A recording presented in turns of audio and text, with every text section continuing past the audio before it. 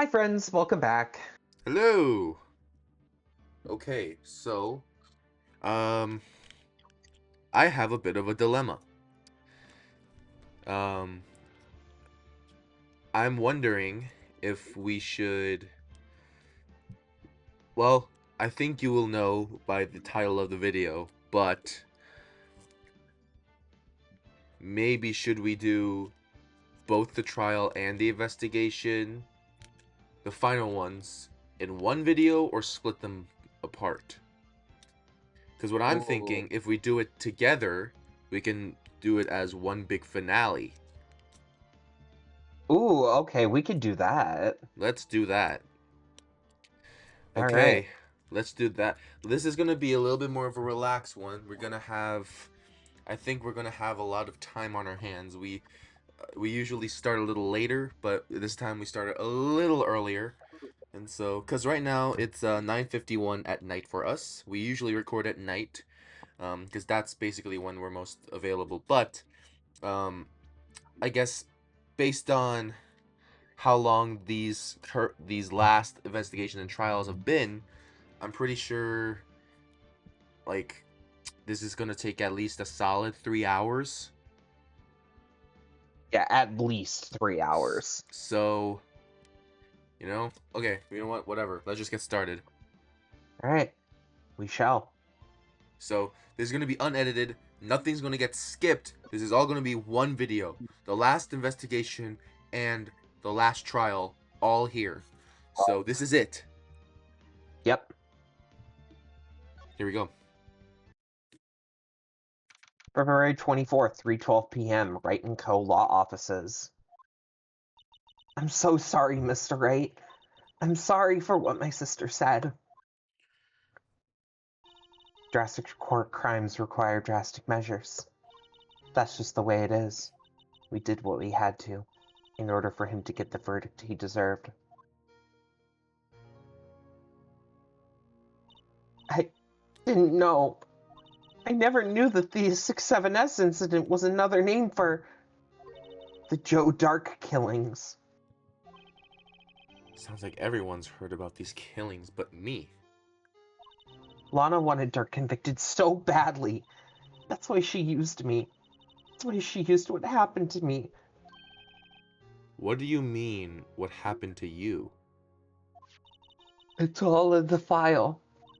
Joe Dark's last victim was prosecutor Neil Marshall.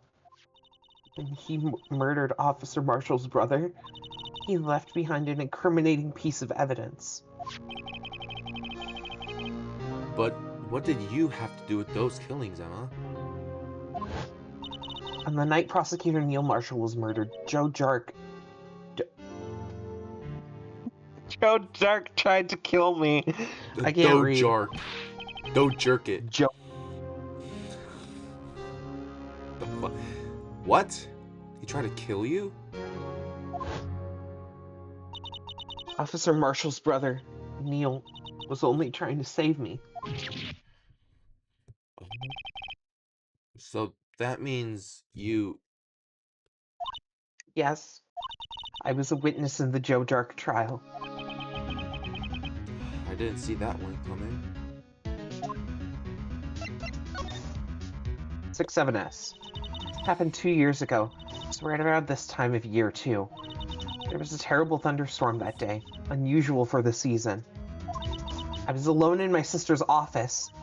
We were planning to eat dinner together once she finished her work. Then suddenly, this terrifying man came bursting into the office. So dark. It seemed like he was running from someone.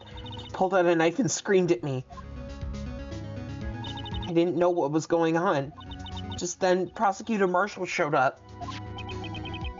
Jake Marshall's brother. Joe Dark tried to make me hostage. Before he could, Mr. Marshall tackled him. Then, What happened? I'll never forget it. Lightning struck and the lights went out. Suddenly, a bolt of lightning flashed outside the window, lighting up the office for an instant. What I saw then burned a permanent picture in my mind. I can still see it now.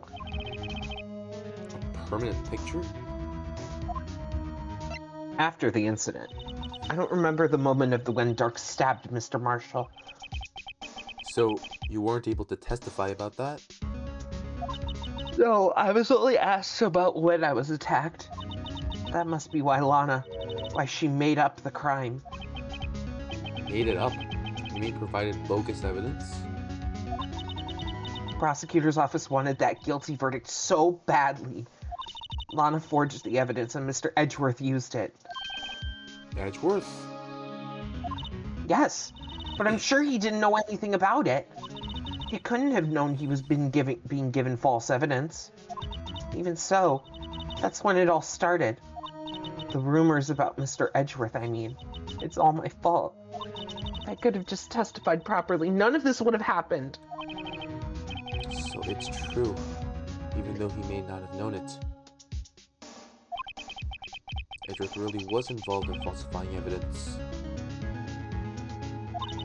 After that case ended, Lana was never the same. She became cold like she is today. She must have not been able to face up to what she did, especially not to Emma.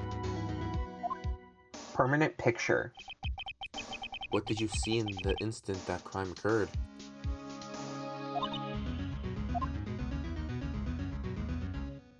Dark knocked down Mr. Marshall and raised his knife. Neil Marshall was stabbed right in front of this poor girl. I don't remember what happened after that. Apparently, I passed out. When I came to, Lana was cradling me in her arms. Poor Emma. You've been through so much.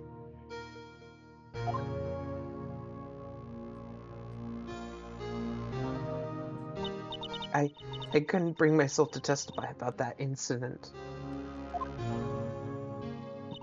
I tried, but the words just wouldn't come out. I drew a picture, but it wasn't any good. 2 years ago, you must have been 14. That's understandable.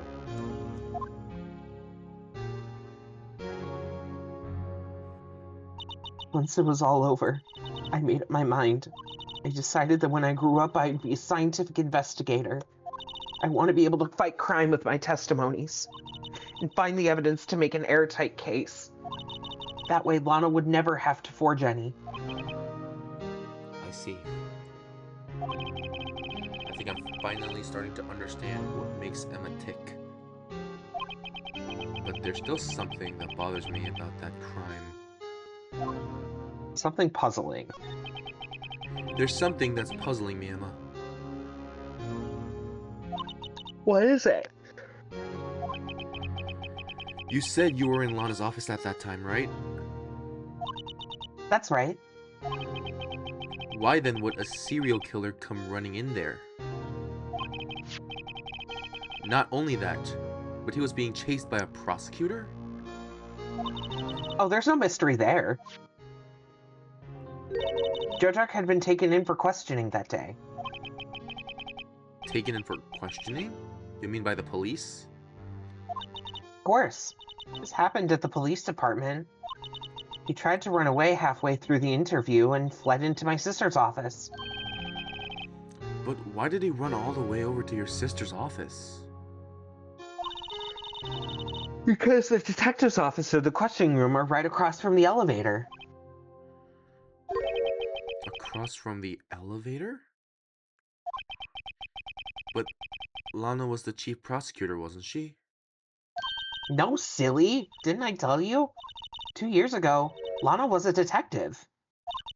She was the best in the entire force. What? That's news to me. After the Joe Dark case, she was transferred to the prosecutor's office and made chief prosecutor. Lana used to be a detective? I'd better have another talk with her.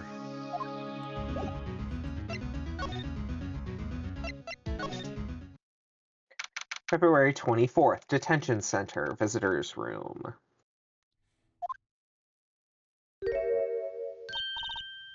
Lana! Mr. Wright, it seems I keep causing you trouble. Falsifying evidence? I didn't think you were the type. Criminals don't mind playing foul. Why should we? But Lana, if you're wrong, an innocent person might be found guilty. Believe me, I understand the risks. Lana, Emma told me about you. Oh? About how you were a detective 2 years ago.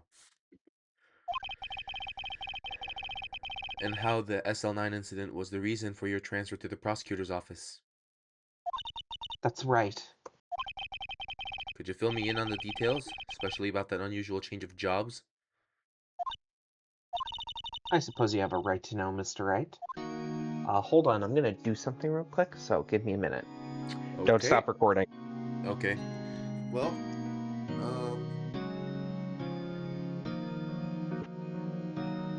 that would be perfect time to,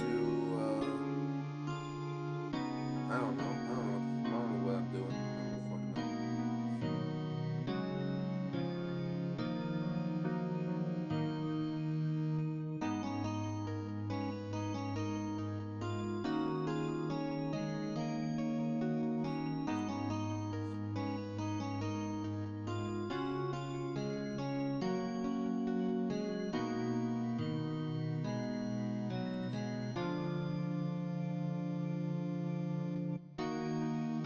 Alright, sorry about that. I'm back.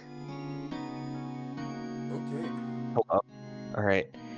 Sorry, I had to change into something much more comfortable. Today's trial. Okay. A lot of revelations were uncovered at the trial today, not the least of which was the fact that this case is largely connected to another one 2 years ago. Evidence from that case was stolen as well, though I expected as much. I know how obsessive Officer Marshall can be. That trial, it really wasn't fair, was it? I believed in you, Lana. I believed that no matter what happened, you'd always stick to the truth. It couldn't be helped, Emma. At that trial 2 years ago, I sold my soul. Well, all drama aside, the fact of the matter is, at 5:15, there was no murder at the police department. Tell me it's not true, Lana. What the witness, Miss Starr, said about you stabbing Mr. Goodman with a knife. Lana, I don't understand. Why won't you tell us? Emma, this just doesn't involve just me. I don't think I've ever seen Lana look so phased before. Detective the Sky. It's true. I was a member of the police force 2 years ago. She was amazing. They still talk about all the cases she and Chief Gant cracked together. Chief Gant? He was the deputy chief of police back then, but he still worked at the crime scenes. Damon Gant. He was everything I aspired to be. They were the best team ever. They solved crimes before the reports could even be filed. Emma really idolizes her big sister. But now you're chief prosecutor. What happened? I always planned on becoming a prosecutor. The reason I became a detective was to gain experience investigating crime scenes so you could use that experience in court, right? Gant's help in the S67S case was crucial to its resolution. After that, he became chief of police and arranged my transfer to the prosecutor's office. Maybe I should ask more about this investigation of theirs 2 years ago. Dark investigation. 2 years ago, I was second in command of the detectives investigating Dark. Second in command? That means the investigation lead was Damon Gant, right? Yes, Deputy Chief Gant and I shared the same office and the same investigations. They even had the same office?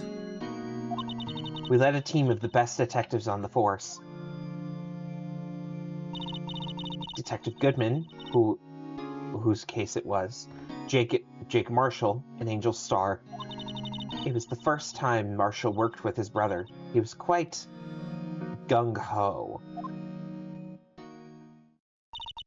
Without a doubt, Joe Dark was the serial killer. We asked him to come in for questioning. We were desperate for evidence. That was when his final murder took place. When he tried to murder Emma.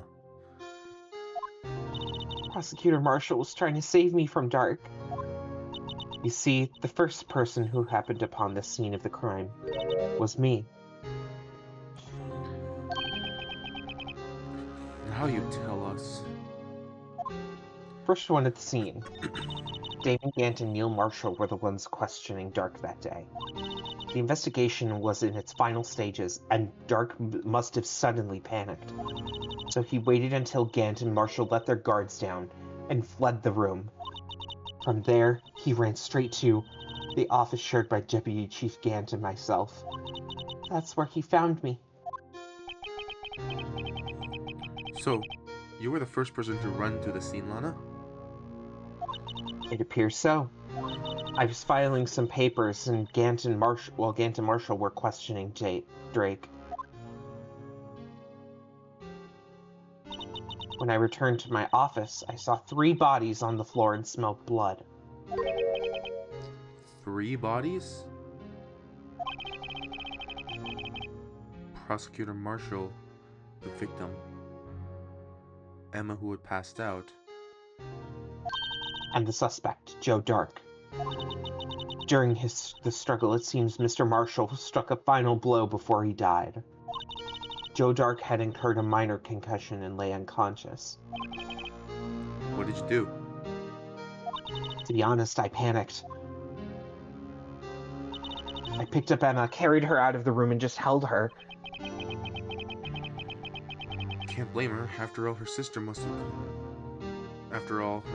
have gone through. After that, I placed Dark under immediate arrest. Let me get this straight. You were all involved in the SL9 incident. That's right. Quite a coincidence, I don't buy it. What are you saying? There is no way everyone involved in this trial was also involved in that incident. Just by chance. But that case was solved 2 years ago! At least one person went to extremes because they didn't believe it was truly solved. Officer Marshall. Yes, his action came as a surprise to me as well. Ever since his brother died, he changed completely. I guess he wasn't convinced with the ruling against Joe Dark. Life doesn't end with the closing of a case. Everyone has to live the rest of their lives with the memories. That case just might not be over yet. Huh? Emma was assaulted by Dark at the police department, right? Yes, in the office that Damon Gant and I shared.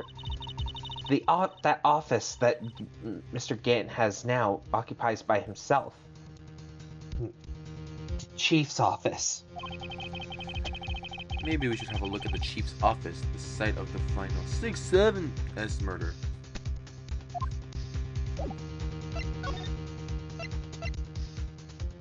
I'm assuming we're gonna do a lot of jumping around places in this. Yeah. February 24th, Police Department entrance. Howdy, Bambina. Oh, Mr. Marshall. I never thought things turned out this way when I woke up this morning. Que sera, sera. You never know where life will lead you, Bambina. I should have known my luck had run out when old Billy dried up this morning. Billy? Must be his pet cactus. Say, where are you headed? Just over to the prosecutor's office for a little interrogation. It's a voluntary appearance, but we all know I won't be coming back. Sorry, but you can't go in the evidence room today, partner. But Mr. Marshall, why did you do it? Why did prospectors head west? If ever there was a case I needed to know the truth about it, it was that one. Before you turn yourself in, Mr. Marshall, would you mind telling us exactly what happened? Looks like I won't be getting a steak lunch today. Shark trial. Something was fishy about that trial from the beginning. It wasn't just me either. All the detectives thought so. What do you mean fishy? Some of the facts reported were inconsistent with the evidence we found. For example, the murder weapon. The murder weapon? You mean that switchblade knife with the broken tip? That was Joe Dark's alright. But in the initial autopsy report, a question was raised. A question? The blade of the knife was not a perfect match with the wound that the victim sustained. What does that mean? It means there's a good chance that knife was not the murder weapon.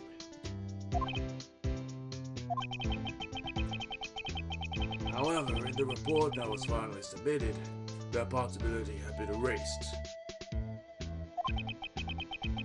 Could the facts have been concealed with forged evidence?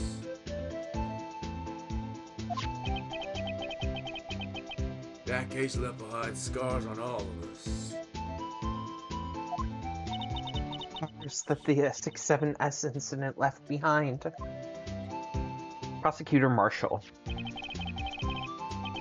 I got the looks, but he got the brains. He was one of the best prosecutors around. I just made detective when it went down. It was our first case together. How old was he? Your brother? He was 27 at the time. He was awarded the highest honor that very day. The highest honor? You mean the... King of prosecutors. I knew it. What are you looking at me like that for? That's an honor for a prosecutor. Mr. Marshall must have been really close with his brother. The day the 6-7S incident took place, that wasn't the same day as... That's right. It was the day of the evidence transferal. Interesting. It was drizzling that morning, and by nightfall there was thunder. I can't believe 2 years have already gone by.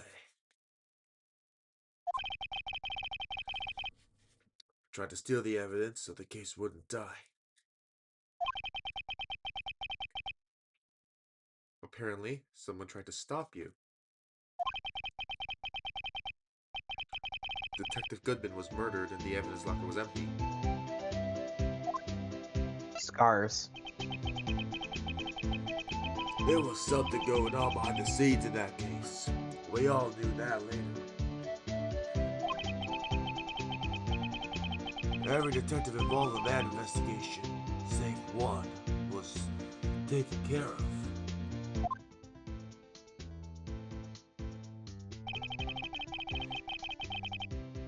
Miss Star was fired and I was demoted, boxed away in a tiny room. What about Detective Goodman?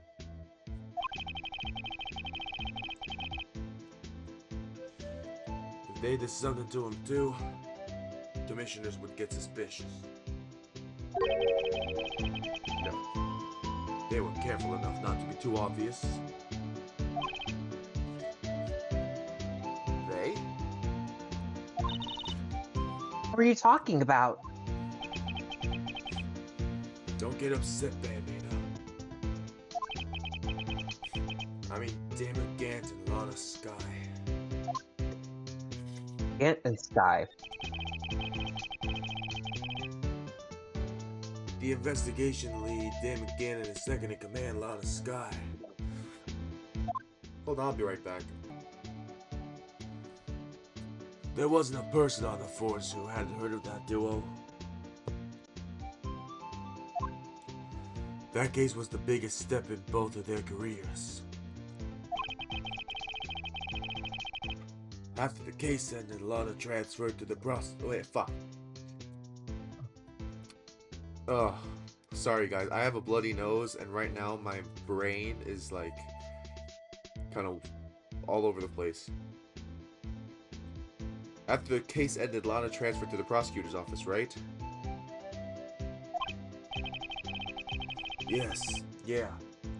David Gant, the new chief of police, arranged for that to happen.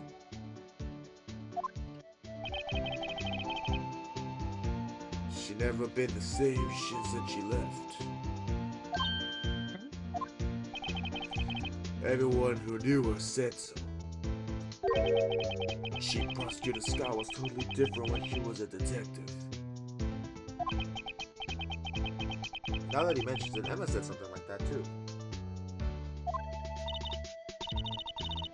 Tell me, what happened to my sister?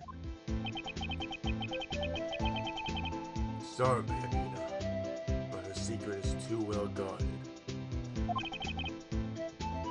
Never found out. Lana's secret. It all started 2 years ago.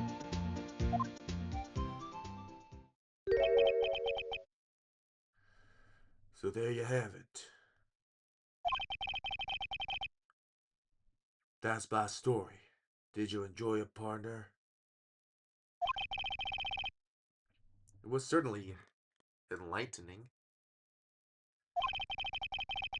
There's one thing for sure I found out in court today. That boy Edgeworth isn't my enemy. He was the one who used falsified evidence to get a guilty verdict. But someone else was the one who gave him that evidence and planned everything. That someone is Damon Gant. Don't believe me? Well, I don't blame you. I won't even be a patrolman after today.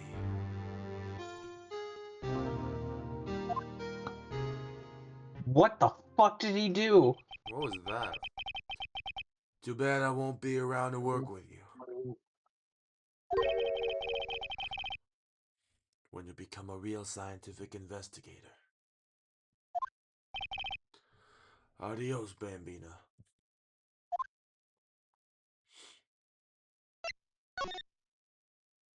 And thus Jake Marshall is dead. February 24th, Police Station, Criminal Affairs Department. This place is always pretty empty, but today it's deserted. That must mean everyone's busy solving crimes. Oh, if you're looking for the others, they're all in the conference room.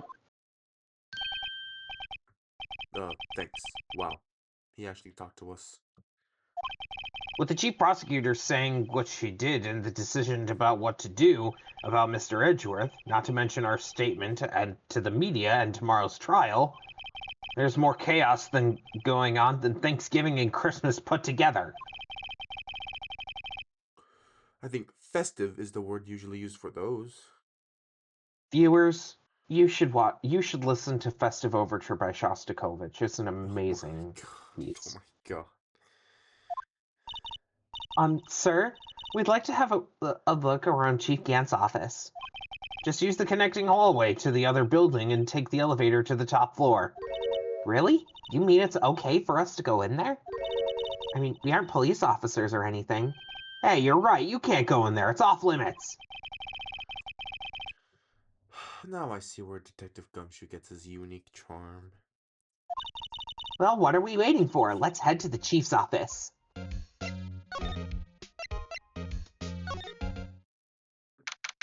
February What 24th. the fuck? Chief's office. What the Point of view, NIU Concert Hall. Oh, fuck no. What the hell is this?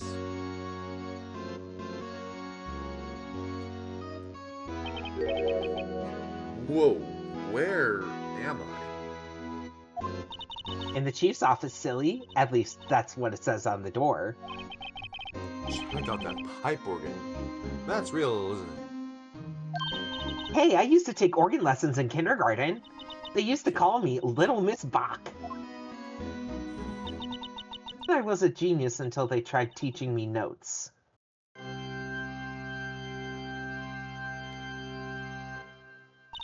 I never could remember where C was. Oh god. Ah! Ah!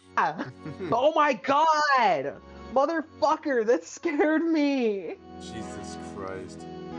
Oh, it's you two! Chief Gant.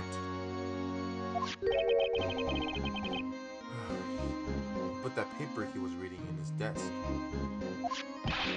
So, Riddle, how have you been swimming lately? What the fuck? What did you get?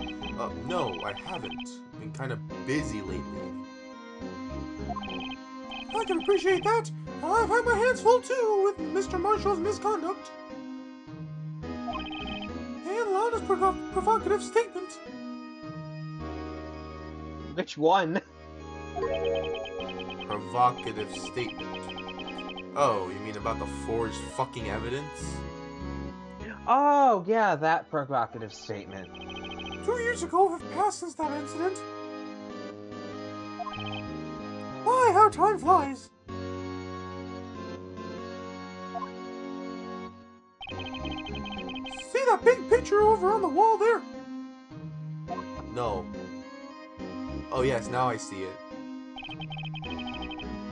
There's a picture of Lana, Neil, and me. So this is Mr. Marshall's brother, Prosecutor Neil Marshall.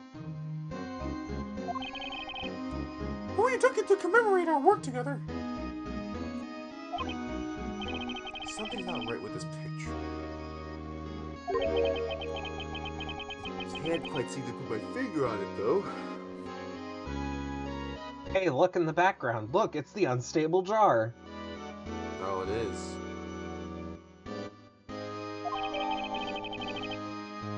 Oh no, is this fucking...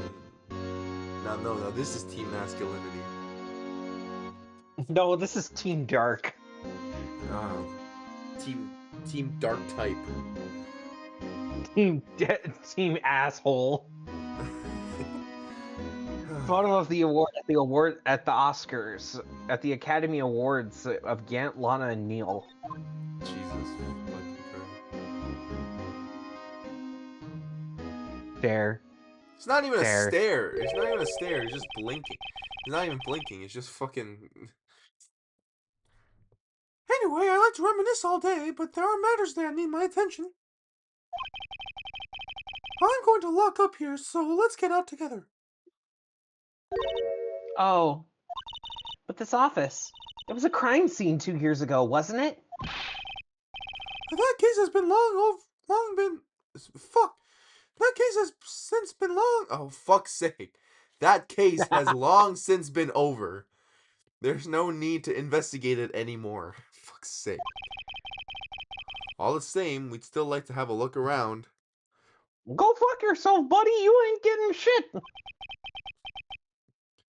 Perhaps you didn't hear me. I said there's no need to investigate it anymore. Now hurry up and get out. I have a meeting to attend. Fuck you too, Mickey Mouse. Haha! Fuck you, you little Jew! Looks like we aren't welcome at Disneyland.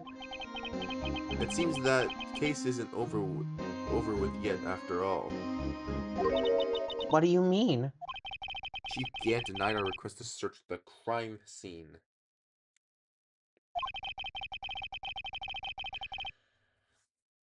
That means there must be a reason he doesn't want us looking around in there. You mean like a clue? There's gotta be a way to get inside the chief's office. Criminal affairs! We're breaking in, bitches! February 24th, police station, criminal affairs depth. Hey, pal.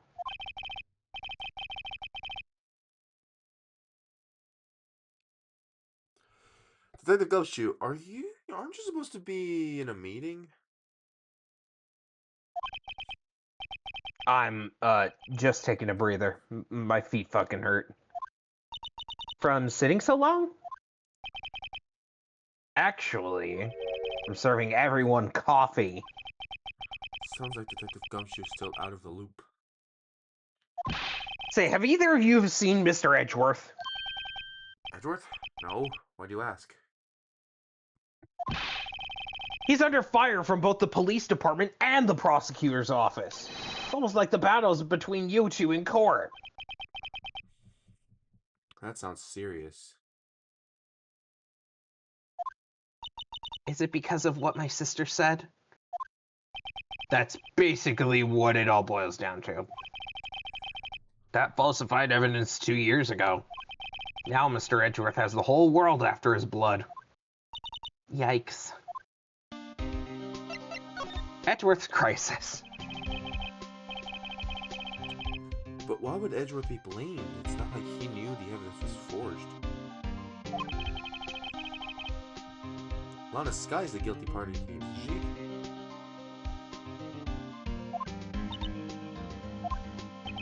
Regardless, the prosecutor is responsible for the events they present in court. Not only that, but as you know, there's been a lot of rumors going around about Mr. Edgeworth. His amazing talent as prosecutors kept him safe from those who don't like him. But now with this, are there really so many people who hate him?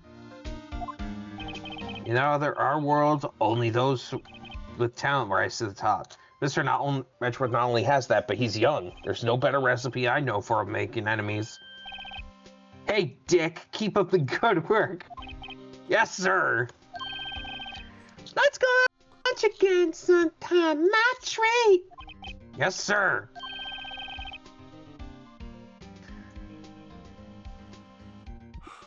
You gonna read it? Oh, now I'm reading it down? Okay. You got to take me back to that joint sometime, okay, Dick? Yes, sir. It seems like you don't have any problems with enemies. Yeah, well, I'm careful not to stick out. Anyway, I'm a bit worried about him. Under all this pressure, I'm afraid Mr. Edgeworth just might crack. SL9. Actually, I took a look at the file earlier while the coffee was brewing. He seems genuinely concerned for Edgeworth. Well, did you find out anything? The only evidence Dirk left behind was during his final attack. His final attack? You mean... When he killed Prosecutor Marshall, who was trying to protect some girl. Me. It seems Detective Gumshoe never realized Emma was the girl. That's when he left behind the most incriminating evidence of all. Well, what was it? Oh, let's see. I think it had something to do with the murder weapon. Oh, I forget. Look, it's all written somewhere in here, okay? His power of recollection never fails to impress. Maybe we should show him the murder weapon. It might jog his memory.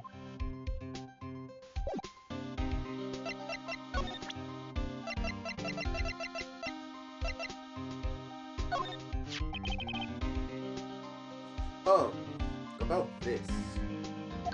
Hey, is that... It has a tag attached to it with the label 67S on it.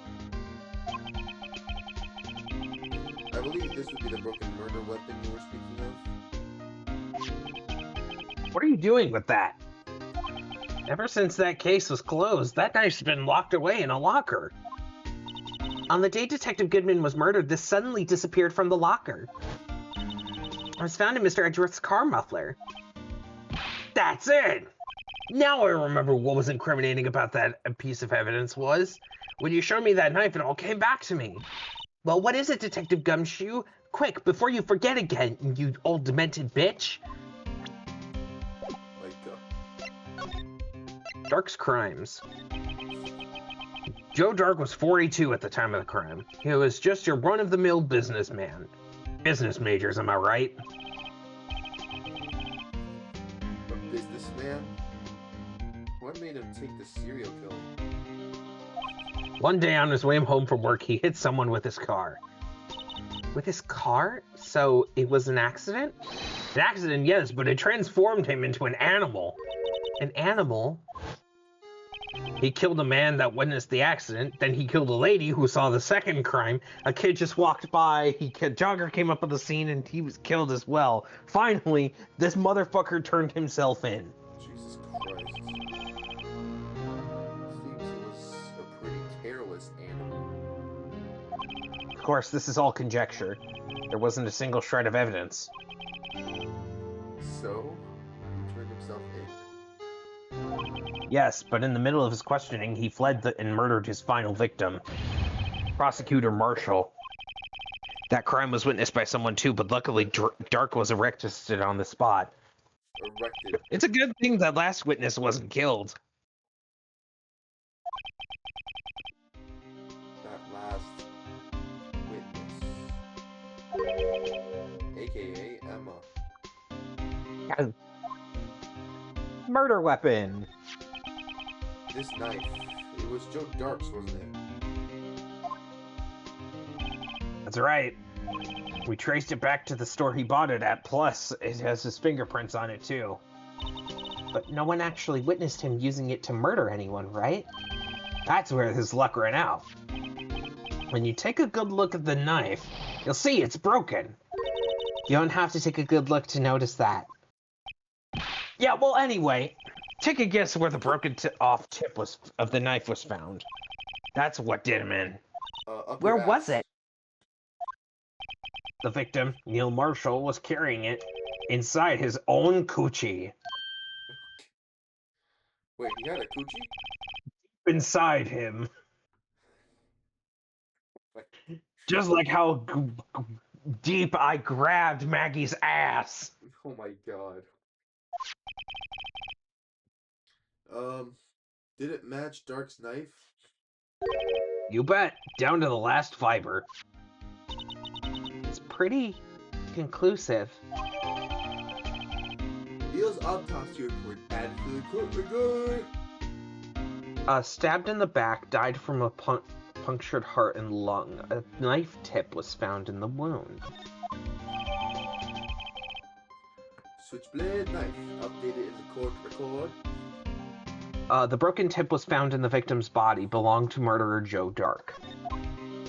Well, there you have it, in a nutshell. That's all I know. Can I ask you one more thing? What is it? If it's money you need, you should ask Chief Gant. It's not money, but it does concern the chief. His office is a crime scene, right? That's where Prosecutor Neil Marshall was murdered. The chief's out now, and his office is locked. But we'd like to have a look around, if that's okay. Well, any detective's ID card can unlock the door. What? Really? But if I let a civilian in there, I'd be charged with breach of trust. Breach of trust? Simply put, I'd be canned. Oh. Sorry, pal. I don't plan on getting fired because of you. How about this id card? It was Detective Goodman's. That won't work either. The data was deleted the day he died. Oh. So in other words, Gumshoe is our only chance of getting into that office. I wonder if there's something we could show him that would make him change his mind. Alright.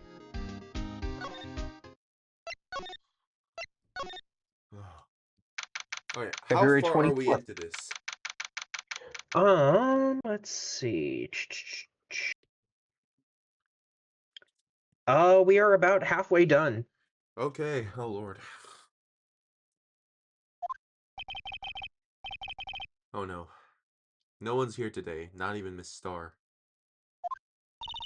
Everyone's probably busy looking into what exactly went down in the evidence room. That must be where all the detectives are. But we proved in court today that on the day of the crime, no one was murdered in the evidence room at 5:15 p.m. Yeah, I thought we were finally making some headway on our case. But instead, looks like we just ended up making Lana look even more guilty. Hang in there, Lana. We have to find all the answers by tomorrow. Tomorrow! Tomorrow! February. High Prosecutor's Office, room 1202. I wonder if Edgeworth. Oh, I wonder if Edgeworth is back yet. There he is. It looked like he's writing something. What the fuck are you doing here? Fuck! Ah, bitch! Fuck! He sure was quick to throw that paper on the floor.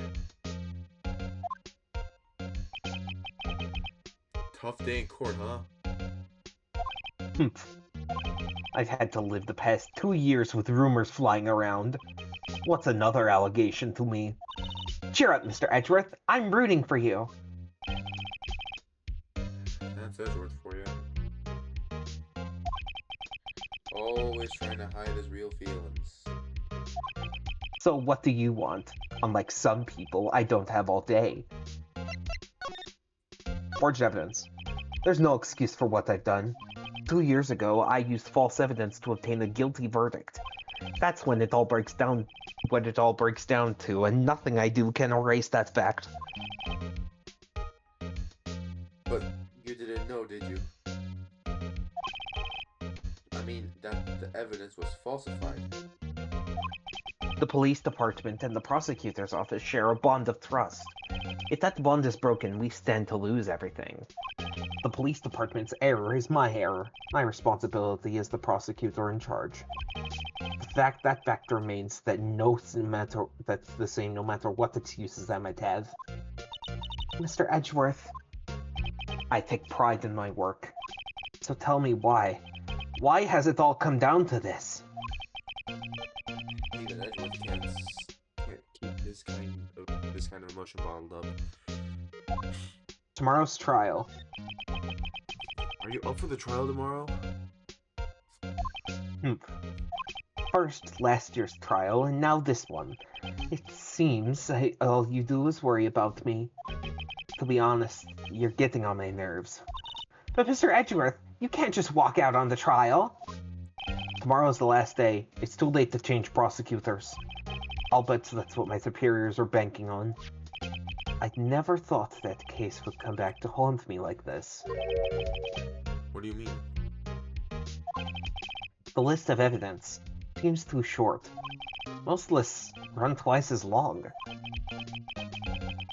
It's only half as long as most lists? That's odd. After Neil Marshall was murdered, I became prosecutor for that case. I may not have been part of the investigation, but I knew what I had to do. Use the evidence I was given to prove the suspect guilty. That was really the only thing on my mind at the time.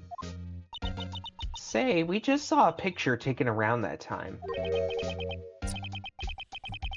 That picture. Something seems strange about it. The day of the crime.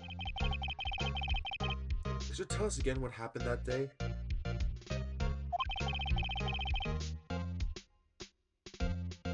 The day Detective Goodman was murdered? You were participating in a ceremony over at the station, right? I've never cared for ceremonies, but I had to attend that one. Because you were awarded this? Those receiving awards can't exactly skip out on the ceremony. I finished up at the office in the morning, then drove over to the police department. You finished up at the office? Yes, just odds and ends. Clerical stuff. I didn't plan on returning to the office that day. That is, until I was asked to take something back. Take something back? This. Oh yeah, Chief Gant asked you to hold on to that, didn't he? Yes, it was a piece of evidence in the case that closed half a year ago. He asked me to bring it back to the prosecutor's office. That's the story we heard yesterday. So, you came back here to the prosecutor's office because the chief asked you to? That's right. Let's present that picture.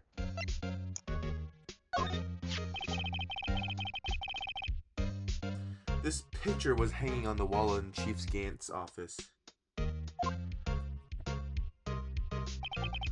Prosecutor Neil Marshall. He had just started making a name for himself.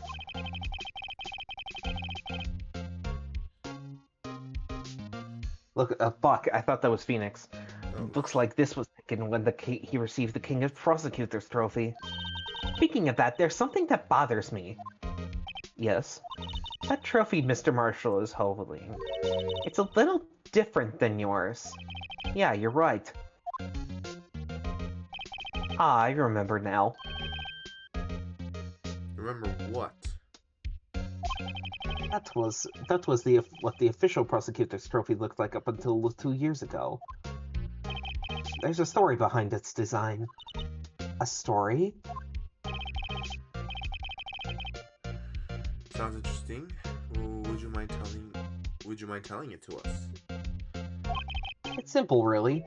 Contradiction. That's what the award's based on. King of Prosecutors Trophy. This award originates from an ancient Chinese tale. In Chinese, the word contradiction is written with 2 characters. The first means halberd. The second means shield. Have you heard this story? Me? Oh, sure. Everyone knows that. Why don't you tell it, though, for Emma's sake? Very well.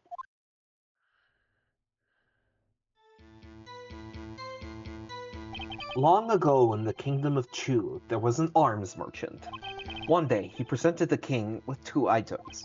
The first was a halberd that he claimed could slice through any shield or armor. The second was a shield he claimed could withstand any weapon. Oh, wait a minute. Objection! Those claims contradict each other. What? Full-on fucking courtroom bullshit. Very perceptive. But then again, you've heard this story before, right? Anyway, as you mentioned, the very description of these items discredit them both. When the king pointed this out, the merchant was left speechless. And thus, the Chinese word for contradiction was born.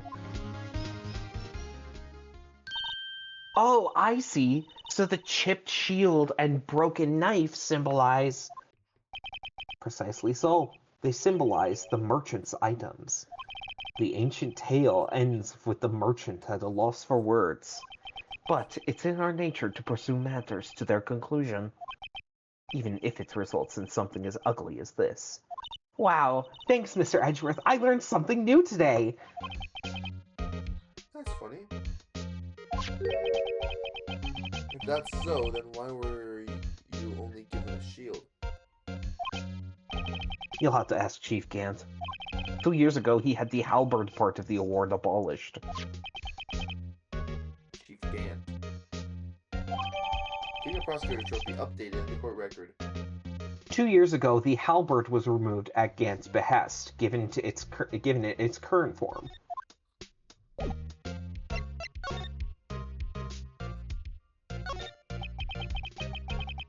I wonder what he was writing before. Come on, Mr. Wright. Let's take a look. You're crazy. Edgeworth is sitting right there. Just distract him. I'll check it out. Oh, hey, Edgeworth. Is that Detective Gumshoe out the window there? Oh no, he's fallen to the ground. Hold on, but first let me see what this girl's doing crawling around at my feet. He didn't even look. What the fuck is happening? Oh no, he's falling to the ground! What an idiot. What a fucking idiot. What letter of If you're having trouble reading, you dumb bitch, I'll read it to you. It says letter of resignation. Resignation? Edgeworth, you don't mean...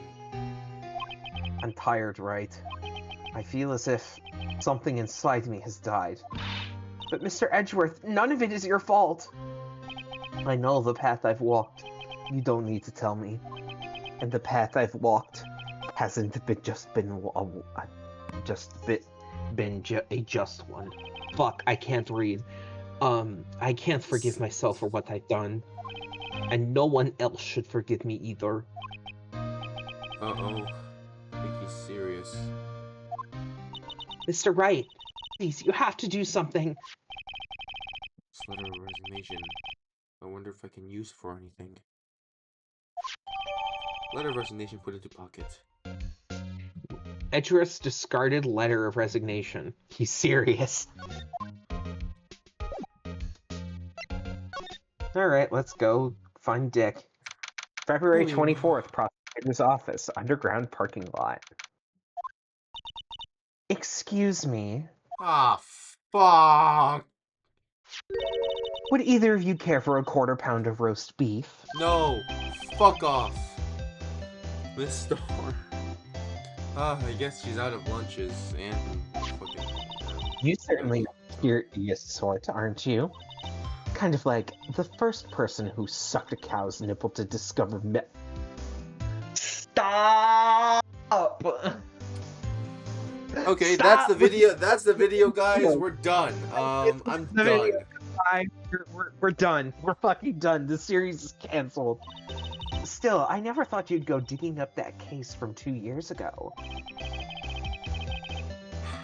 Everyone in this trial was involved in the 6-7 incident. Not only that, but the murder occurred on that very day.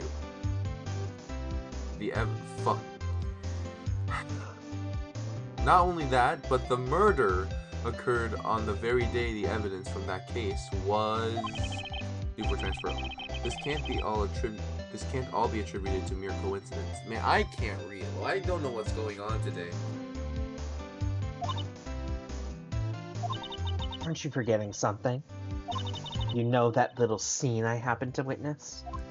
Hold on. Am I dehydrated? Hold on. Let me get some water. I think I might be dehydrated. I think I'm kind of like losing it a little bit.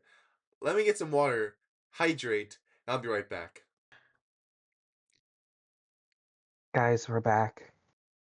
Fuck's sake. No matter how much of the past you dig up, it won't change what I saw. Roast beef is meant to be savored when eaten. Minstar's hatred toward Lana. It all dates back to 2 years ago.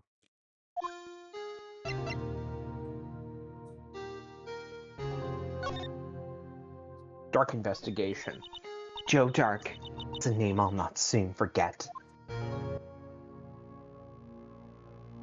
We trailed him for half a year. Oh, the pressure. Still, I don't think I was ever more alive than I was then. Those days were steamier than a bowl of hot gravy. Poor old Jake Marshall, though, must have been going through hell. Because of his brother's death? They were too close, those two. After Neil died, something took over Jake. He became obsessed. Seeing Jake like that made her all the more desperate. Her? Lana Skye. My sister? The best of the best were put on the 6-7S case. Of course, they were led by that legendary duo. Lana and Chief Gant. After case closed, that legendary pair was the reason we were able to keep up our investigation. That's why we were shocked over how it turned out. You mean with the forging of the evidence? Don't get me wrong, Joe Dark got what he deserved. Still, it was obvious the evidence produced in court was being manipulated.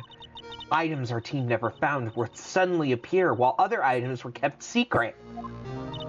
But you don't have proof anything illegal was done. I'm proof enough of what happened. After that case, all of us, save Goodman, were relieved of our duties. Most without even so much as an explanation. Then Lana Skye transferred to the prosecutor's office and became chief prosecutor. Lana always wanted to be a prosecutor. Nothing's quite as simple as it appeared. Huh? Lana Skye was merely being used as a pawn. That's my take on the matter. She was being used? Legendary duo. Damon Gant and Lana Skye. Gant led the investigation with Lana in second command. They were the best. They solved all kinds of cases together, didn't they? Damon Gant's magnetism was almost unreal. His magnetism? By that I mean his ability to attract evidence. He'd produced the most incredible evidence in the cases he handled. Incredible evidence? You mean... Oh yes, there were rumors about him even back then. No one dared to confront him there. Hello? Hello? I think she's talking about forged evidence. Back then, everyone looked up to Lana. All the detectives wanted to be like her. Really? Oh yes, myself included. I was a fool, really. She hated anything crooked and always watched out for the other detectives. That's why she was so concerned for Jake. Mr. Marshall. When Jake's brother was murdered, she felt as if he had lost her own brother. If it wasn't for her, I don't think Jake would have ever recovered from his shock. That's what made it all the more infuriating. Miss Starr. That's why I'll never be able to forgive her. Why did she have to turn so cold after that? Being used. Lana transferred to the prosecutor's office 2 years ago, didn't she? Yes, thanks to Chief Gant's powerful influence. Chief? That's right. Having solved the 6-7S case, his position with Chief was secured. There was only one thing left for him to control. And then no one could stand in his way. The prosecutor's office. What? You mean that's why Lana was transferred? If he could control the chief prosecutor, he could control the prosecutor's office. That must have been his goal all along. How could he control Lana? I don't know, but one thing's for sure. Ever since that case ended, she's never been the same. It's only logical to conclude there must have been a reason for her change. At last. I'm finally getting close to the bottom of this ugly mess. Thank you, Miss Stark. You listen to me, rookie. It takes more than just ingredients to create fine cuisine. I hope you turn out to be a better chef than I've ever been. Please.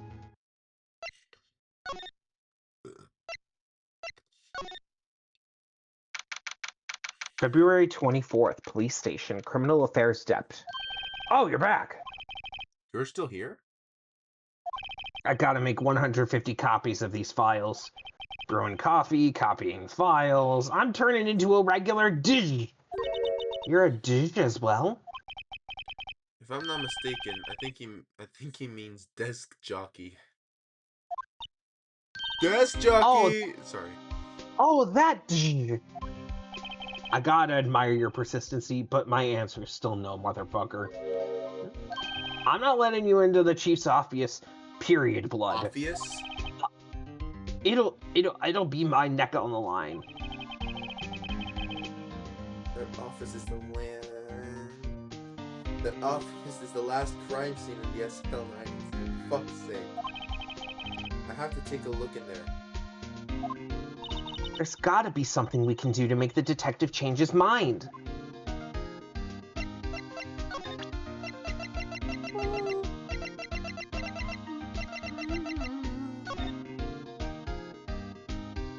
Hey, did you know that?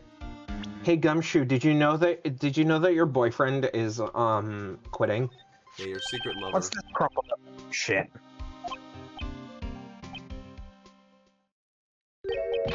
No way! Mr. Edgeworth can't be serious!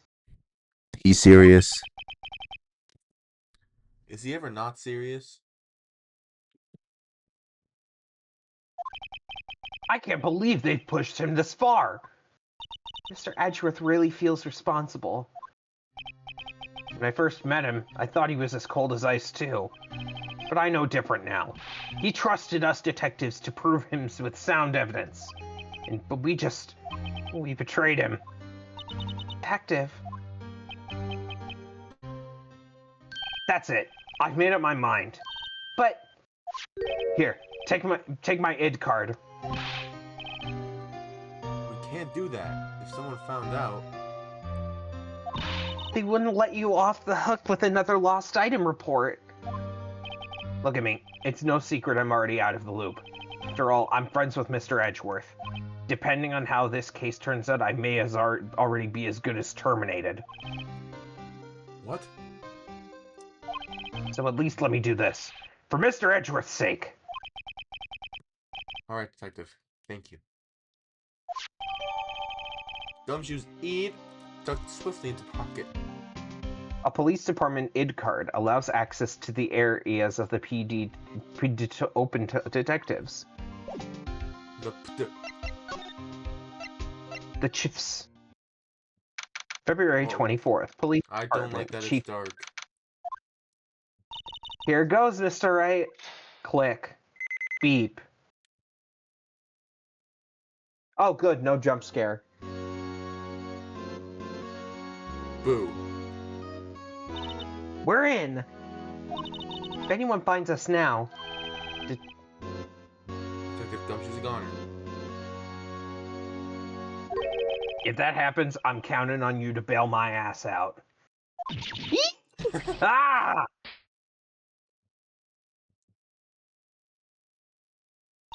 Sorry, I thought you were a ghost. I didn't even know you could slap a ghost. Ah! Detective Gumshoe! What are you doing sneaking up on us like that? I wasn't sneaking. I was just worried something might go wrong. So I came too. If you're here, then what's the point in giving us your ID card? Gumshoe's id crushed and rendered unusable in pocket. Hey, don't do my card. Don't do that to my card. I hardly ever got a chance to come here, so I figured I'd have a look around myself. Besides, we're all in this together now. You really do want to get fired, don't you? Not if we're lucky. Now come on, let's see what we can find out. I've got a bad feeling about this. Let's talk to the bitch. That desk on the other side of this room, is that your sister's? Yeah, that's where I was waiting for Lana on that day 2 years ago. Is anyone using it now? No, sir. This is entirely Chief Gant's office now. He practices a strict policy of preserving the crime scene. It's a strange reason to leave it there. He leaves it as a warning to everyone else. He wants us to always be alert. He told us so himself at a New Year's party. Of course, he was pretty intoxicated at the time. Oh, I'm fucked up! I see. Probably what happened. You bitches, watch your back! I might appear out of nowhere, so get your bitch ass off your phone!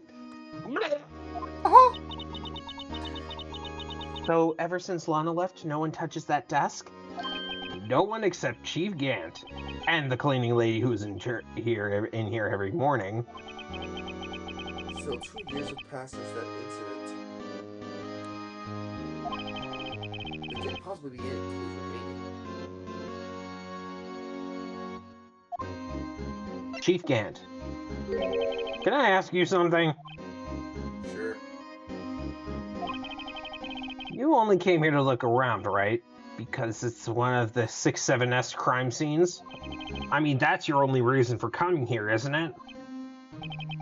Why do you ask? You don't think... Nah, you wouldn't be. No.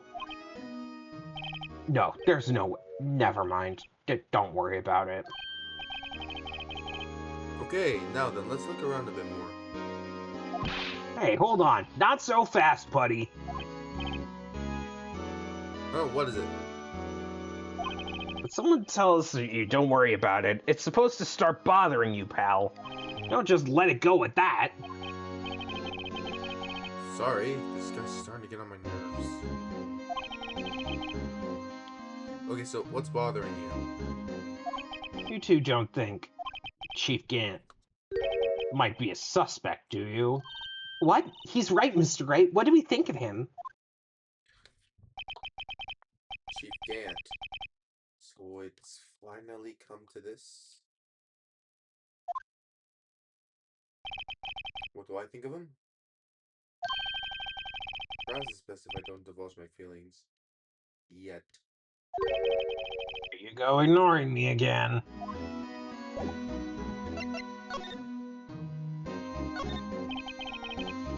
This is a safe, isn't it? Safe?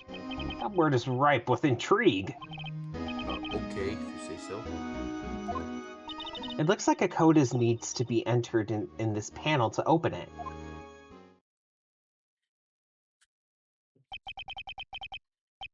A 7-digit number. I think I might know what it is. Okay, 7777777. I'm glad you reread each other's minds. Do you know what it is? I have a hunch. Oh, I know. You want to try my birthday? It's...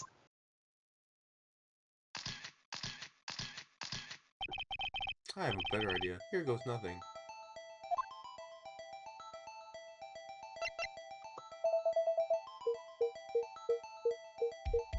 Holy shit, it worked! I knew it. I fucking knew it. Did you know it was what it was? No.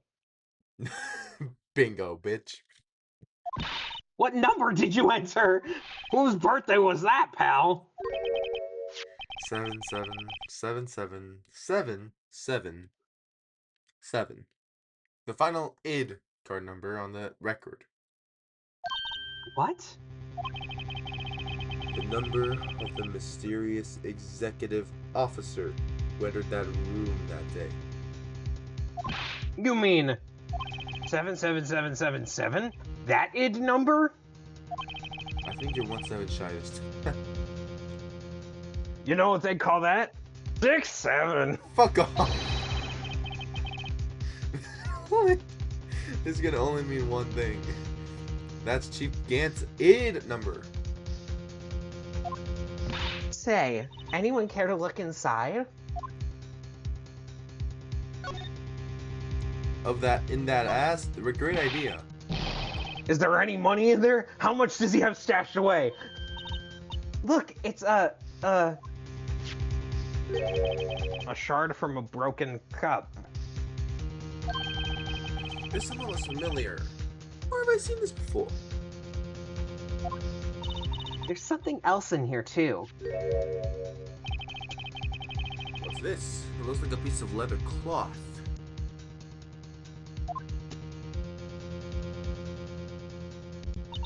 This is a handprint, isn't it? Hey, I saw someone wearing a shirt like that once. You think the chief made up the design? I don't think so. Oh, well, it was just a thought. Is that it? Is this is all that was in the safe? Apparently so. It's empty now. A piece of cloth with a handprint on it, and a broken shard from a cup. They look like pieces of evidence. Yeah, but unless you can prove they have something to do with this case, I'm afraid I can't just let you take them. After all, it's my neck on the line here. Great. Now I have to prove the relevancy to get them. How are these two items related to the 6-7S incident? Come on, there's gotta be something we could show the detective. Let's check the desk first. Wow, look at the size of Chief Gant's desk! Yeah, it's almost as big as his dick. Speaking of that, when we were here earlier... Oh, it's you two! Chief Gant. Look at that paper he was reading in his desk. I wonder what he was reading. Looks like a list of evidence. A list of evidence? In most cases, the list runs twice as long as this, though. Hey, look at the case name! Huh? 6-7S incident. Wonder what this is doing here. Hold on, detective. What did you just say? I said, I wonder what... No, about the evidence list. Normally they're twice as long. That's right. I guess there wasn't a lot of evidence. Half-size list of evidence. The list of evidence. It seems too short. Most lists run twice as long.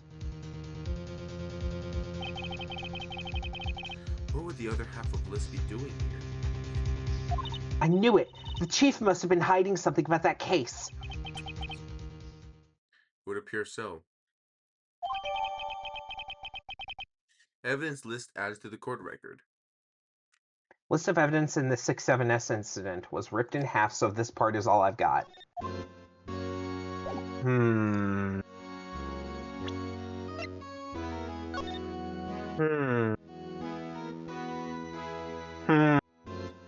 Oh!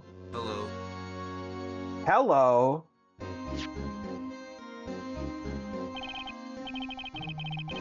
I wonder what this is. It looks like someone drew some kind of sketch here. What is it? Did you find something? I can't make it out. Better get quiet about it for now. Oh, no, it's nothing. Why are your eyes moving about like that, Mr. Wright? I better not forget about this picture.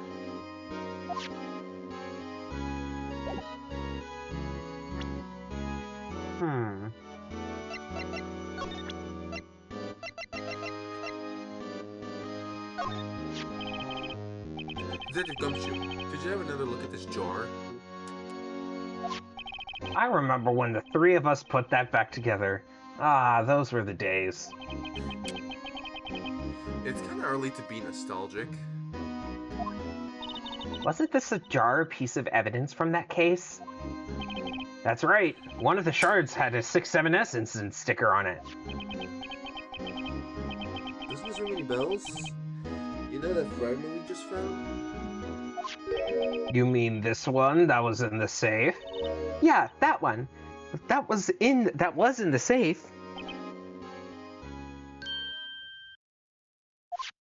Now that you mention it, it's ringing a lot of bells. Let's see if it fits. Assemble the fragments! Here, let me see that shard. I'll take a crack at this.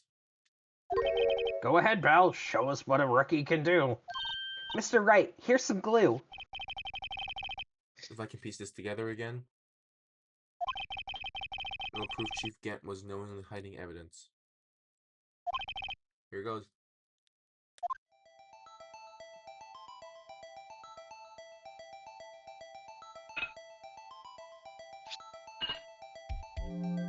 It fits. There, it fits like a charm. That, of course, means Chief Gant willingly and knowingly hid a piece of this jar in his safe. In other words, he concealed a piece of evidence from the SL9 incident. But Hey guys, get a load of this. What is it? This piece you've just attached. It's different from the others.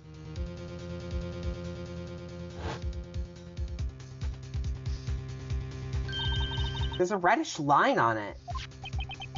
A reddish line. That's blood. I don't get it. Why would Chief Gant hide this in the safe? Unstable jar updated in the court record. Evidence from the 6-7S incident. Final fragment of Chief Gant's found in Chief Gant's safe. Blood traces. I'm gonna finger you. Detective Gumshoe, I'd like you to have a look at this. Oh my god, it's cocaine! Let's snort it! Hey, I know what that is. So you want to snort this? That's a great idea, detective! How? Alright, go to town, sheesh. Oh my god. What are you doing? Why are you snorting that out of your hand like that? Go ahead, go ahead, snort it off my finger. It's not the coke we want to take on your finger we want to take. Huh? Come on, this isn't the time for jokes. We were talking about the cloth we found in the safe. Oh, I knew that. The one with the handprint on it, right? Sheesh, where's your sense of humor?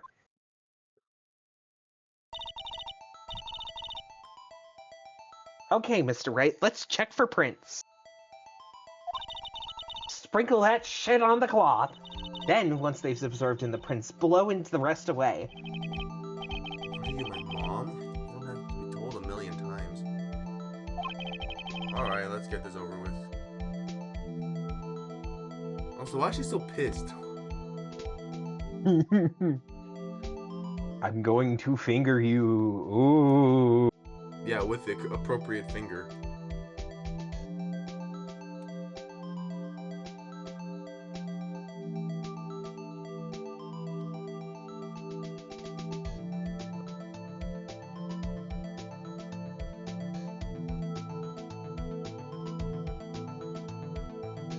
Holy shit, we got something.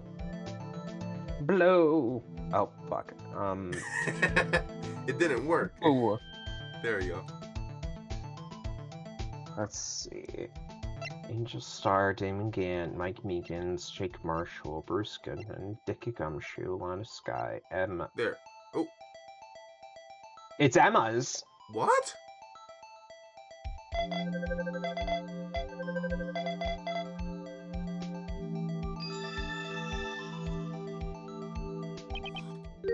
No. How can this be? What are Emma's fingerprints doing here? Hey, you found a Oh, match? Jesus What's the print? fucking. Yeah. It seems the prints are too old. They aren't clear enough to get a match. Oh, that's too bad. I thought they'd be in Dark's fingerprints. Hey, you, over here. What's going on here? What are that kid's prints doing inside the chief's safe? Don't ask me. Let's just keep this information from Emma for now. Here, maybe you should hold on to this. Piece of cloth folded and added to the court record.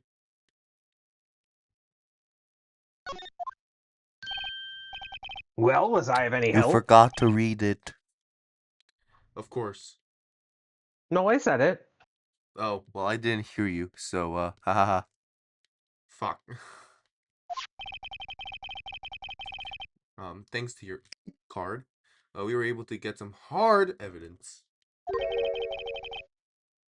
Do the voice. Now that's not very kind of you. I think I know who this. In other words, if it wasn't for his ID card, he would have been useless. Isn't that right? Who the You in the coat. Chief can't! We didn't think you'd be back so soon. Fortunately, I'm a man who believes in science. As I was walking to my meeting, I happened to look out a window and saw a stray dog run right into a pole. Jesus. Just then I thought of a certain detective. You mean me? sir? Now then, I'm afraid I'm going to have to ask you all to leave. Yes, sir. Sorry. Oh, you in the coat. Me, sir? Drop off your ID on the way out. You won't be needing it anymore. But, sir, Now, get out. yes, sir. We'll be on our way too then. Wait, you! The one without the spiky hair. Don't go yet. Me, sir? I'd like a word with you. Sir, I'm not a licensed scientific investigator yet. You with the spiky hair, you're free to go.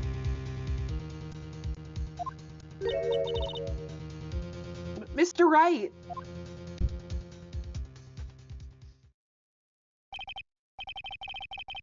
Look, pal, if I've told you once, I've told you 1,000 times.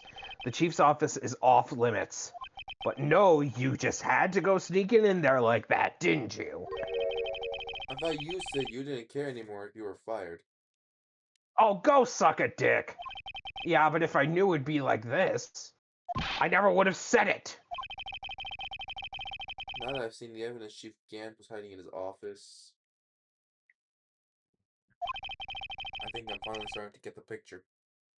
But why has she kept eerily silent about this all this time? Anyway, you listening to me? That I'm going to try to smooth things over with the chief again. Later, pal. After that, heard from Emma. She said the police wanted to ask her some questions.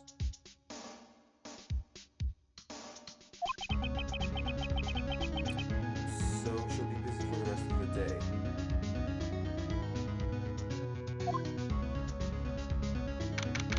February 24th, Detention Center Visitors Room. I see. So the chief asked Emma to come in for questioning. There's no use thinking about it. Tomorrow's the final day in court.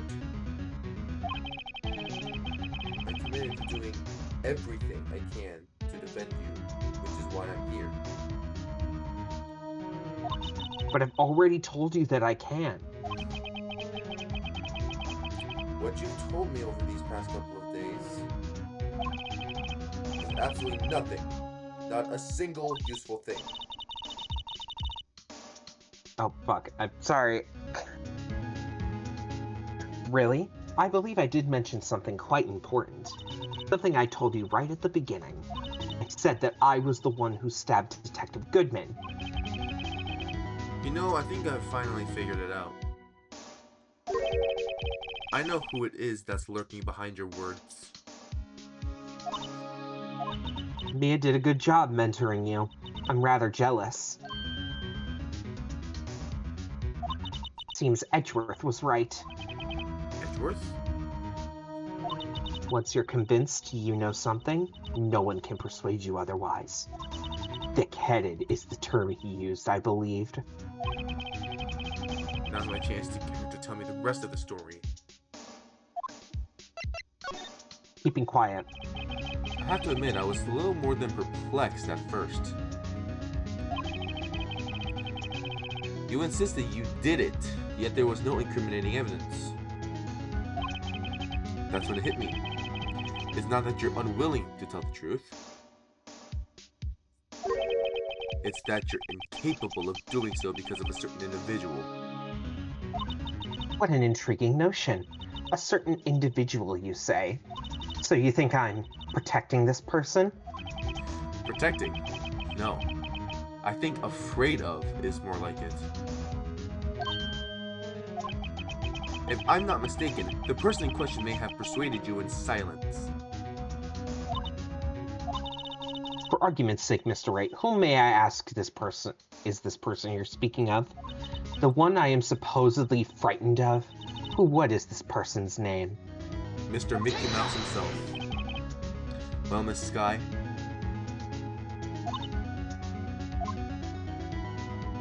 Mr. Wright, you are addressing the chief prosecutor. Do not forget your place. I take it she's still not ready to spill the beans. My apologies. Could you please tell me a bit more about what you think you know? Damon Gant. We were partners until 2 years ago. I respected him as a detective. Assuming he is respectable, then tell me something. Why would he try to hide his crimes? His crimes? Both you and Edgeworth will be brought before a board of inquiry for what you did. Specifically, hiding and forging evidence. Of course, there are serious offenses. Why is it, though, that Chief Gant's name was never mentioned? Chief Gant? Edward didn't know the truth behind the forgery. The only party who could have possibly tampered with the evidence was... Me. I had access because I was second in command of that investigation. Yes, you, but also one other, Damon Gant. If you intend to accuse Chief Gant, you'll need more than just words. Show me proof that Chief Gant falsified evidence in that case. The evidence list. I just found this in a safe in the chief's office.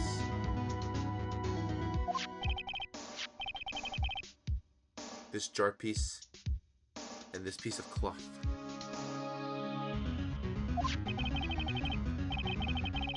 Do you know what these are? They're pieces of evidence from the SL9 incident. The person concealing evidence was none other than Chief Gant himself. Now tell me, why are you taking all the blame for him?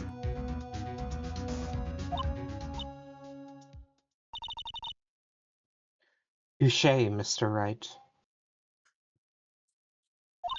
It is as you surmised. I cannot disobey the Chief's orders. Even if it means being found guilty of murder. Why not? Come now, Mr. Wright. You can't possibly expect me to be able to tell you that. 3 days ago, I had no choice but to cooperate. The murder of Detective Goodman.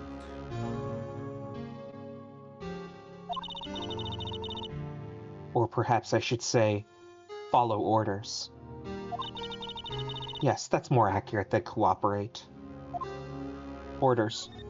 Although I can't tell you the details. I can't say I was given an order that day.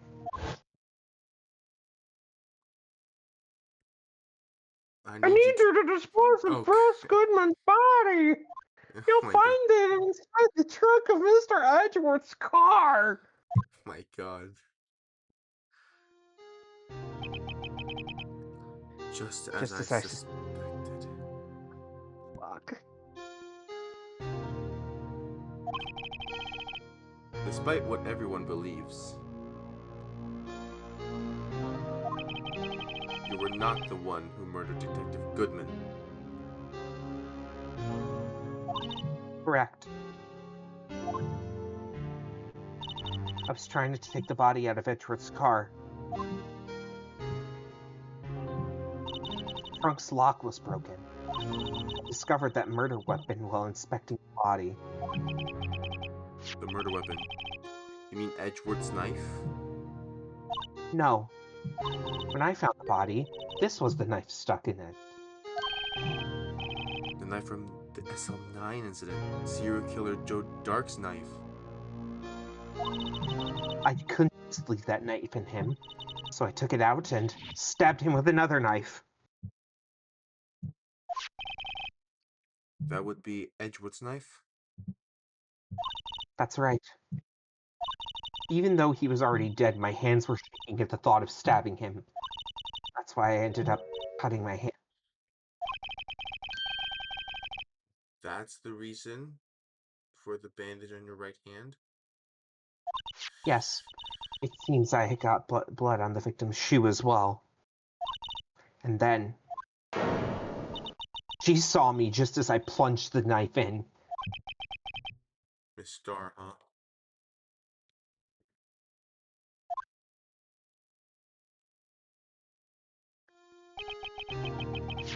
Why did you need to hide Dark's knife so badly? Dark's knife. It took a lot of work to finally close the Dark case 2 years ago. It was over with. I didn't even want it to be opened again. My intent was to prevent that by whatever means possible. So, you hid Dark's knife.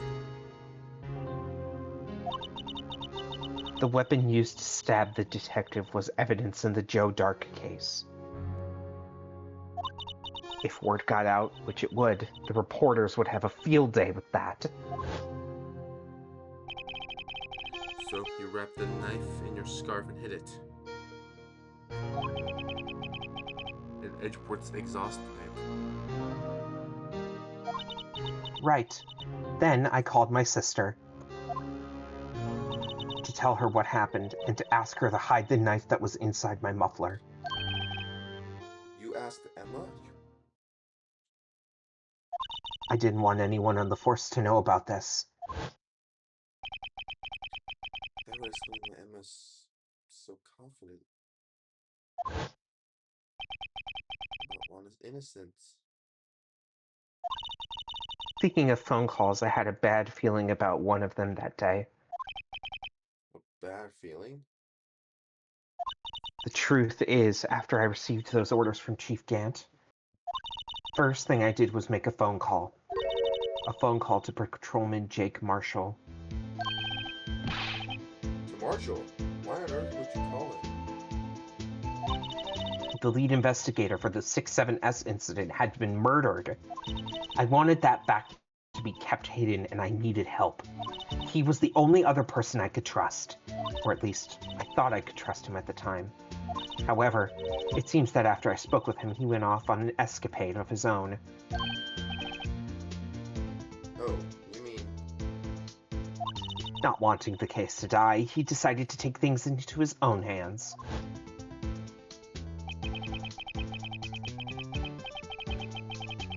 He disguised himself as Detective Goodman and tried to steal evidence. He had already stolen the ID card, but it seems he still hadn't made up his mind to break into the evidence room. After my phone call, any remaining doubts he had must have disappeared. So, your phone call caused an incident in the evidence room?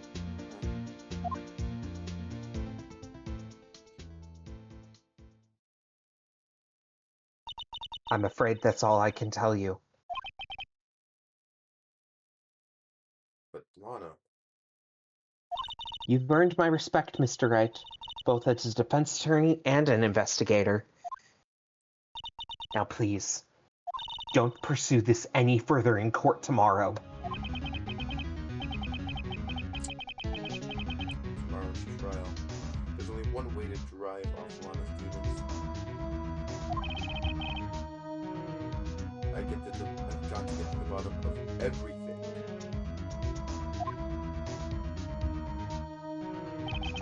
Get the demon's real murder.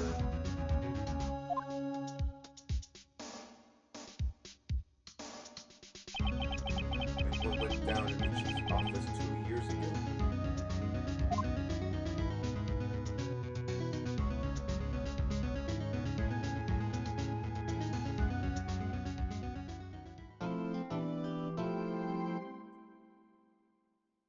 Alrighty, Oh my god. we're going to continue on. Yes, after a break, cause holy shit. Yes. We need to take a break. We'll be right back. We're gonna take a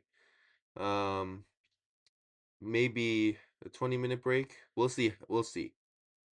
Cause I need to, yeah. We'll be right back. Hi, friends. Welcome back. All right, we're back. After a 20-minute recess. Fuck. I took this time to change everything about me, including my Discord profile picture, as well as my name on Discord, which is now one of my favorite characters in the entire series. But that's not important. Let's fucking get this over with.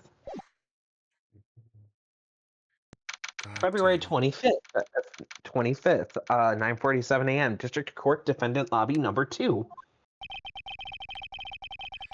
This is the defendant lobby, all right, but there's no defendant. Been trying to reach Lana all morning. Where could she be? Where's Emma, for that matter? It all seems as if... Something's been happening behind the scenes. Oh, I just guessed! My god. I didn't think it was actually Edgeworth!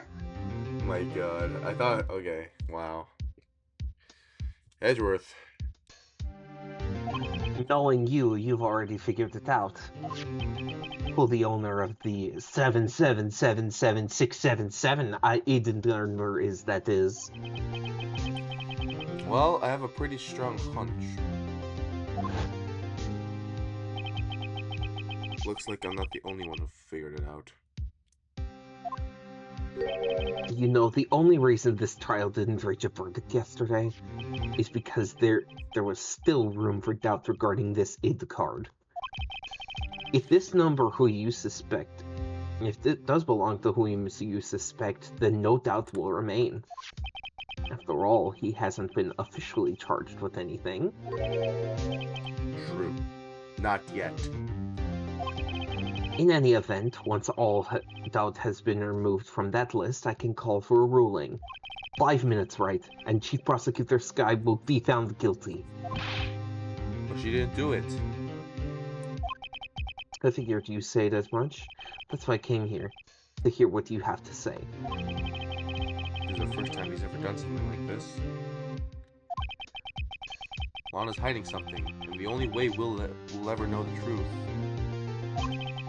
is to draw it out of her. The truth? Everything goes back to the SL9 incident. Don't be stupid. Today's the last day of the trial. We don't have time to reminisce about the past. That depends on you. If she's found guilty, you'll lose your only chance to find out what really happened. I'll think about it. See you in court, right? This is it. If I'm ever going to find out what Chief Gant has on her, it's now. February 25th, 10 a.m., District Court, courtroom number 9. Court is now in session for the trial of Miss Ilana Sky. The defense is ready, Your Honor. The prosecution is ready, Your Honor. Normally, this is when the prosecution puts forth its opening statement. But before that, the police chief has a proposal to make. Chief Gant. All of this, motherfucker. Morning, folks. How's everyone doing? Hey, OG, been back on the pool yet? No, I've been drowning enough as it is in my work. Oh, that's a good one. I don't think I can top that. If you don't mind me asking, Chief, exactly what is your proposal of yours? Stare. Stare. Stare. Lana, that is to say, the defendant, has asked me if she could speak directly to the court. She wants to do what? Having heard what she intends to say, I feel she should be granted her request. In the end, it should save everyone a lot of time and trouble.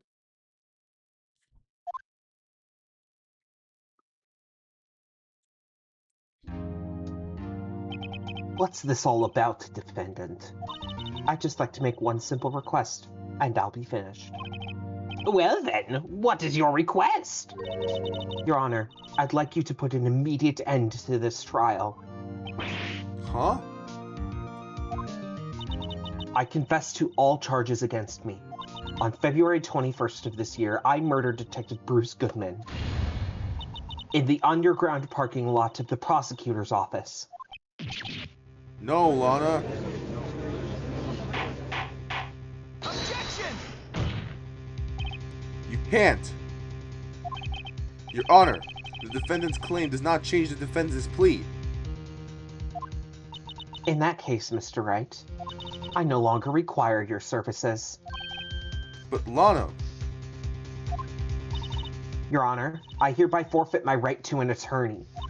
The prosecution may lack direct evidence against me, but it has sufficiently proven its case through testimony and circumstantial evidence.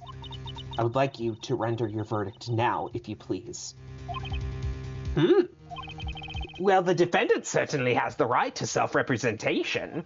Her request is legally valid, although this is an unprecedented situation.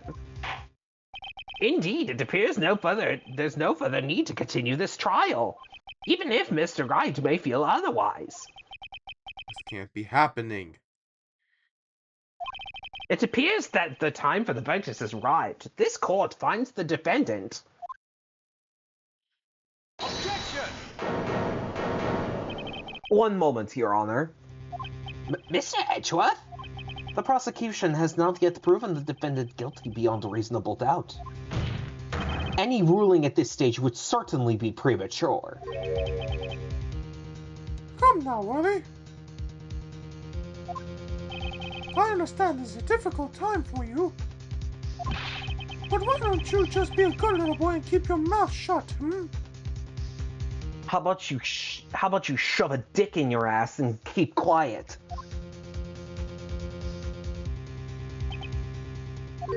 I don't think I care for your tone, Chief Gant. What? Creating another fabrication to cover up your past mistakes. Sorry, but I'm no longer that naive little boy you would have me be. With this sudden confession from the defendant, it's obvious to me some kind of deal was struck behind the scenes. Some kind of deal, Not everyone operates as you do, Worthy.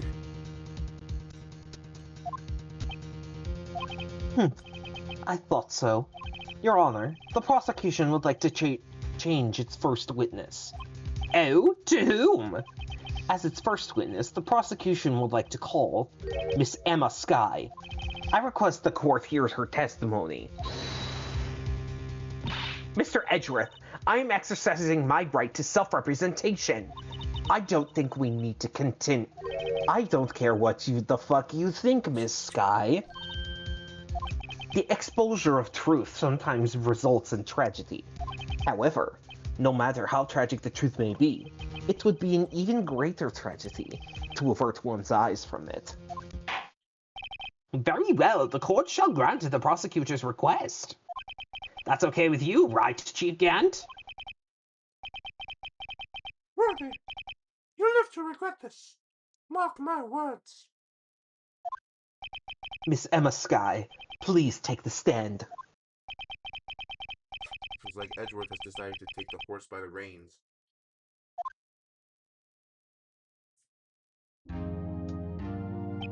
Now then, witness, please state your name and occupation.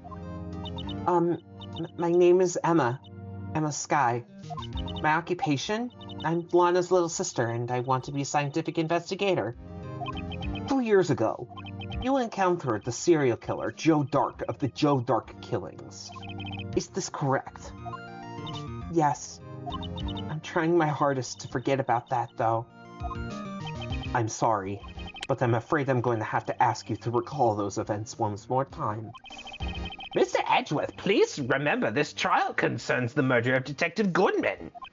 Is an incident with that was resolved 2 years ago really all that relevant? Yes, it most certainly is. Well, okay then. You sure gave in fast? Now, please testify about what happened to you 2 years ago. The trip to yesteryear has finally begun. It's bound to lead to the truth behind this trial.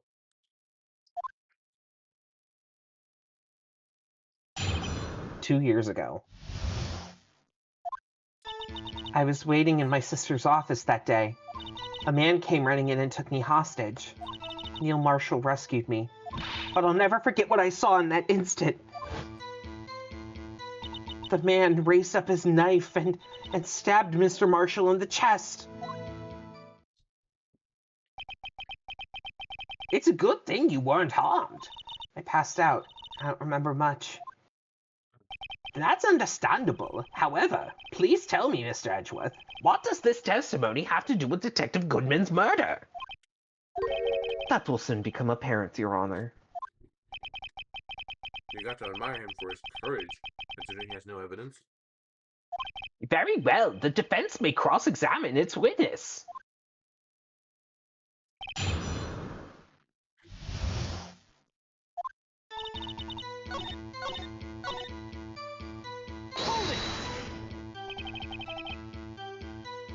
Can you tell us about that? Mr. Marshall jumped on Dark. Just then, the lights went out. The lights? It was just about this time of year. There was a terrible storm going on and lightning struck nearby. So the electricity went out. Wait a minute. If it was pitch dark in that room, you shouldn't have been able to see anything, right? Right, but just then lightning flashed outside again. And then that sudden flash left an unforgettable image of the scene in my mind. I see. I told the detective about what I saw then. The detective? Yes, Detective Goodman. He was in charge of the case. Detective Bruce Goodman, the victim. Hear more. So you expect... Oh, sorry. I'm eating a very spicy hot chicken tender right now. Where the fuck did you get that from? I got it earlier at Dave's. God damn. So you spoke with Overpriced. Detective Goodman about this 2 years ago? Yes, that's what's so scary about this trial. And you told Detective Goodman about what you saw? Yes, but at the time, the words just wouldn't come out. That's why I drew a picture. A picture. Yes. I think she mentioned that before. Well, Mr. Wright, have you learned enough? Ask about the picture.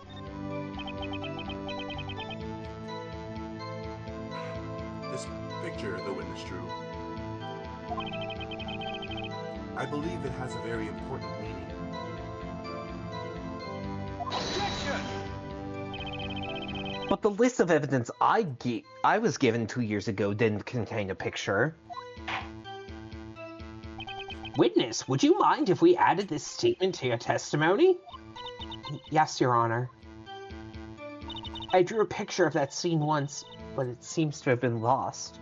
Really? Is this the picture you were talking about, bitch? Objection! Mr. Edgeworth, this little girl put all her heart into drawing that picture.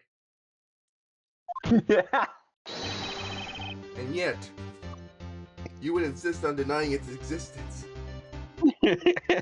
Sorry, I am struggling right now. A little bit. She My mouth put is all on- of her soul into this picture, and yet you didn't fucking see it. What the fuck is wrong with you, Edgeworth? Huh? Hey, I'm not the bad guy here. All I'm saying is that the prosecutor for that case, I wasn't handed such a picture. That may well be.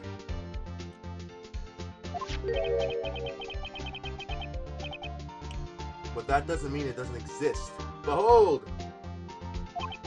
This is the evidence list for the 6-7S incident.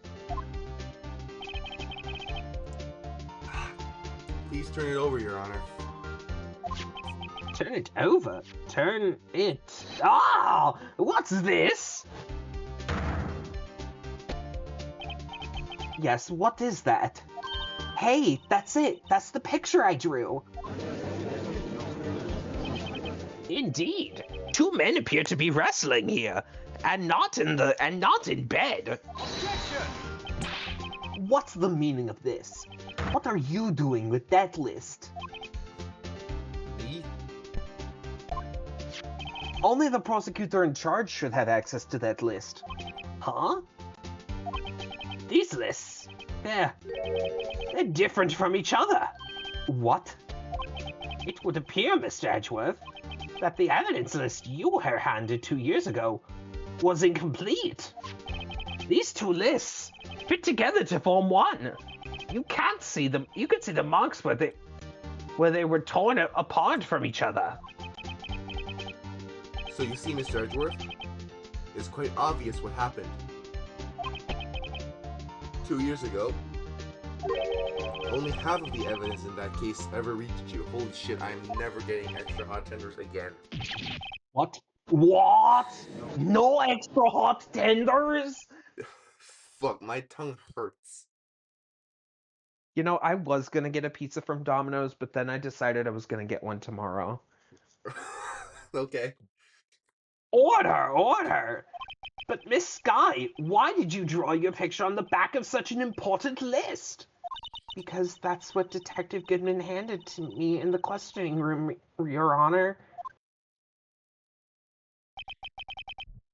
Wait a minute. Hold on a minute. If this list was torn in half, then that means... Don't tell me.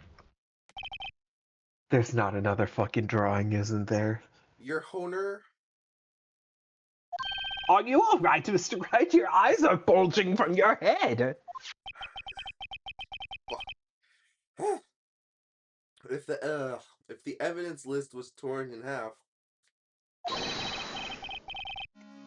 then there might be more of the drawing on the back of Mr. Edgeworth's list. Oh. Yes, that's quite conceivable, Mr. Edgeworth. It's possible.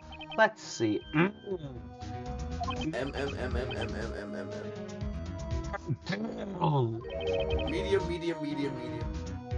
something wrong? Do you even have to ask? He's pissed. Sorry, Your Honor. There is indeed something wrong on the back of my list. It's that stupid motherfucker. No! I No! That's the thing. No! Fuck! Thing that was dancing in front of the evidence God room. damn it, man! Clearly, this act of vandalism is the work of a certain chief of detectives. I guess he was out of scrap paper. Fucks. I hate this fuck-ass game.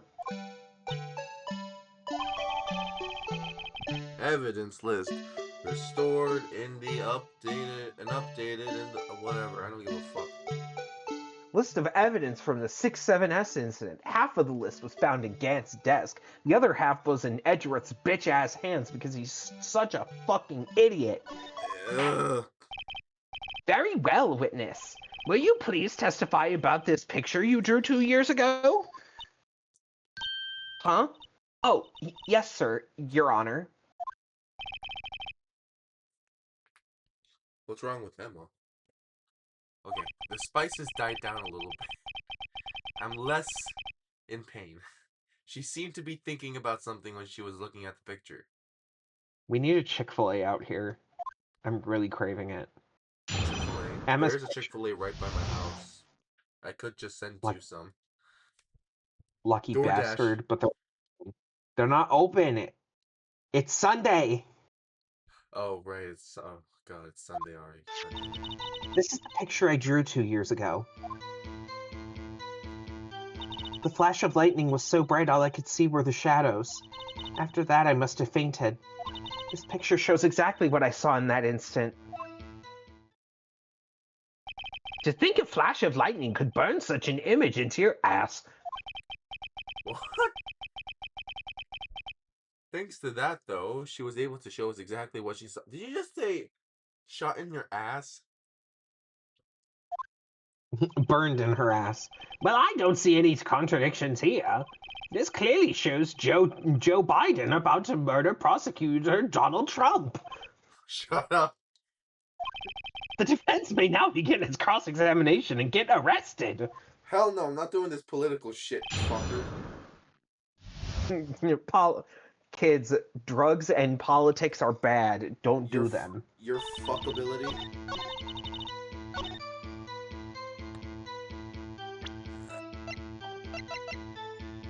Objection! I hate to be the bearer of bad news, but this picture was the witness drew. Contains a blatant contradiction.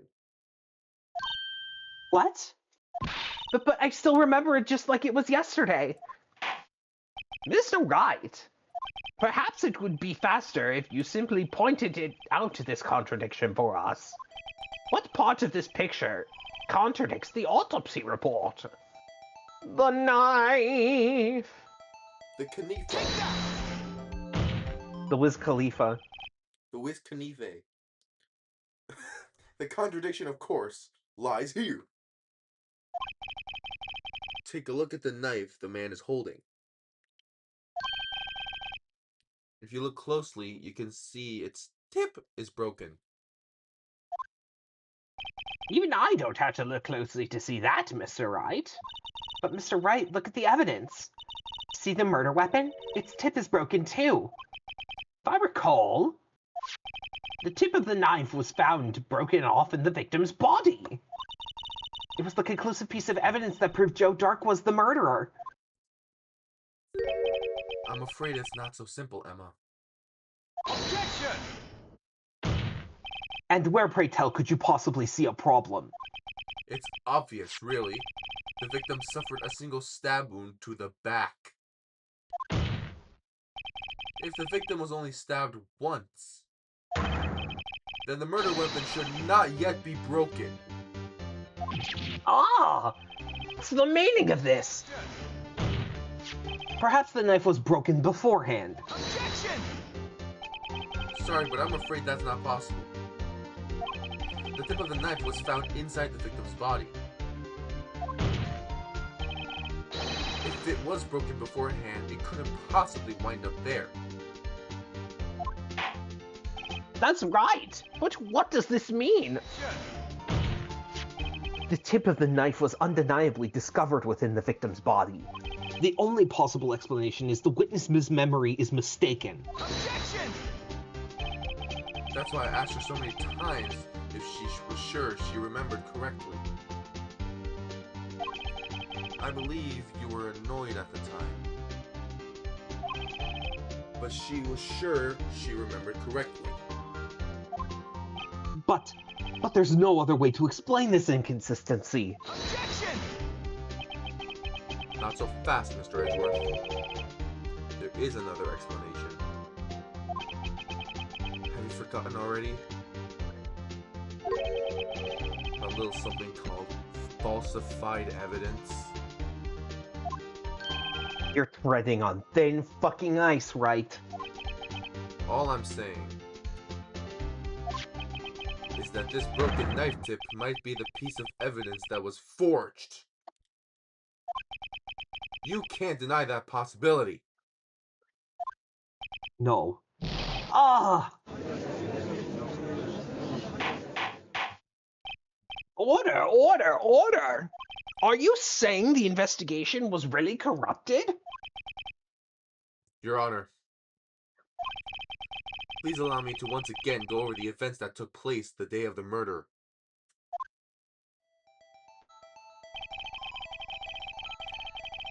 The police department and the prosecutor's office were holding a ceremony that day. After receiving the King of Prosecutors Award at the ceremony, Neil Marshall questioned Joe Dark along with Damon Gant. During his questioning, Joe Dark fled the room. Prosecutor Marshall chased after him and was killed by Dark. It is my belief that somewhere in this story, there is a lie. I'm not lying. The man really was holding a broken knife. If that's true, then there's no other way around it. This could not have been the actual murder weapon. There must have been another broken knife. What are the chances of there being two broken knives? Another broken knife beside Joe Dark's? Could there have been one? Yeah, I think so. Sure, why not? If the witness is this adamant about the accuracy of what she saw, it can't just be explained away by a simple observational error. You're right. In that instant, Emma really did see a broken knife. I assume, then, that you have some information about this other broken knife?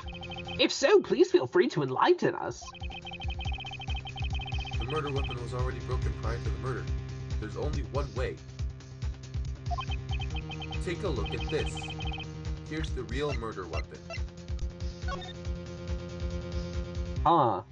A knife with a broken tip, huh? Oh my god. A knife with a broken tip, huh?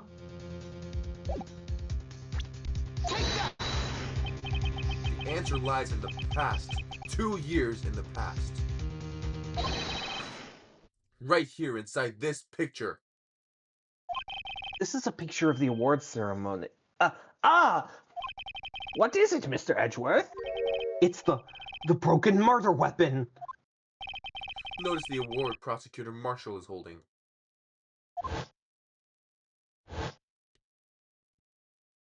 That's a broken knife.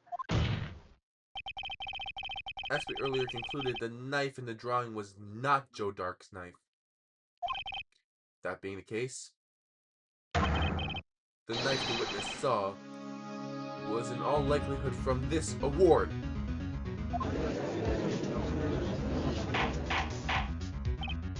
Order! Neil Marshall was awarded the King of Prosecutors that day. As an award, he was given this broken shield and knife. When he chased after Joe Dark, he pulled out this knife. Being a prosecutor, he did not carry a pistol. This broken knife was the only weapon he had in this dangerous situation. Objection! But that can't be. Oh, and why not, Mr. Edgeworth? Because if the King of Prosecutors award knife was the murder weapon, then the murderer and the victim would be reversed. What do you mean? I mean, this man raising a knife would have to be Prosecutor Neil Marshall. Oh! But the prosecutor was the one who actually died. That's true. What's going on here?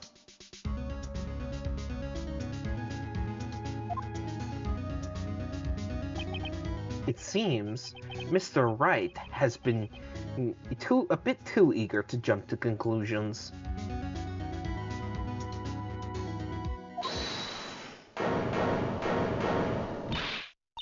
Wait, I remember now. I remember everything. Witness? Mr. Edgeworth. What is it? Could you show me your evidence list again, please? His list? The one with that picture scribbled on the back? This fuck-ass thing? I knew it. This picture. I'm the one who drew it. What? You drew that? That's right. The list wasn't torn in half at the time I drew this picture. No. Oh my fucking god, Emma!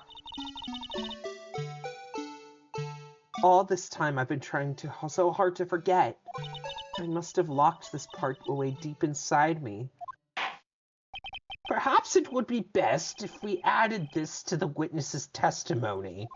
Would you please tell us what you recalled, Miss Sky? Yes, Your Honor. First the knife mix-up, and now the blue badger.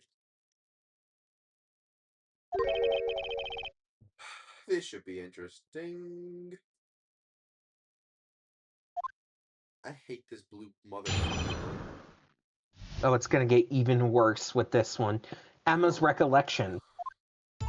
When I saw that man raise his knife, I panicked and rushed toward both of them. I think I knocked away the man with the knife. Just then there was another flash of lightning, and that's when I saw the blue badger. He wasn't in the room, but I'm sure I saw his shadow. This is certainly the most unusual. Objection! Try impossible. The chief of detectives hadn't even designed him until this year. That would mean he didn't even exist 2 years ago. Yes, well, the defense may now begin its cross-examination. Stop. Please, don't pursue this any further. Lana. What's the meaning of this? Please remain seated in the defendant's chair. But you can't do this. I've already confessed to the crime. Why can't you leave it at that? Chief Prosecutor Sky. We've already come this far. It's too late to turn back. Silence! Shut the fuck up! The defense will now begin its cross-examination. Bailiff, please detain the defendant and sexually escort her back to her seat. Oh fuck, oh my god. It seems we're finally getting to the core of the matter. And it seems like the judge is becoming more horny.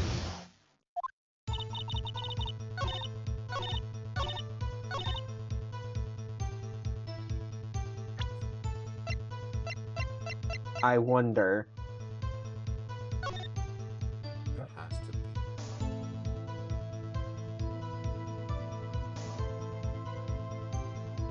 I think it's the other way. Turn it the other way. I think you showed me this last time. Fuck. No. Tilt it the other way. Yeah. I'm trying to rotate it. Like, I think it might have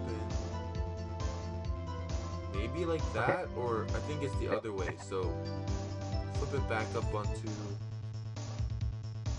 like that. Turn it like rotate it. I'm trying to. Horizontally. Where are these controls suck. This was much better in the DS version. Holy shit! But Oh my anyways, God. Objection!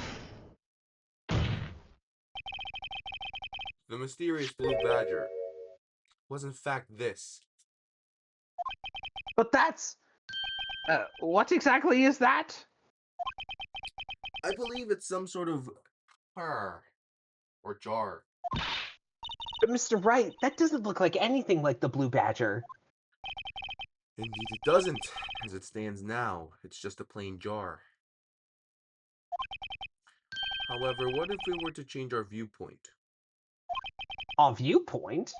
I got to show them the correct angle looks like this. Oh my god. Fuck it. Story mode. There. I'm not dealing with this fuck-ass minigame. Well, is this a miracle or what?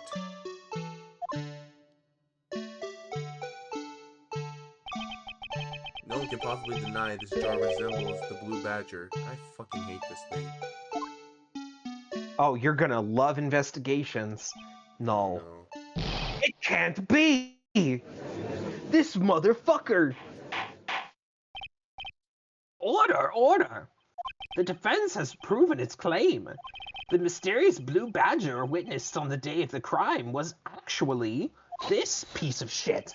Although we all enjoyed Mr. Wright's dramatic performance, one question remains. What's the point? What do you mean? So that badger thing was actually just a jar. That doesn't change anything. Objection!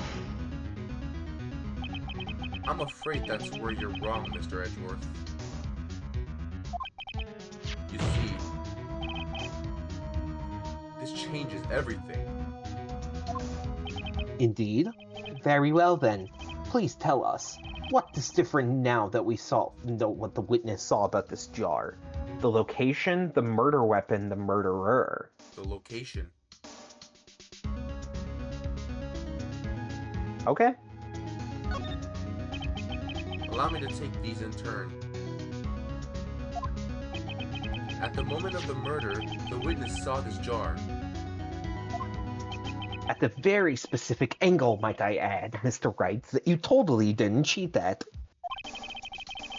Yes, well, knowing this, where could she have seen this jar? Where?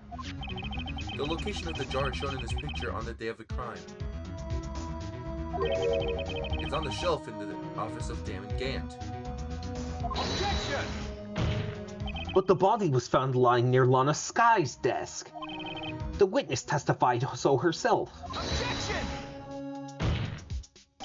Yes, and it is these two facts that reveal what actually transpired. You see, the struggle between Dark and Marshall, I almost said Drake, Dark and Marshall did not take place in Lana Sky's office. It happened on the other side of the room in Chief Gant's office. Objection! Are you implying the murderer moved the victim's body from Damon Gant's office to Lana Sky's office? Yes. Why would he do that? There's no reason. Exactly. Oh. If there wasn't a reason, he wouldn't have gone through the trouble. The only logical conclusion is that there was a reason. Do you know what that reason was, Mr. Wright? I finally figured it out. So this is why Lana tried to stop the trial. It's too late to quit now, though. Please recall the witness's testimony. She said she knocked away the man who was holding up the knife. In the next instant, the jar was hit and flew through the air. Now tell me, what could have sent the jar flying? Would it have to have been the impact the man made when he was knocked into the wall? Ladies and gentlemen, if I may draw your attention to this picture once more.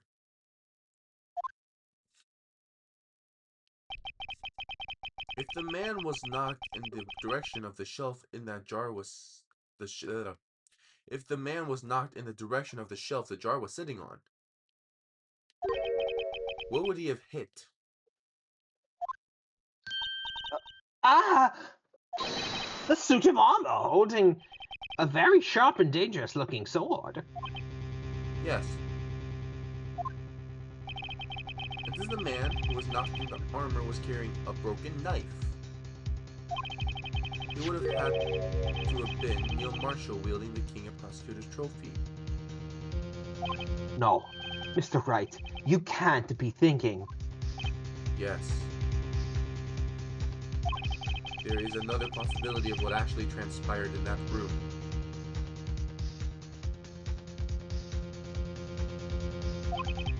Another possibility? Of course, the perpetrator would have no idea, but nevertheless... I don't know if I can go through with this. Mr. Wright? What's the matter? If the events took place as the defense theorizes, then the outcome is obvious.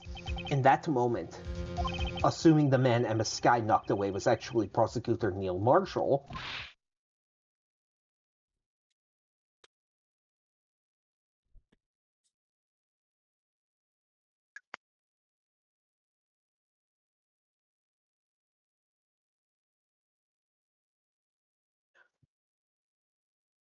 you mean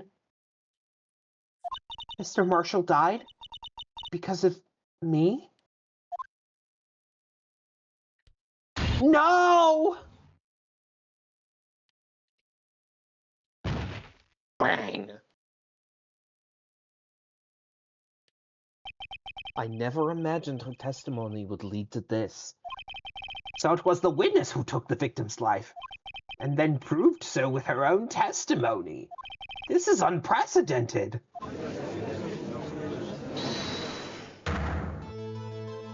What? What are you saying?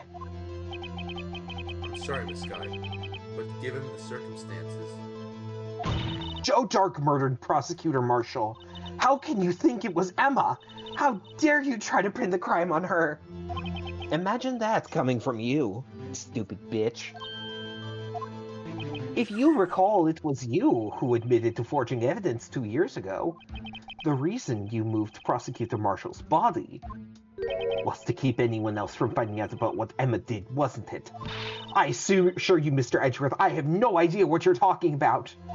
If you hope to have anyone believe your insane allegations, I'm afraid you're going to have proof.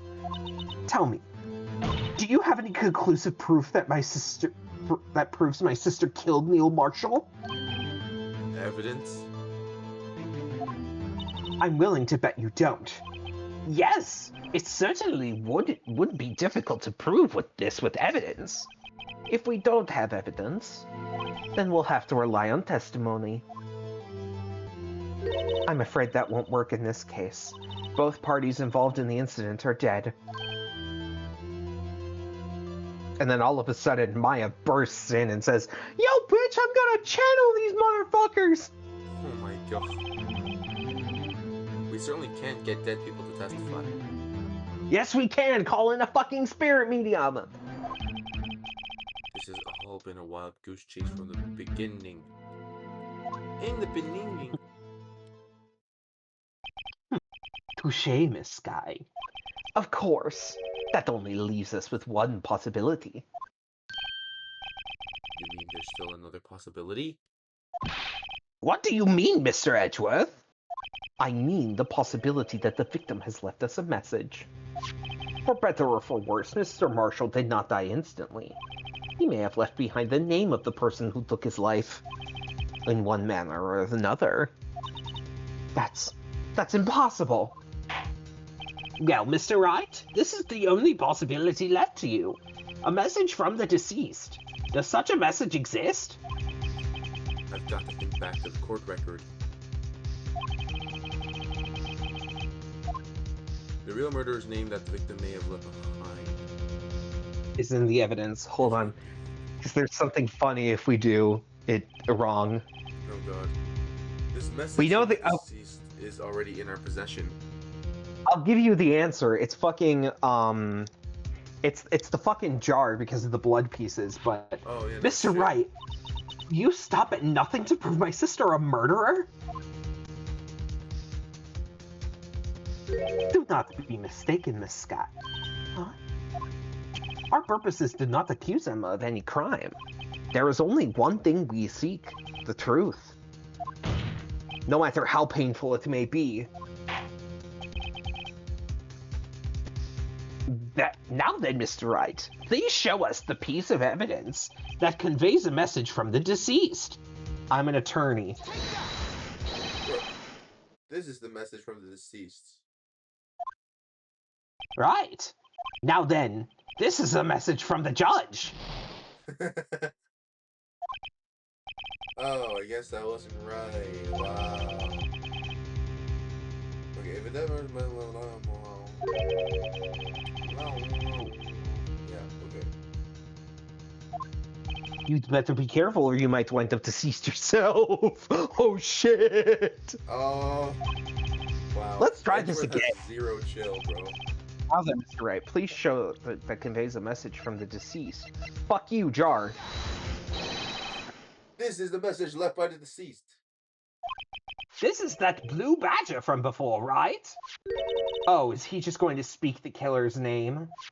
If that thing could, I'm sure it would. Looks like everyone's forgot.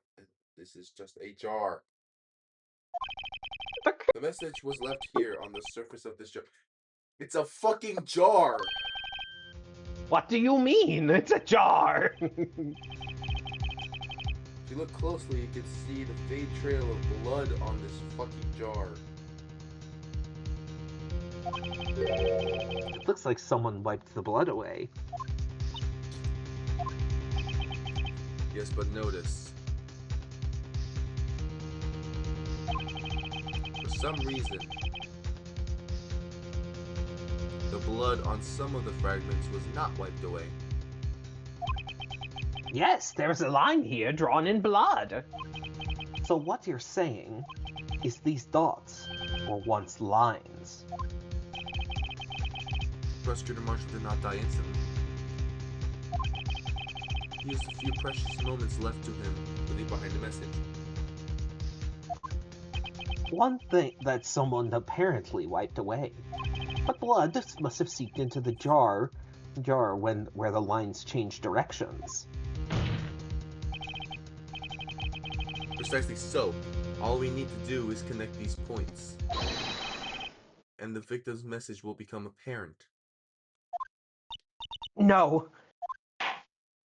Mr. Wright, what kind of message did the victim leave for us? Your Honor, I believe these bloodstains will reveal the answer. I already know. I've got to connect these dots to make letters. I already know. There's only one thing the victim would have written given these circumstances. His murderer's name.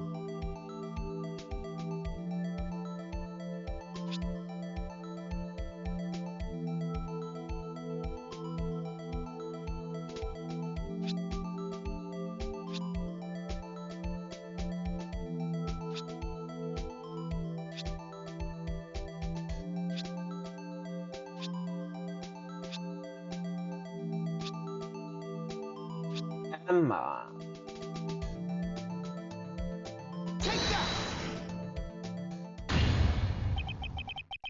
It's the defense attorney's duty to prove their client's innocence.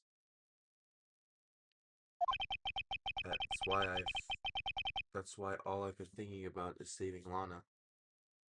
After all my efforts, I never thought it would turn out like this.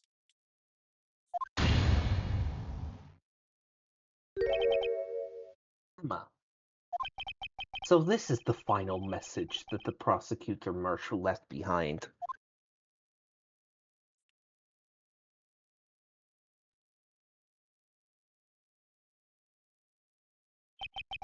Of all people, she may not have meant it, but in the end, the one who took the victim's life Was Emma Sky.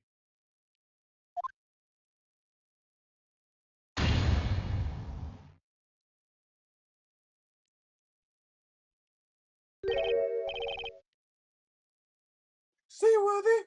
Can't say I didn't warn you. Chief Gant. Do you understand the implications of what you've done? What? What are you talking about? 2 years ago, Joe Dark was sentenced to death. He was convicted because of his final murder. I believe you were the prosecutor in the case, were you not? Fuck! Yes, Worthy. Because of you, an innocent man was sentenced to death. Not only that, but you used forged evidence to ensure his conviction. Ah! Objection! But Joe Dark really was a serial murderer. That's undeniable.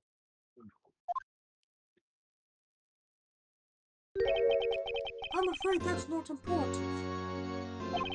Don't you know, we are defenders of justice. What? We're merely keepers of the law. Sentencing a man to death is no light matter. Even if there wasn't any cover-up for evidence forgery. Ultimately, the responsibility falls on the prosecutor in charge. Despite what anyone may say, this fact cannot be denied. What's going on at the prosecutor's office? They might have sent an innocent man to his death. How can he just stand there like it wasn't his fault? Order! Order! Order! Order!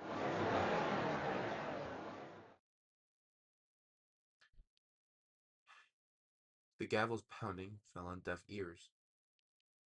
That wasn't the only pounding fell on deaf ears. Shut up. Unable to sell the crowd, the judge declared a recess. Where this trial is headed, no one knows.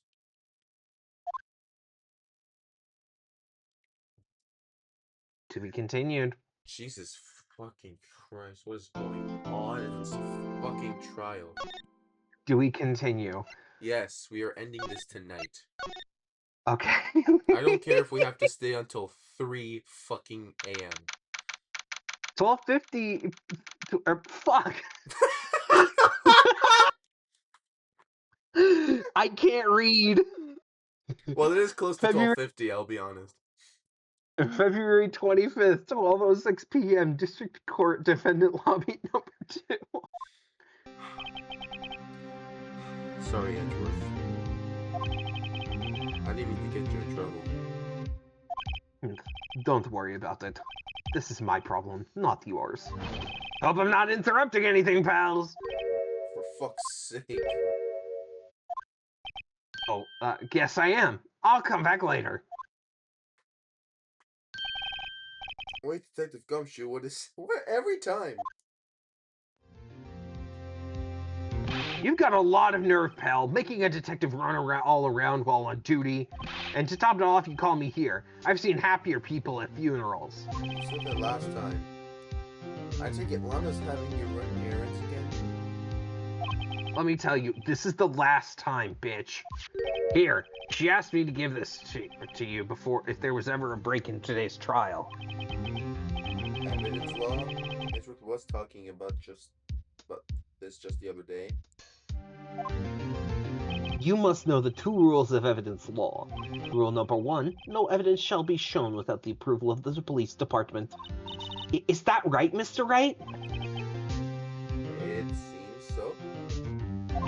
You could at least study some evidence law, really.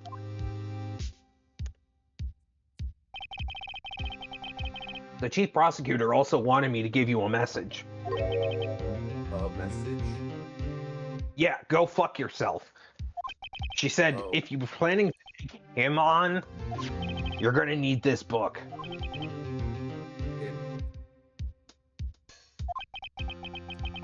Guess I need to give this book a thorough read. Evidence law securely slipped into pocket.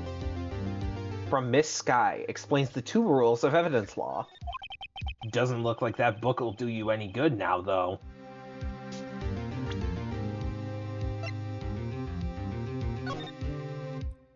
Number 1. Number 1. No evidence shall be shown without the approval of the police department. Rule number 2. No unregistered evidence presented must be relevant to the case on trial. Okay. All that's left now is the chief prosecutor's sentence. That's where you're wrong, detective. Huh? Haven't you figured it out yet? Why I'm still sitting in that prosecutor's seat, despite all these allegations being thrown at me? Mr. Edgeworth! The real trial today hasn't begun yet. What? What else is there left to do? Your credibility's been all but ruined with this forged evidence you're unaware of. Emma Sky found out she unwittingly caused a man's death. And now, you're telling me you want more to do more? You've gotta be fucking kidding me! You're missing the point, detective. Lana didn't murder Detective Goodman. She merely stuck a knife into his dead body. That means the real killer is still out there. What? And we're going to expose him. No matter what it takes.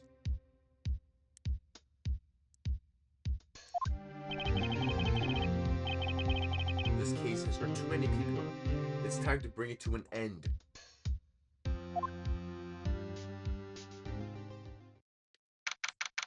February 25th, 12:52 p.m. District Court, courtroom number 9. Court will now reconvene for the trial of Miss Lana Sky. Mr. Edgeworth? Yes, Your Honor. The inquiry committee is planning to impose harsh penalties for your actions. Thank you for the news, Your Honor. Yes, well, normally this is where the prosecution calls for the witness. But, fuck my leg. This isn't easy to say. You see, there's some concern that you, Mr. Edgeworth, may have, Struck a bargain? You think I may have manipulated the witnesses? I didn't say that. It's just, you see, everyone has been talking and...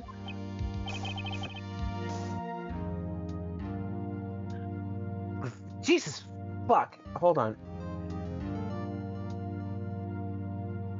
Very well, Your Honor. I have a solution. A solution? That being the case, the prosecution will allow the defense to call forth all future witnesses. What? But there's no precedent for what you're proposing. Undeniably, this is an unusual arrangement, but a very efficient one. It would prove that I haven't struck any deals with the witnesses. Well, Mr. Wright, what do you say? Unbelievable.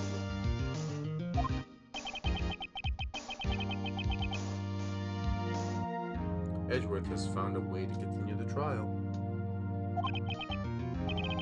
Very well. The defense accepts the prosecution's proposal. Then it's settled. The defense may now call forth the next witness. Mr. Wright, you do realize this is your last chance. If you call the wrong witness, this trial is as good as over. The defense called. The time's finally come to bring out the real murderer. Take that! Damon Gant. The defense calls Damon Gant to the stand. Damon Gaunt? What does he have anything to do with? Asked the defendant's partner 2 years ago. Mr. Gant has first-hand knowledge of the crime. I feel we should hear what he has to say about it. As luck would have it, he should still be in the courthouse.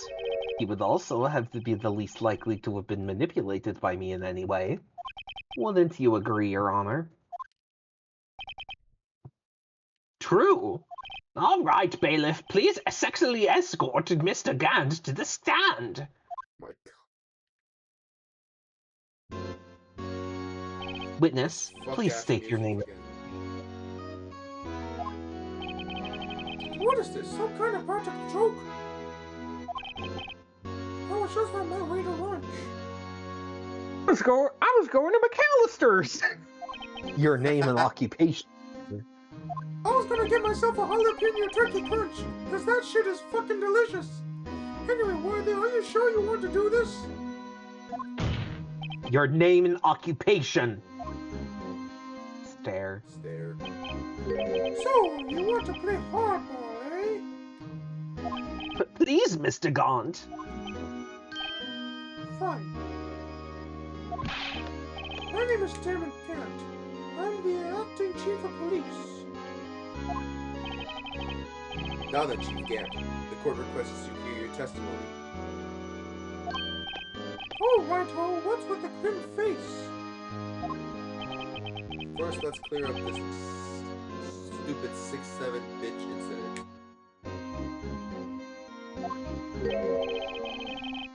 Oh, you mean the time when Lana's sister murdered that prosecutor? This bitch. Personally, I think it's made it pretty clear already. There's still some things unaccounted for. Oh? Like what? Like the role you played in all of this. Son, either you're very brave or very foolish. You are aware, of course, that a police chief has all kinds of weapons at his disposal. Weapons? Sure, take my testimony for example. I don't have to give it if I don't want to. What? Is that true? I'm afraid so. The chief of police has the right to refuse to testify. Of course, such an action carries with it certain risks. Don't worry, I'm not here to hinder your trial. Just remember, if this turns out to be a big waste of time, don't say I didn't warn you. Very well. The witness may now begin his testimony. SL9 67S incident. As I recall, Neil and I were questioning him that day. To make a long story short, we slipped up. The power outage didn't help either. When I went into my office, I found Lana there.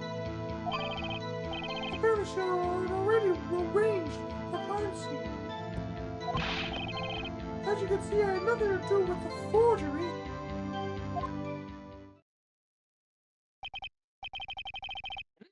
Is that when Doc was arrested? Him? He was lying on the floor unconscious.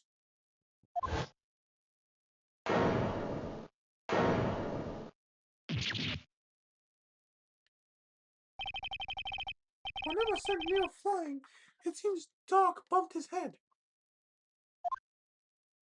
I see. Everything seems pretty clear cut. If the police chief has the right to refuse to testify,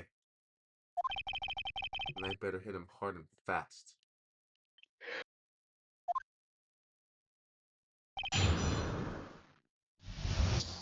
Well, he's obviously lying about saying nothing. Really? Then what the fuck was what the fuck was part of this jar doing in here? You claim you had nothing to do with the forgery?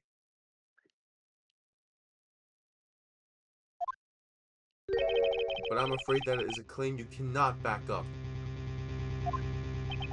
Explain yourself. Several pieces of evidence were found in your office. Take this jar, for example. It's the blue battery you showed us earlier. A piece of this jar was discovered in your safe. Not only that, but the evidence list I presented earlier was actually found inside your desk. It was found, motherfucker, it was found where? See, Chief Gant.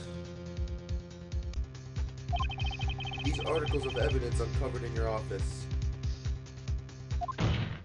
are both concrete proof that you also played a part in the illegal investigation.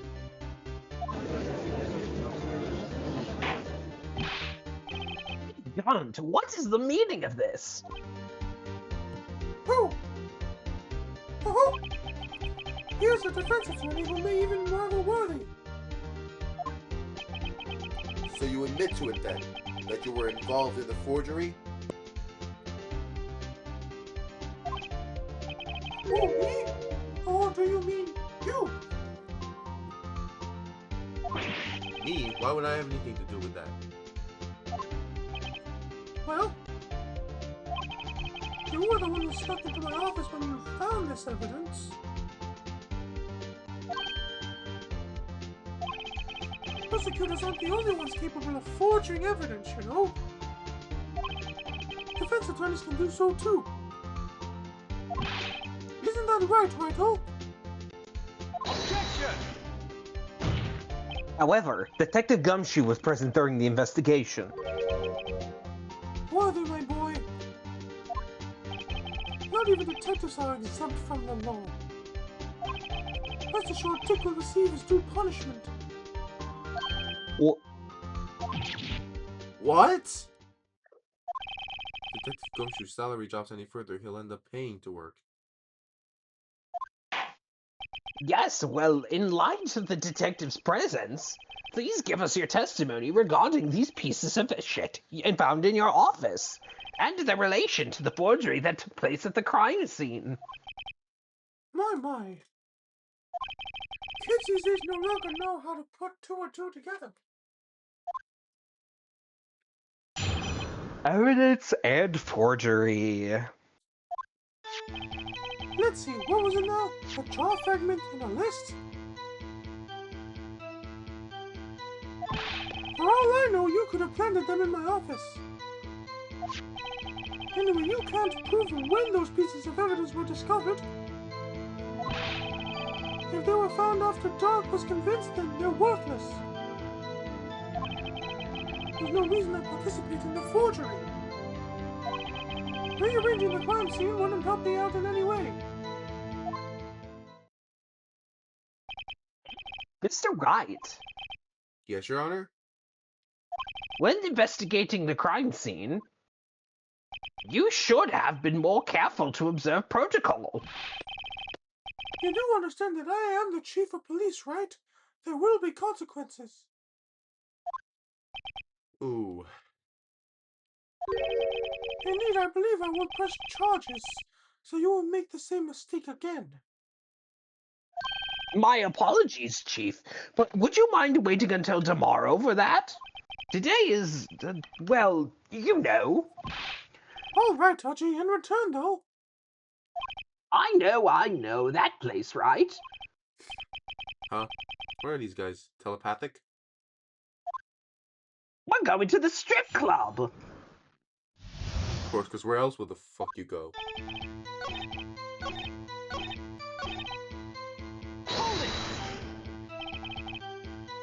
really, Chief Gant. At the very least, there is one very large benefit you've reaped from all this. Oh, I wasn't aware. What is this benefit? That would, of course, be the position you have. Chief of Police. Oh! The resolution of SL9 of the SL9 incident secured your promotion to Chief. That in itself is sufficient motive. Oh, oh, oh. Oh, that's a good one.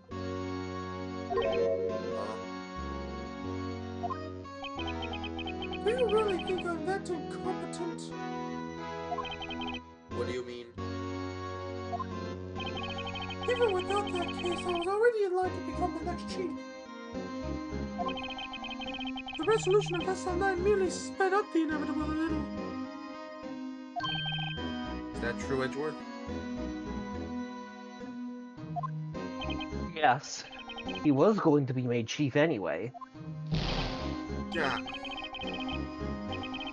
Be careful when pointing that finger, or I might wind up being the one pointed at.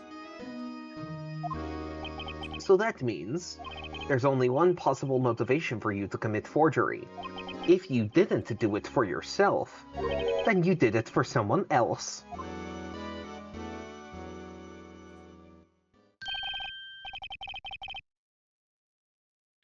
Don't be silly, Worthy.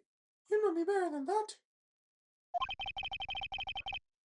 There are only 3 people I look out for. Me, myself, and I. There, it's out in the open now. Archie, would you mind if I changed my testimony a little? By all means, please do! I wouldn't be anyone's accomplice if there was nothing in it for me. Really? Nothing in it for you?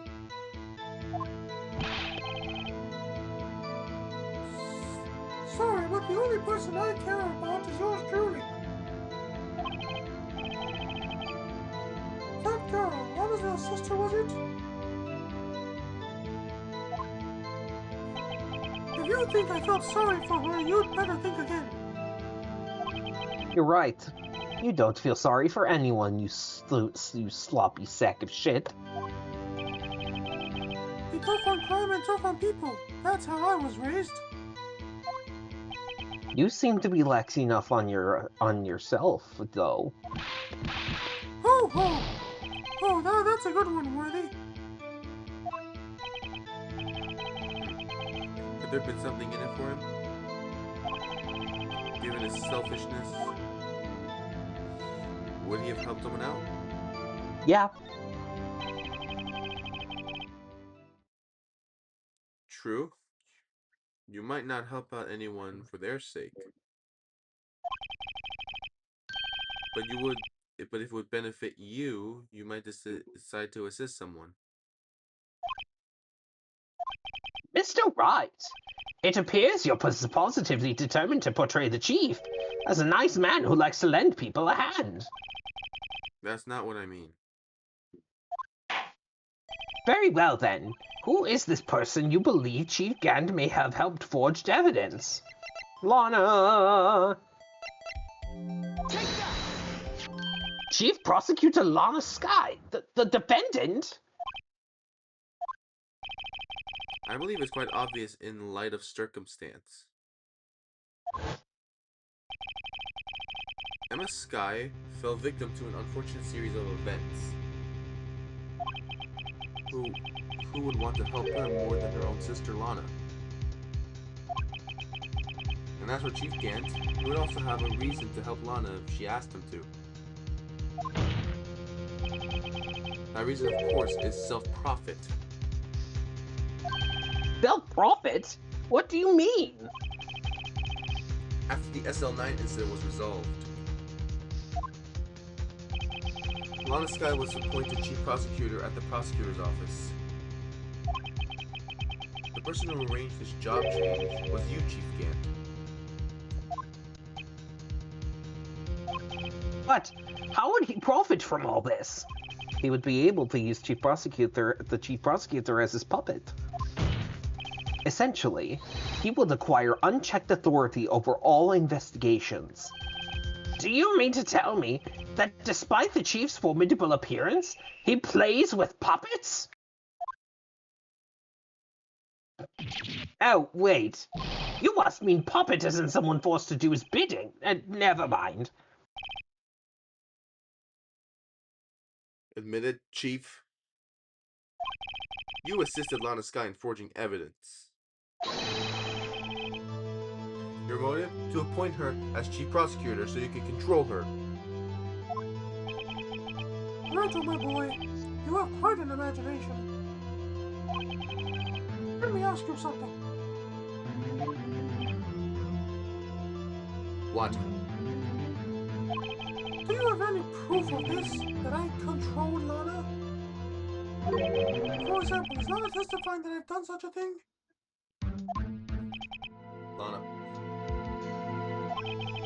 She's keeping quiet to protect Emma. There's no way she testified against Gant. I'm afraid without any proof, this all amounts to nothing more than can be a conjecture. Unless that is also what happened in this incident. This incident? Which one would that be? Of course, I'm talking about the murder of Detective Bruce Goodman. The chief prosecutor has been acting strange throughout this entire trial. Almost as if someone has been controlling her.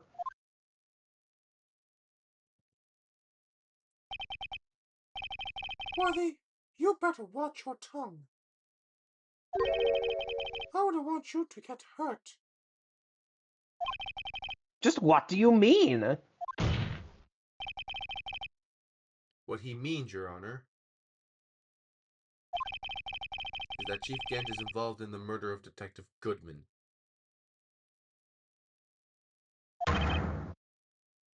Not only that, but the chief is now making Lana take the rap to cover up his involvement. What?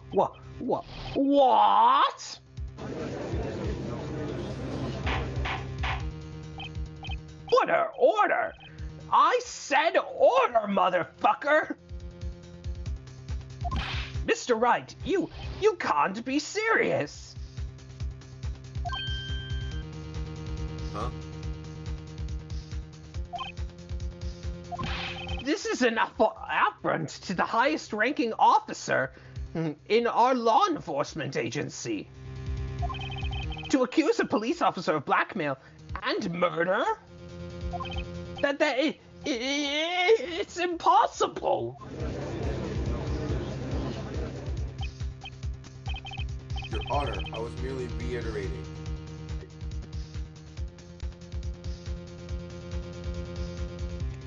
What Mr. Edwards said in easier to understand language.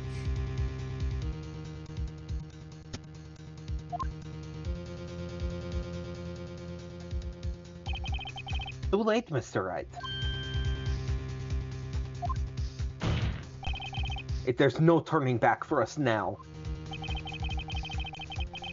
Looks like he's the one who decided to go through with this.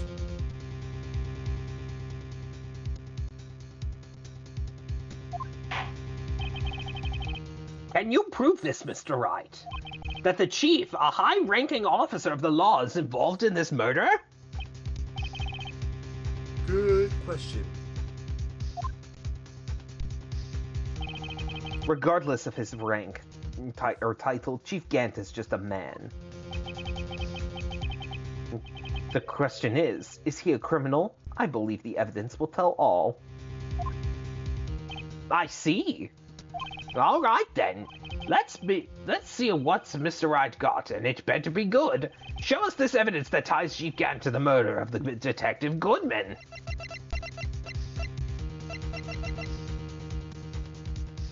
Take that! This is the ID card list. Yes. The one that shows who entered the evidence room on the day of the crime. There was one ID on that list we couldn't determine the owner of yesterday. 77777777.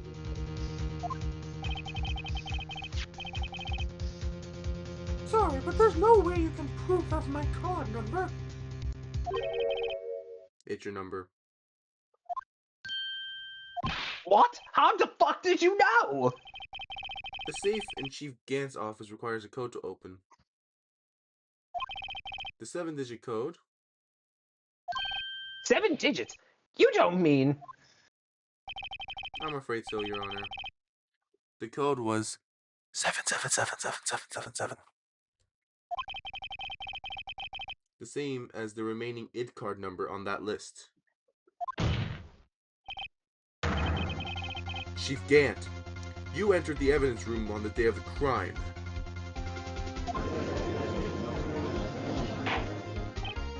Order, order! Chief Gant, what do you have to say to yourself?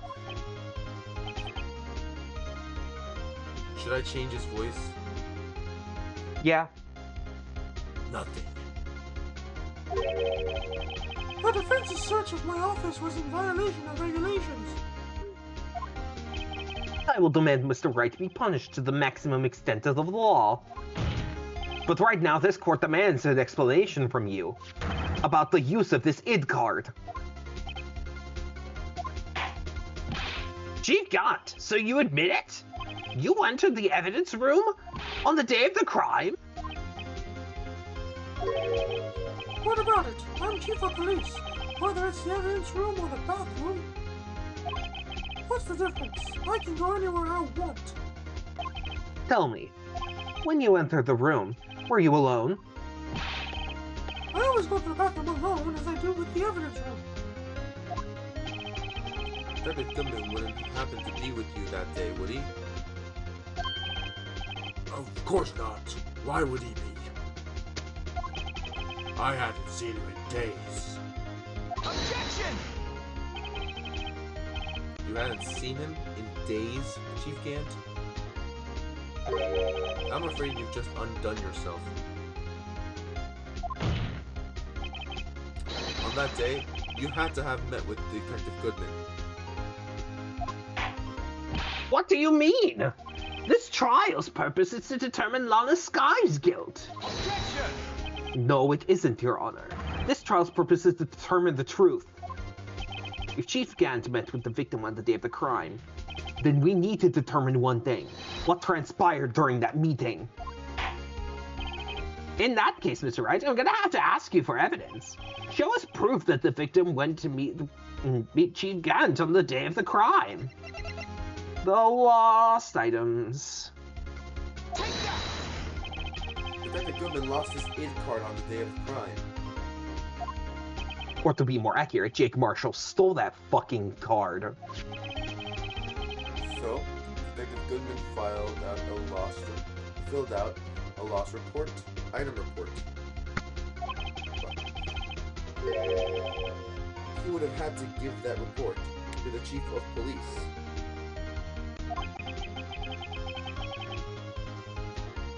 Yet you are in possession of the report. Which means you can't be sure that he filled it. If he filed it. Fuck. He filed it. How do I know, you ask? Because he needed to enter the evidence room that day. He needed to? Yes, to transfer the evidence out. Oh! Detective Goodman took the form to you, Chief Gant.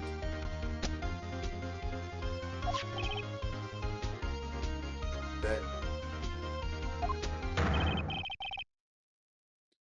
you accompanied the detective into the evidence room. I accompanied him. There's no other way that the murderer and Detective Goodman could have entered the room.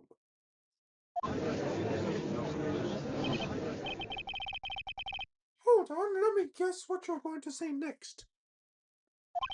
the chief of police, murdered poor Goodman. Exactly. But wait! The chief didn't necessarily need to accompany him to the evidence room. He could have just lent him his ID card. Yes. Now, not to mention it, I believe I might have done something of the sort. Objection! Sorry, but that's not possible. According to the record, your card was only used once. Yet you have showed us your ID card earlier. If you had really lent it to Detective Goodman, it would still have been bound on his body. Oh my god. Satan! You can't! You didn't! The murder was most likely a spur-of-the-moment crime, where no one in their right mind would choose the police department as a place to commit murder. After the murder, you contacted Lana at the prosecutor's office. Why? To dispose of Detective Goodman's body, of course. Objection! Forgetting, Mr. Wright, that the victim's body was discovered in the prosecutor's office's parking lot. How did he manage to move it there? I was at the police department the entire day, you know. And everyone's aware that Lana stayed at the prosecutor's office after the ceremony. Everyone except me, it seems. Still, you're the chief of police. You have an entire police force at your disposal. Oh, so you think I just ordered an officer to do it? Hey, you take this here dead body over to the prosecutor's office. I don't think so. Chief Gant, you left all the evidence we need to prove how you moved the body to the prosecutor's office. And all this time, I thought it was useless glue just taking up space. The chief have moved the body. Mr. Wright, show us this evidence. To move the victim's body, Chief Gant used this. Take that! This is how he moved Detective Goodman's body. A parking stub? Miles Edgeworth. You mean... The body was found in the trunk of Mr. Edwards' car. I think it's obvious what happened. The body was moved by that car. Objection! What?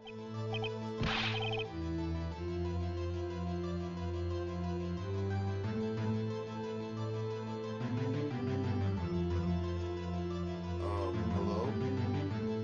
Hi. Hold on. Okay.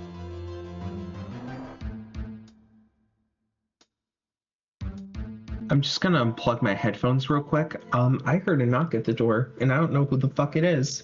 Okay.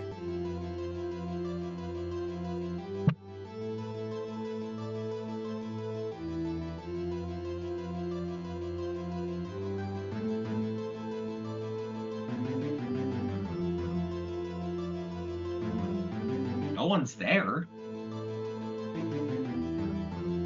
That was really fucking strange.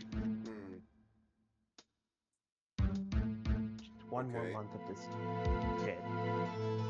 You mean I carried the victim's body? Precisely so. But wait, even you know, I didn't plan on returning to my office. After the ceremony finished that day, But you did return. Tell me why. Ain't nothing but a I was asked to go by Chief Gant, no less.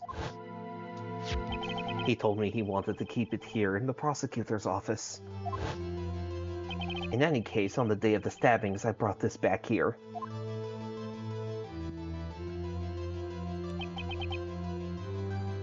So you see,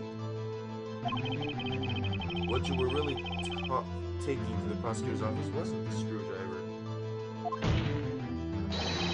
but the victim's body in your trunk. Detective Goodman's body was carried in the trunk of Mr. Edgeworth's car. Yes, unless of course you have another explanation, Chief. Why else would you have asked Mr. Edgeworth to transport evidence from a closed case? Only one plausible explanation. To transport the body to your accomplice, Miss Lana Skye.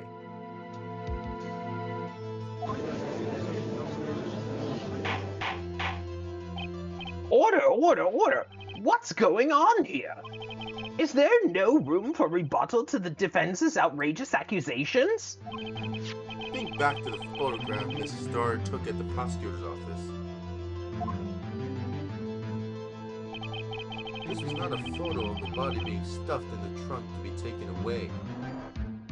It was exactly the opposite. It is a photo of the body being taken from the trunk. Chief Gaunt, please say something. I believe your time's up. My time's up. Sorry, Raito, but I'm having lunch with the District Attorney General after this. We have to get going if we're going to make it to time for the early bird special. Objection! But the cross-examination isn't finished yet. Remember what I told you earlier? A police chief has all kinds of weapons at his disposal. Weapons. Like the right to refuse to testify. I'm invoking that right now. What? It's not a right to be casually invoked. There are certain risks to be considered. Objection! So you're going to just run away after all this? Run away! Don't make me laugh, Harvey. I stabbed on Goodman. That's what you're saying, right? But if you had any conclusive evidence, you would know. You would have presented it by now. Well, You think I had how to dispose of the body? If so, then show your proof and get it over with. I'll say it again, Mr. Wright. Damon Gant is the current chief of police. This court will not tolerate any accusations against him without concrete proof. Well, Mr. Wright? Your Honor? Do you have any concrete proof? Proof that Chief Gant murdered Detective Goodman and made Miss Skye dispose of his body? Do I have any concrete proof? I don't think we do. You don't? I don't think we do. There's no use showing evidence. I'm not even sure of myself. No, Your Honor. At present, I have no conclusive evidence. Oh, see, Archie? In that case, this court is forced to penalize you for your allegations against the chief. What? Here's a tip. Never gamble on what you can't afford to lose, righto? It seems that Lady Luck was on my side again today. Okay, Archie, I'll leave the rest to you.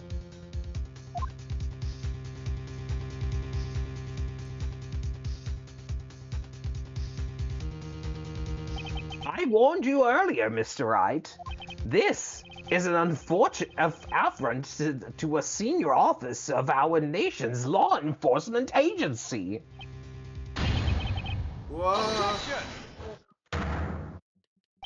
Lady Luck, Maybe we should have a word with her. Mr. Edgeworth, what do you mean? There's one lady who knows the real truth behind this trial. We haven't had the honor of hearing her testimony. A lady who knows the truth? Another witness? In the absence of conclusive evidence, the only other method of proof is testimony. But Chief Gant has invoked his right to refuse to testify. There's still someone else. One more witness who can answer all the questions raised in this trial. Someone in this very room. Miss Edgeworth, who is this person? Why are you asking me, Your Honor? Have you forgotten? The defense is the one calling witnesses today. Mr. Wright, does such a witness exist? She may not be willing to tell the truth.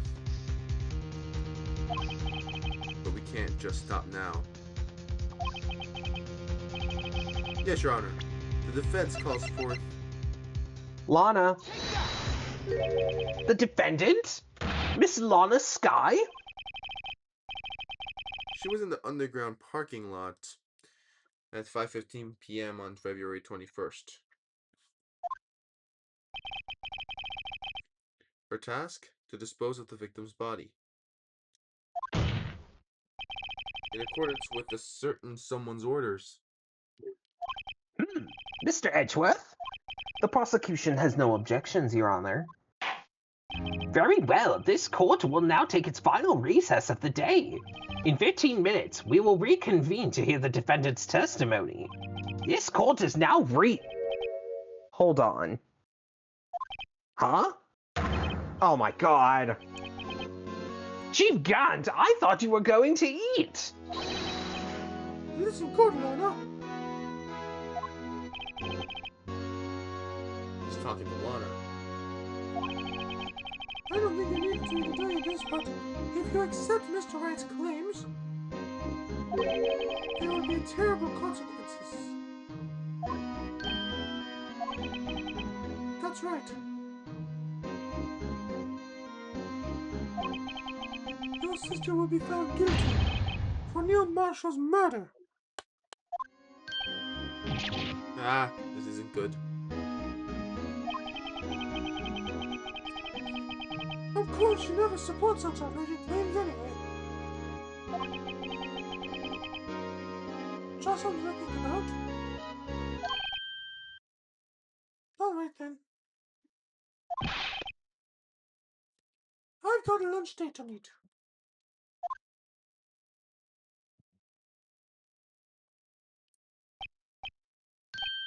If there aren't any further objections, this court is now in recess. February 25th, 2:04 p.m., District Court, Defendant Lobby Number 2. Looks like we managed to stay in the game. Yeah, thanks to your help, Edgeworth. That chief, he's something else. Hey, pals. Detective Gumshoe. I'm not a detective anymore. Oh yeah, sorry about that. Don't worry, I've already decided where to work now. At your office! My office? Sure, I'll take that place of that top-knotted girl who used to work with. Ow! What do you mean? Maya? Still, looks like we're all out of moves now. Chief Gant's done it again. How is it he always gets the upper hand? It's not fair. He has the right to refuse to testify. Settle down, Wright. Remember what the judge said? But Chief, that is not a right to be casually invoked. There are such risks to be considered. Risks. What do you mean by that? It's simple. If the chief refuses to testify, the opposite also holds true. You mean he forfeits his right to say anything too? Emma, are you okay? Yeah, when I came to, I was in the medical office. I've been listening to the trial from the gallery. So she heard everything that's been going on. Emma, I'm sorry for what I said before. No, don't be. It was the truth. You know, it's funny. I almost feel somehow relieved. Relieved? Yeah. Now I finally know what really happened. To think that all this time, my sister was being blackmailed by that terrible man. And she did it all just to protect me. Ever since her appointment as chief prosecutor, everyone who knew her said she changed. Perhaps it was easier for her that way for her.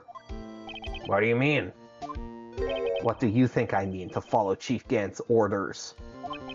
She must have shut herself up deep inside, to force herself to do anything and everything the chief told her to do. That must be why she became so cold. It was all my fault. It's all because I murdered Mr. Marshall. Hey, don't go blaming yourself now. If you want to blame anyone, blame society, pal. Chief Gant may be able to fool everyone else with his forgery, but he can't fool my memory. I remember now. I knocked Mr. Marshall into that armor. I see. Well, we'd better get back. It's time for the final act. Emma, why don't you wait here? No, I'm going with you. I want to be there when Lana tells the truth. Let's go, right? It's time to end this.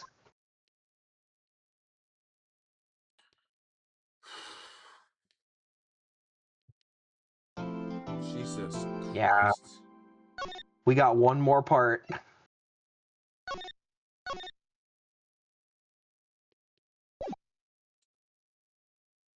This is February the last part. 25th. Yep. 2:21 p.m. District Court, courtroom number 9. Damn. We've already been recording for over 3 hours already, so... Jeez, fuck. Are we gonna call this like the 5-hour special or something?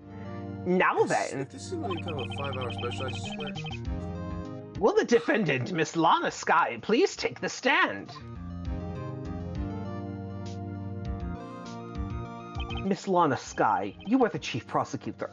I'm sure you're aware of what is required of you. But Mr. Edgeworth, you already know everything. You evolved that you know all I've done for these past 2 years. Please provide the court with your testimony, Miss Sky. And remember, you are under oath. We want to hear the truth. Of course, the truth. Lana, no matter what happens, I'll always be your sister. Now then, your testimony, if you will. First, tell us about your relationship with Chief Gant. Everything hinges on your testimony.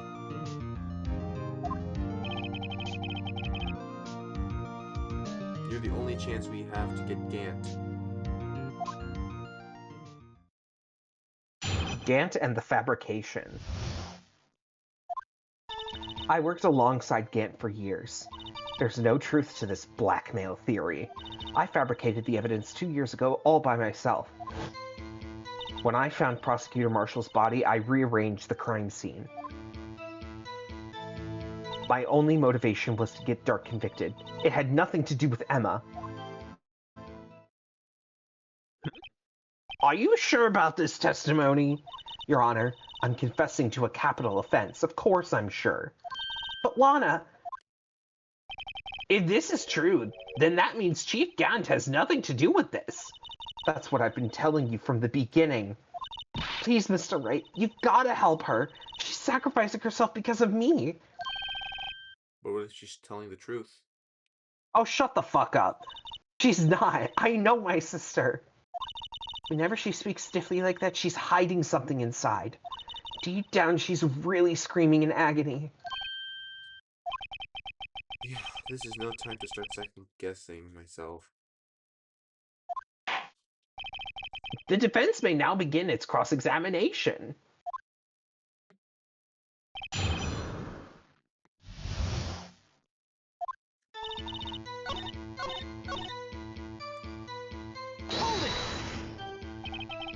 You say you did this all by yourself? Yes. Would you mind telling us what you found when you arrived at the crime scene? It seems I was the first person to discover the scene. The broken prosecutor award knife was stuck in the victim's body. What?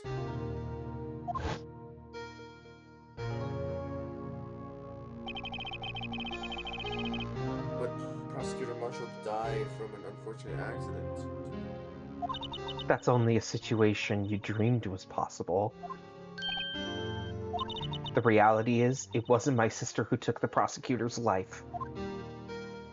Fantasize all you want, Mr. Wright, but I'll never change this statement. You mean, Prosecutor Marshall wound up being killed by Dark? Something like that. If is so, what happened to the other murder weapon? Dark was carrying a switchblade knife. Oh, that was lying on the floor a little distance away. It was probably knocked away in the struggle. It's not hung down. You're trying to cover up her lies with more lies. All just to protect me. So when you found the scene like this, what did you do? After all, this is what everything boils down to. Yes. I broke off the tip of Dark's knife, planted it inside the wound, then moved the body. You planted the tip of Dark's knife in the victim's wound? And then you moved the body? But why? Why would you do that? You of all people should know, Mr. Edgeworth. You've always had such a good head on your shoulders. I mean, it's not bad, but maybe I ought to ask for the sake of others. Why did you plant the knife? Why did you move the body? Why did you move the body? When you showed up on the scene, where exactly was the victim's body? It was where you deduced it was, by Chief Gant's desk. But the body was found up by your desk. Why did you move it there? The reason for that is simple. Let's have the witness explain this in more detail. The reason Miss Sky moved the body. The pieces of the jar that shattered during the events threatened my plan. How did they how?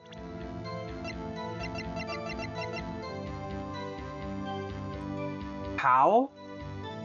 Objection! Miss Sky, I understand how you feel. You committed that crime 2 years ago to protect your sister. You mean the forgery at the scene where Neil Marshall was murdered? If that truth were to be exposed now, past 2 years of your life will have been in vain. Even so, I am compelled to bring to everyone's attention a significant contradiction with your testimony. Contradiction? In my testimony? You testified, and I quote, "The pieces of the jar that shattered during the events threatened my plan." That's right. Do you have a problem with that? It's a simple oversight, really. You see, a message was written on this jar with the victim's blood. Yes, the prosecutor must have written it in his final moments. Exactly so. And this is where the contradiction lies. Huh? In order for the victim to be able to write his message on the jar, it must not have yet been broken before he died. Ah. He couldn't have written Emma's name on the shattered jar. Order! Order! Your Honor, it would appear more information is needed in regards to this jar and its bloody message. We may be missing something critical here. Something critical? Chief Prosecutor, it seems you're as in the dark as we are about the truth towards which we're headed. What? Just tell us exactly what you saw. We'll piece together the information to arrive at the truth. Very well. The witness may now continue her testimony.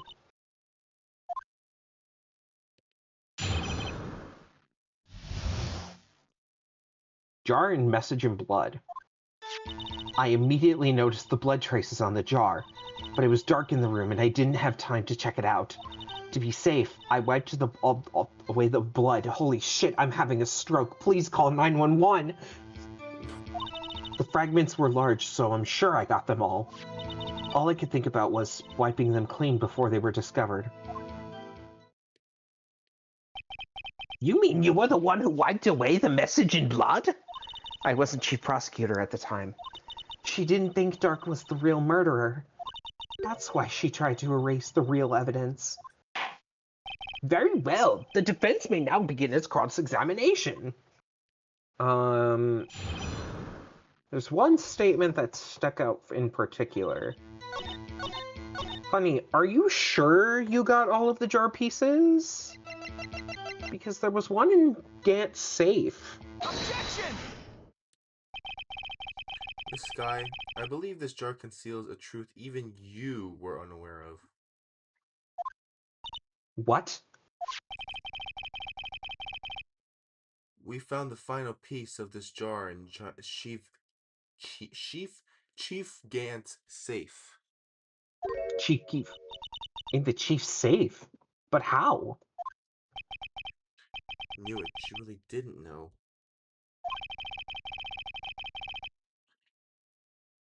There's something even more disturbing about that final piece.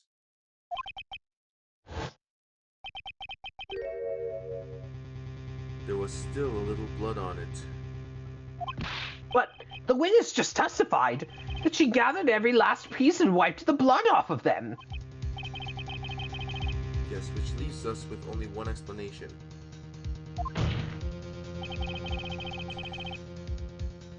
On the night Prosecutor Marshall was murdered, you were not the first one to show up on the scene. Chief Gant got there before you.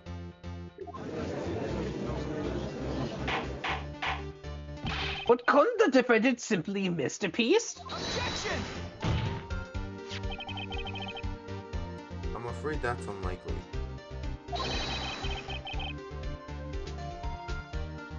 The pieces are too big for anyone to miss, let alone an ace detective. They may as well be, but everyone makes mistakes. Even I wasted an entire day looking for my dentures. They were in my mouth all along. Can you believe that? Have you forgotten, Your Honor?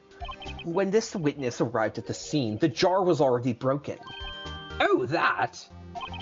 There's no way a name could have been written on a shattered jar. Another person discovered the scene prior to the witness. I hope you're not implying this person was Chief Gant. After all, at the time, he was looking for Dark downstairs. Besides, even if he was there first, why would he break the jar? The question is, if he did arrive there first, why did he hide the fact for 2 years? Oh. Well, Your Honor, can you answer us that? No! No!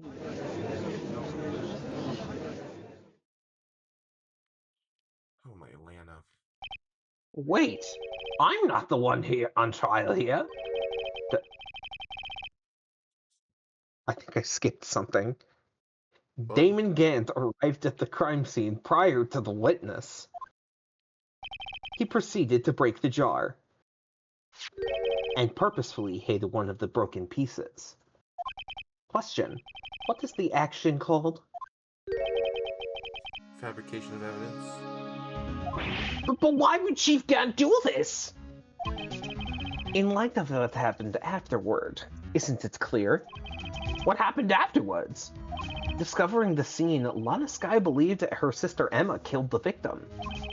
Determined to help her sister, she sought Gant's aid. Lending her his aid, Gant helped her create evidence that incriminated Dark, sparing Emma, and therein lies the reason. The reason why Miss Sky became the chief's puppet. No, I did it on my own. Please stop trying to protect the chief. I can't watch you suffer anymore for my sake. No, you didn't. It wasn't you, Emma. You didn't kill anyone. Don't believe anything Mr. Wright says. Defense attorneys make up the most foul lies to defend their clients. Foul lies? Imagine that coming from my own client.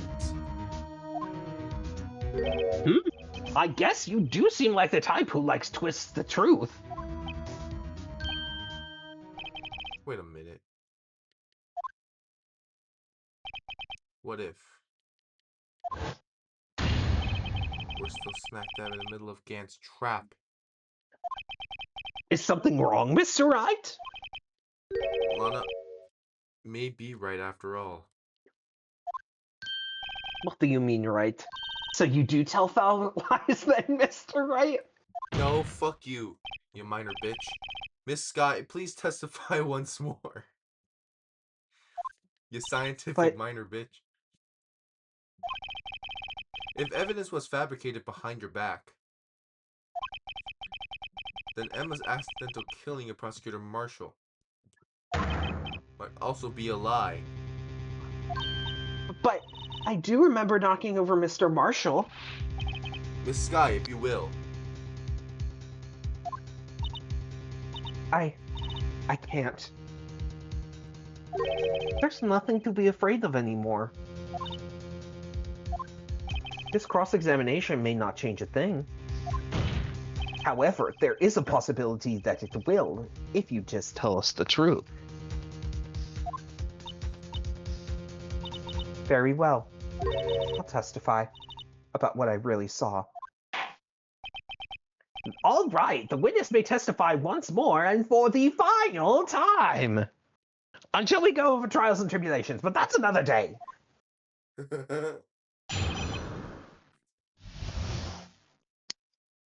Actual crime scene. When I arrived, I found Mr. Marshall's body impaled on that suit of armor sword. Emma and Dark were unconscious, lying unconscious on the floor nearby. When I saw what happened, I thought she did it. That's why I erased all the evidence that linked her to the murder. I had Chief Gant help me remove the body and the sword from the sword and carry it. But if it all really was a fabrication, then Emma might be innocent. Unbelievable! The body was impaled on the armor sword? You were the only one who saw that. If only you had proof. Actually, I do have proof. I gave it to Mr. Wright just this morning. What? To me? It's a picture I took at the crime scene as I encountered it. I thought it might be as needed. But I don't remember receiving a picture like that. Lana must have known. See, Mr. Wright? She really does have faith in you. Very well, Mr. Wright. Please present this picture. I don't remember receiving any pictures from Lana. Lana said she gave it to you this morning, right? I seem to remember getting something from her then. Let's check that evidence again. There must be a picture somewhere in there.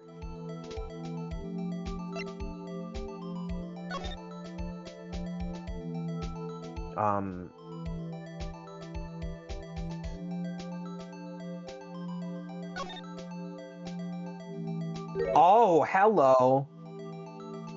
Oh god. Hey, there's a picture here.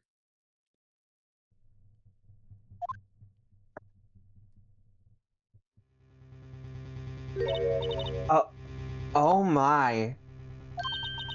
This is the actual crime scene. No other detective saw the crime scene like this. Because I contacted Criminal Affairs only after I had rearranged everything. Lana's picture inserted into the court record. Mr. Wright, That piece of cutout from his vest. Could that be? The cloth we found inside Chief Gant's safe. What's this?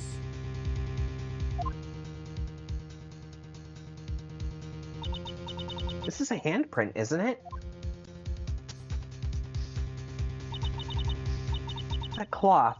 It had fingerprints on it. Whoever fingerprints those are must be the real murderer. What? But those fingerprints. They're yours, Emma.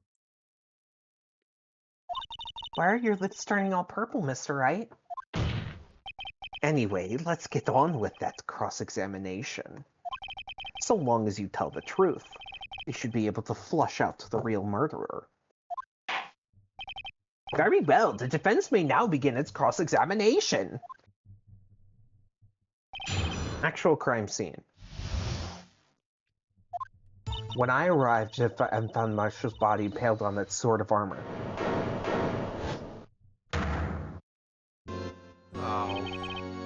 Come now, Archie. I'm gonna stab your pussy! This is the poorest excuse for a trial I've ever seen. Chief Gant! What, now you want to make me out as a bad guy too? If so, I'd like to put in a word or two in my defense. Objection! I'm afraid it's too late for that. What? You already declined to testify. That means you forfeited your right to make statements of any sort. This must be that risk we were talking about earlier. Just sit back, relax, and enjoy the sound of the noose tightening around your own fucking neck, you stupid bitch!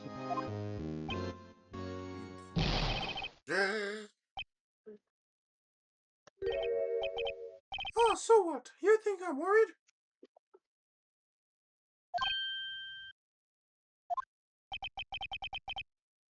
Sorry to disappoint you. But I don't need to make any statements. What do you mean? The evidence will do all the talking for me. Even if I can't testify, I can still present evidence. Yes, that's true. Wait, you mean you still have some conclusive evidence? No, I don't, but someone does. Someone? So what's your excuse, Saito?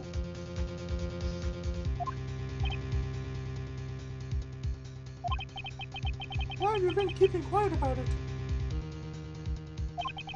You do have something to show us, right? Something that proves who knocked over Neil Marshall, causing his death. Conclusive evidence that leaves no room for doubt. Is this true, Mr. Wright?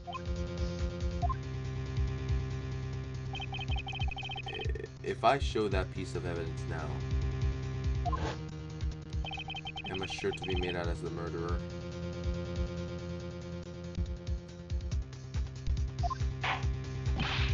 Mr. Wright, if you have any more evidence, please present it now. And if you're trying to conceal anything, you will be the one appearing before the Board of Inquiries. Now, there are two endings to this. Oh god. I'm gonna save. Please do.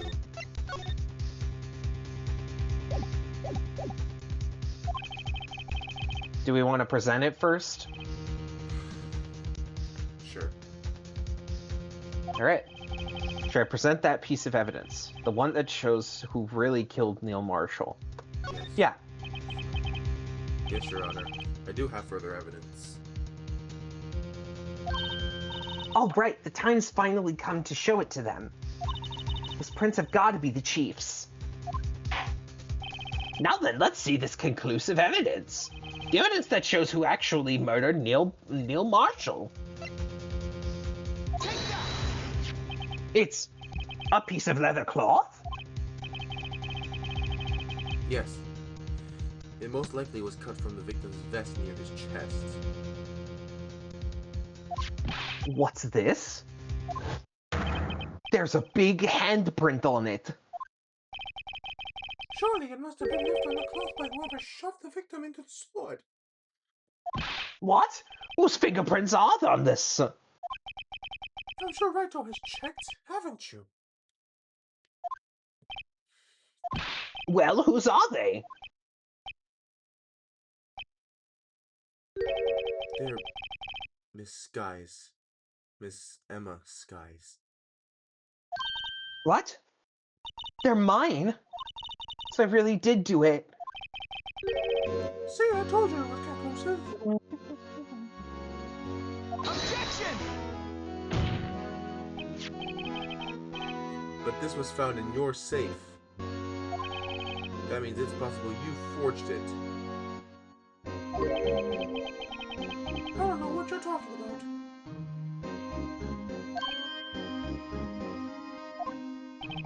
I don't remember any cloth in my safe. Do you really expect me to believe that? Objection! But If it's up, Mr. Wright, it's over. You shouldn't have presented that. By presenting that evidence, you tied Emma Sky to Neil Marshall's death. no. It appears we have our killer. No. No. No. Everything hinged on that point. In the end, Lana alone was found guilty on all counts.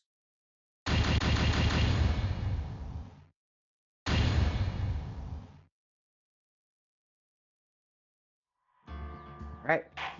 Now, let's Okay. continue from that point. What do I do now? Should I present this evidence? Cannot. Cannot show evidence.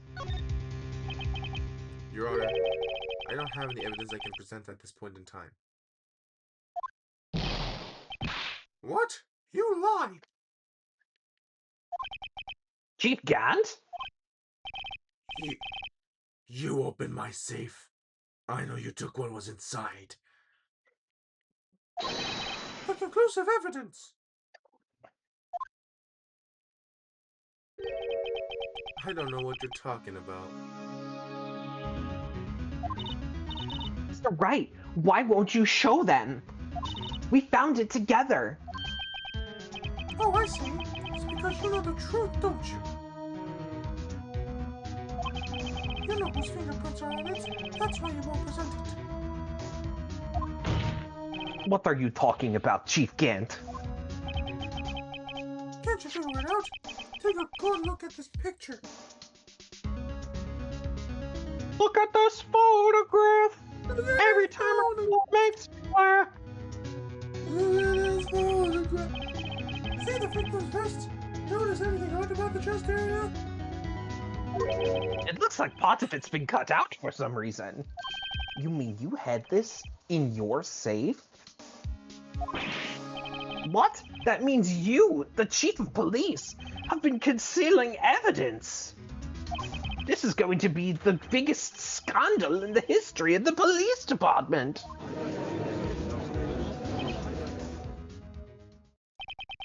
Impressive. To be honest, I didn't think you had the gall, Raito. Well, I can't just let you pin me up as the murderer. I'll tell you what really happened. What? You mean you admit to it?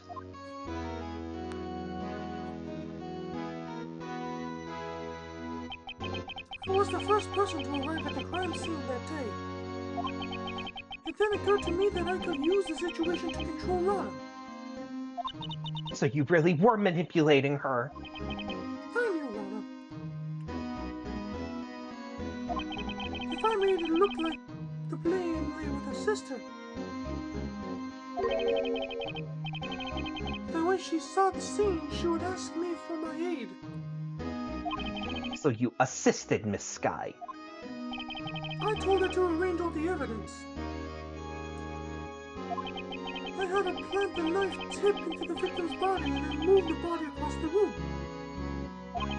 And I ended up using that evidence to get Joe Dark convicted. When I tampered with the crime scene, I had 2 pieces of evidence. This was before Lana arrived at the scene, mind you. 2 pieces of evidence. You mean those items in your safe? But why? For insurance, of course. Insurance? I was sure my plan would work, but it's always best to be prepared for the worst. I wasn't about to let anyone blame me for a murder that got committed.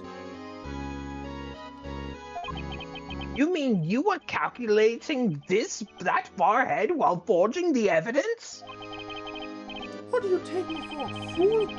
I didn't make police chief by dumb luck. See this jaw fragment? I hit the most legible part of Emma's name. I didn't expect Lana to go wipe the blood off of all the pieces. Objection! But if you fabricated all the evidence, what makes you say you didn't fabricate the message on this jar too? Oh. Uh-huh. Some people just don't know when to quit, do they? That's why I kept one more item for insurance. You mean that piece of cloth? Come on, Reto, cough it up already. I know you have it. What are you waiting for, Mr. Wright? So you admit to it then, Chief Gant, that you were hiding the cloth you cut off the victim's vest in your safe? Yes, I admit it. I didn't want to have to do that, being chief and all. But it's a lot better than being portrayed as a murderer. Well, Mr. Wright, what do you have to say for yourself? Just a moment ago, you said you didn't have any evidence you could present. Foolish move, Reto. You should have shown it then before it was too late. It's been a long battle. But the moment of truth has finally arrived. As long as I don't mess up here, victory is mine. Show evidence.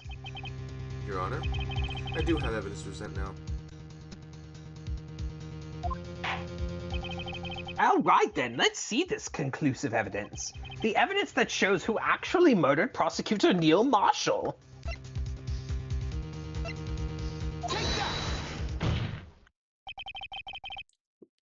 Let me verify this once more. On the day of the crime,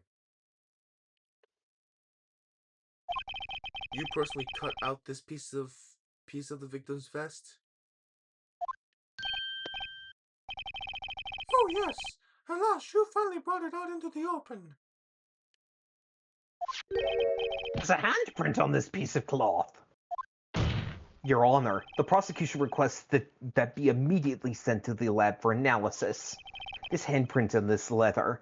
This must have been a strong imprint for it to have been left so clearly. You mean it could not have been forged? It must be authentic, conclusive evidence. Ho ho ho! You're as slow as the uptake is ever, Morty. What? Think about it. Raito had all this time to present this evidence. Yet he was reluctant to do so. What would that be? You mean you already know? You know whose fingerprints are on that. Mr. Wright, do you really know? Whoever the fingerprints belong to must be the real murderer. Whose fingerprints are they? Very well, I'll tell you. It should be okay now. Everything's proceeding as predicted. The person whom these fingerprints belong to is... They belong to Dick! Dick was the one who murdered them. Emma? A Sky? What? They're mine? I'm sorry, Emma. But why? Why didn't you tell me?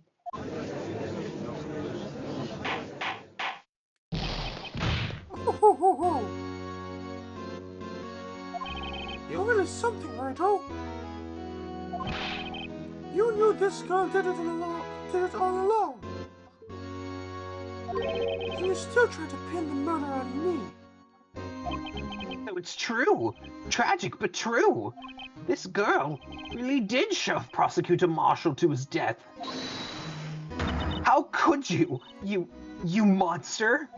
Miss Sky, you knew whose fingerprints those were all along, yet you acted like she really didn't. Miss Sky, it's not over yet. What? I said this trial isn't over yet.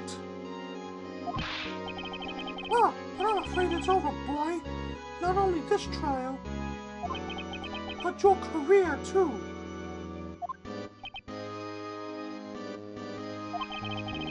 You purposely concealed this conclusive evidence. That, my friend, is a serious offense. I'm looking forward to pressing charges after the defendant is convicted. I'll have your badge, boy. What's the matter? Cat got your tongue? Aren't you going to tell us how it feels? How it feels to be the one who single-handedly turned a poor little girl into a murderer?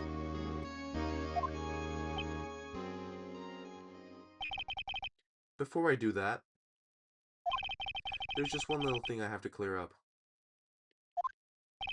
Oh, and what's that? Who really killed Prosecutor Neil Marshall? What? Chief Gant, you are absolutely right. This piece of cloth proves who the real murderer is. Who killed Neil Marshall, you ask? It was Emma Sky, wasn't it? I'm afraid that's not possible. You see, this piece of cloth contains a critical contradiction. What? A contradiction? What is this fool babbling about? I'm talking about a contradiction. One that proves who the real killer is.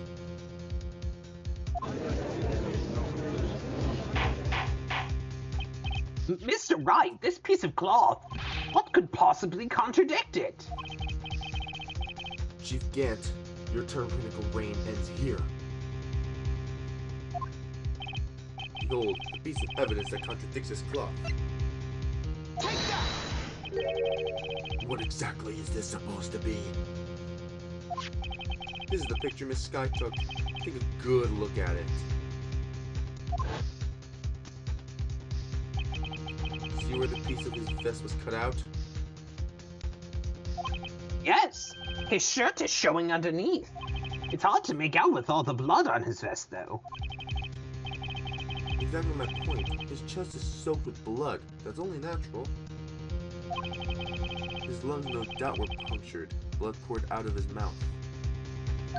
Oh, but that piece of cloth. Wait, There's no blood on it. Ah! Since Emma Sky's fingerprints are on this cloth, there's no doubt that she shoved the prosecutor aside. However, Mr. Marshall was not impaled on the sword at that time. No, this is nonsense. Now then, Chief Gant, let me ask you something. Prosecutor Marshall was not impaled when he was shoved aside. He most likely hit his head on the ground and was knocked out. If so, then tell me, who could it have been? Who could have arrived at the scene before Miss Lana Sky? Picked up the unconscious prosecutor and impaled him on the armor sword.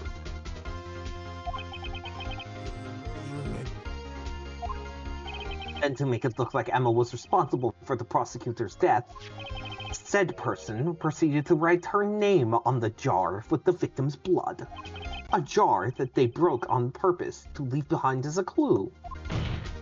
And make Lana believe her sister did it. Remember what you admitted only moments ago? That you personally cut out this bloodless piece of cloth? Fuck. Shit. It's the same thing. Ironic, isn't it? Through the very act of creating insurance, you proved that you were the actual murderer. No! It's finally all over.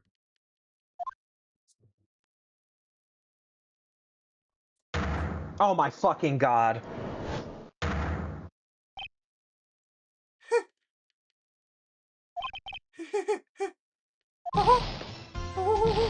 That was close, Rachel. You almost had me. Sorry, but you'll have to do better than that. I refute your allegations. What do you mean you refute his allegations? You'll see that piece of cloth. It's the legal evidence. Order, order! What nonsense is this? The legal evidence cannot be used to convict the suspect. Remember, Reggie?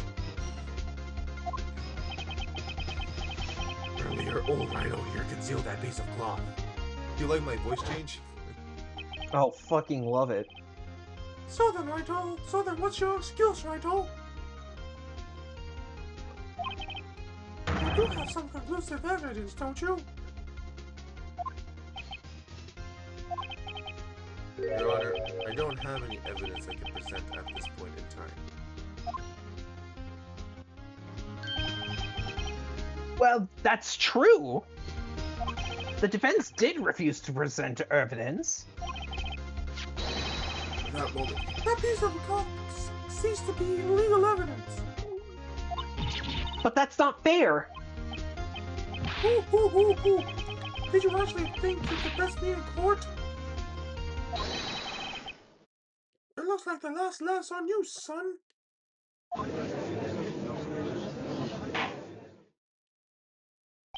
I'm afraid Mr. Gant's claim is legally correct.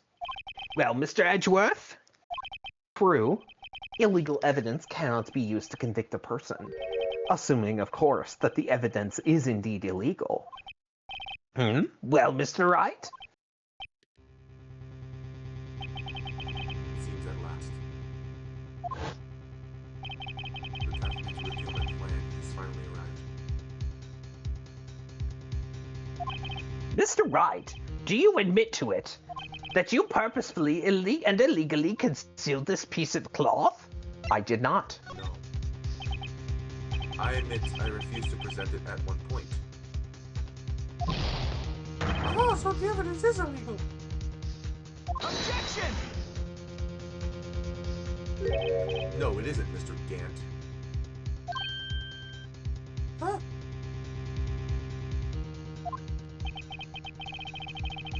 It's not that I didn't present evidence then.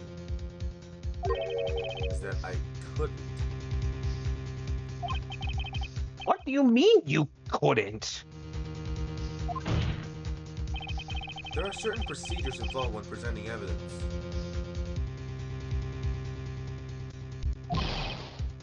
No, Archie, don't listen to his lies. He's nothing but a coward. You can't really believe Objection! There is only one issue left to be resolved in this trial. Is this evidence legal or not? Very well, let us settle this once and for all. Earlier, you refused to present evidence. If you can prove your conduct was not in violation of the law, then do so now. Evidence law! This is my proof, Your Honor. Evidence law. What's this? I've done my homework too, Chief. Indeed, Emma Sky's fingerprints were on this piece of cloth.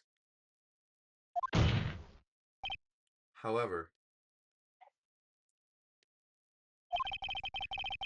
at that point in time, this was merely a piece of cloth, nothing more.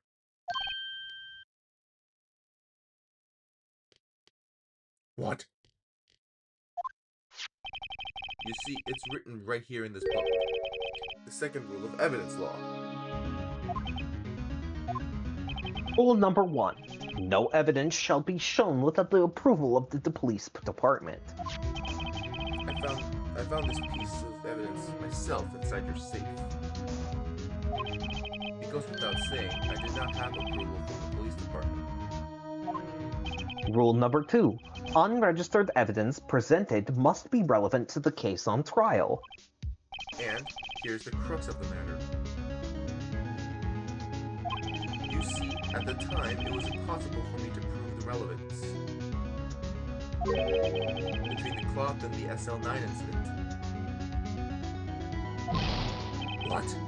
What kind of nonsense is this? You want relevancy? Just take one look at this picture. Objection! Sorry, but can you recall, when was that picture presented? It was shown only a few moments ago. No!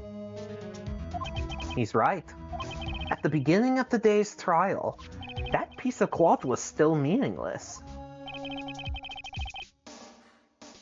The person who gave it value as evidence was you, damn it, Gant. You yourself confessed to a certain truth. Let me verify this once more. On the day of the crime, you personally cut out this piece of the victim's vest. Oh, yes.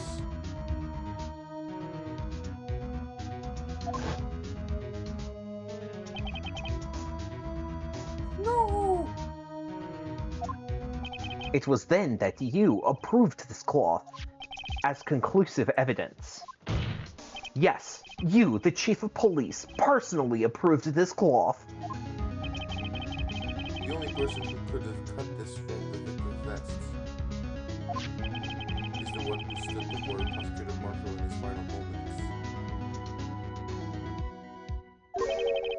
In other words, the real murderer, and there's only one person that it could be. Damn it, Gant. The killer was you. No.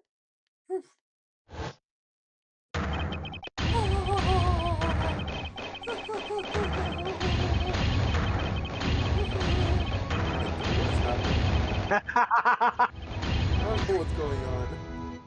He's clapping your booty cheeks. I knew I should have gotten rid of him. That good-for-nothing scum.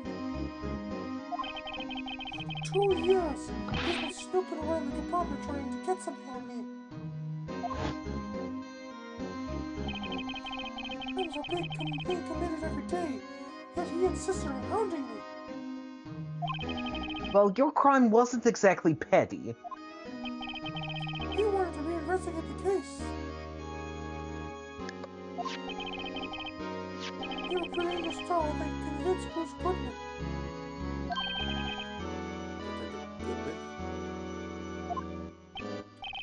Yeah, that's right. If the evidence is transferred, I lose my only chance to find out the truth. Please, you gotta help me.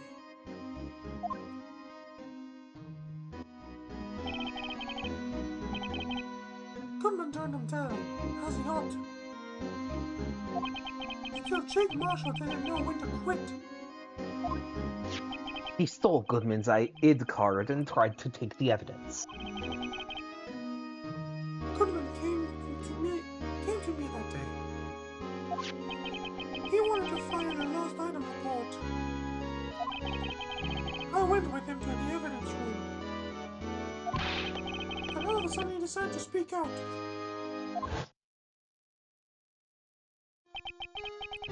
What are you talking about, Goodman? Can you please reopen the investigation, Chief?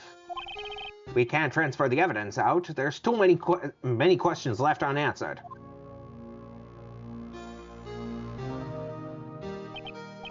He opened his evidence locker, and as he was walking out, taking the evidence out, he said, It's not too late. I'm going to hand this all over to Marshall. well, to be honest, I was a bit taken aback by his words. I had a bad feeling when he came to see me, but I never thought he'd bring up SL9. That's when I saw it, that accursed knife.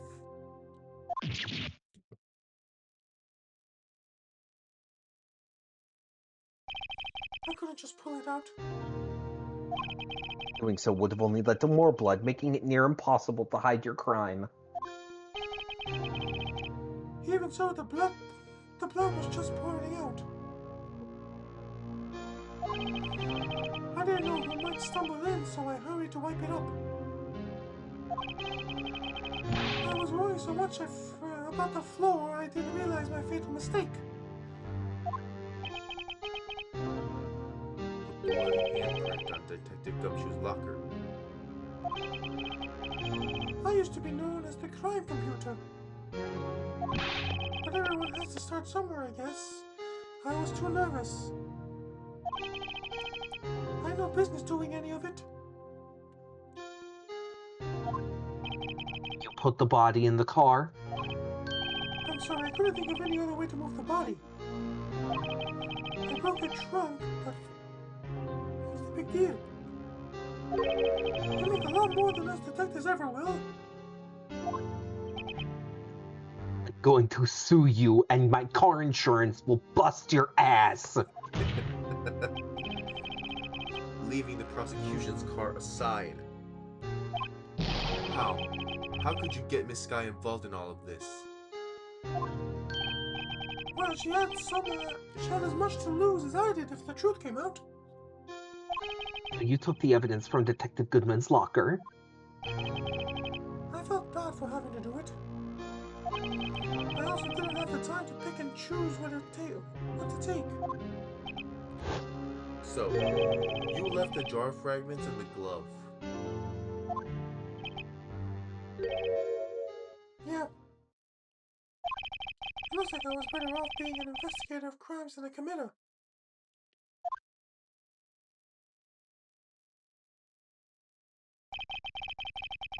They all did their best to get in my way. I've got to hand it to them. They did their jobs well, much to my dismay. Fake evidence doesn't hold up very well upon close examination. You must have known that.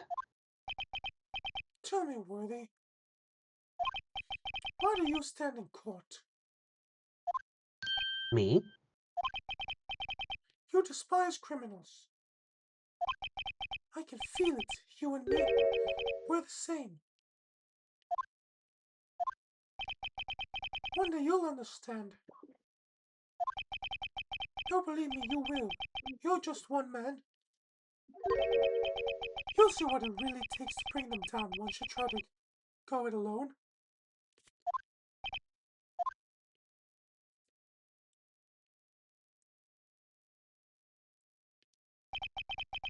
Well, it looks like it's time to say goodbye.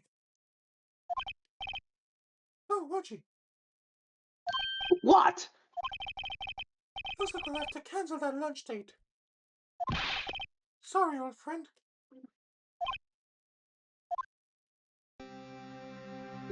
I'm sorry too, Damon Gant.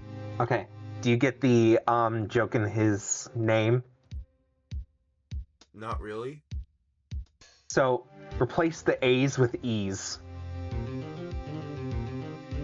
Oh, come on. It becomes Demon Gent. I knew you as long as you used to be, as you used to be long ago. You were once a fine investigator and an example to others on the force. I'm sorry to learn that you are no longer that person. Those days are gone now, Watchy. Thanks for all the memories, though. Don't worry, you'll be fine. Now you have a right over you. Don't worry. With these two around, you can't go wrong. In fact, I can hear them already. The melodious sound of a new beginning.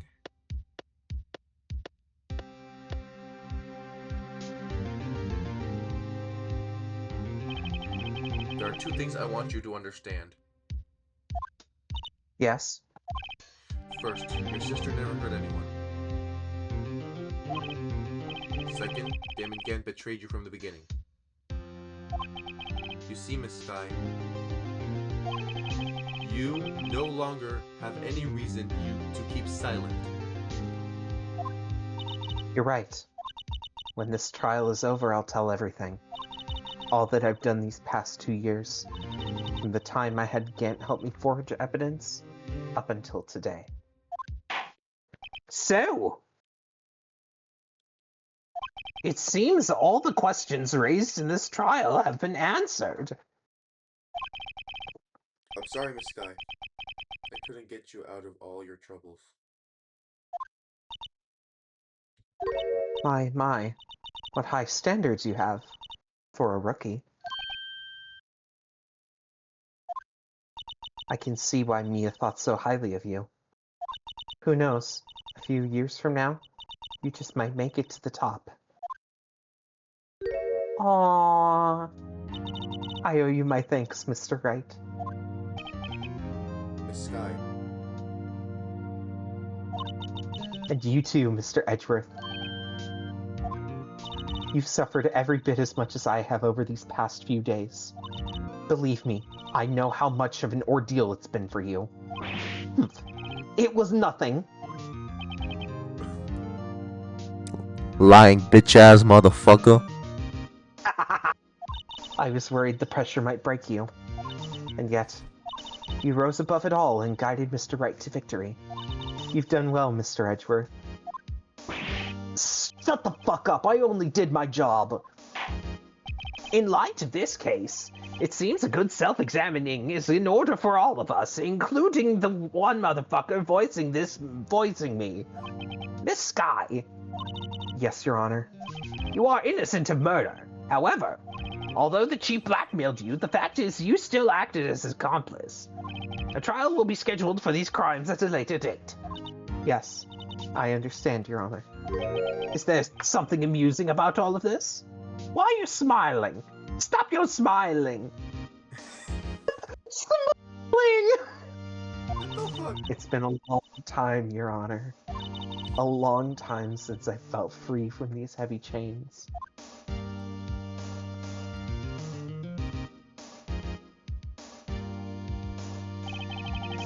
Well, this trial has gone on far too long already. I believe we're at like 5.5 hours at this point. Closer to 4. Regardless, regarding the charge of murder, this court finds the defendant, Miss Anal Sky, not guilty. Fuck. Yay, we did it, chat. We did it. That is all. This court is adjourned. February 25th, 5:03 p.m. District Court Defendant Lobby Number 2. At long last, it's finally over. Oh my god, why are you depressed? Why the long face? Oh, I'm sorry your sister didn't get completely off the hook. But at least she wasn't convicted for a murder she didn't commit. No, that's not it. Just now, after the trial ended, I can see why Mia Fey thought so highly of you. I owe you my thanks, Mr. Wright. And to you too, Mr. Edgeworth. You've suffered every bit as much as I have over these past few days. You've done well. You know, I did my best too, but Lana didn't say a single word to me. Hope I'm not interrupting anything, pals. Gumshoe, I'm going to fucking punch your fucking green coat, crusty beard ass, bro. Oh, guess I am. I'll come back later. Wait, Mr. Gumshoe! What the fuck is it, bitch?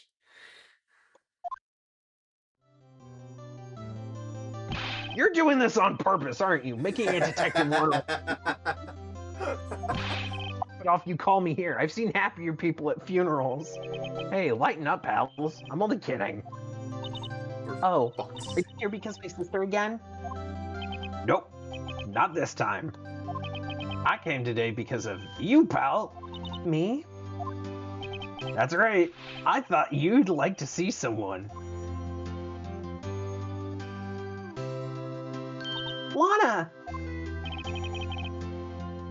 you be doing this? She's still under arrest, you know. Girl, people still think I have a fucking job, so how about you shut the fuck up before I punch you in the face? Well, I won't tell if you won't. Emma, I owe you an apology. It's okay, sis. Don't worry about it. That day 2 years ago.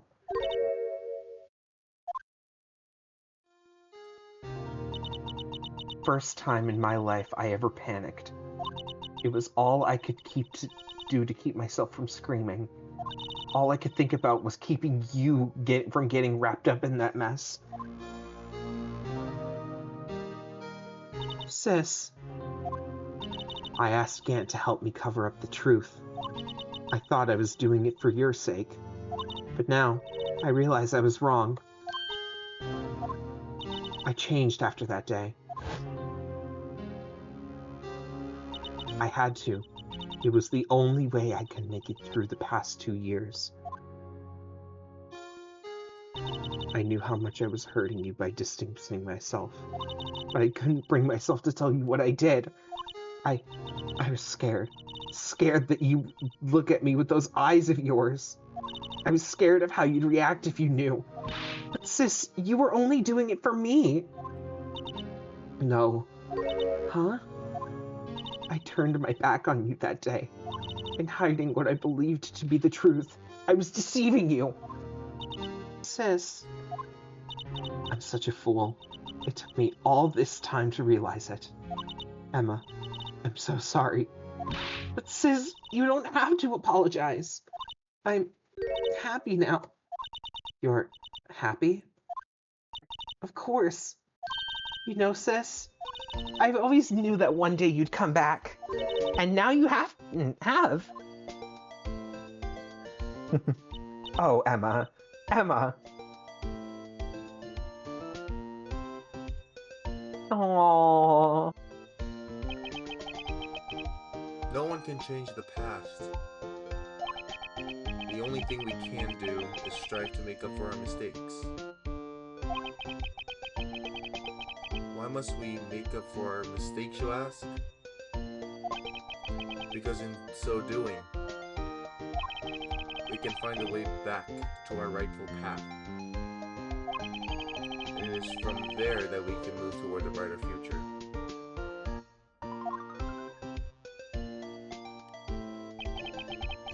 least that's what I felt watching the two sisters make up.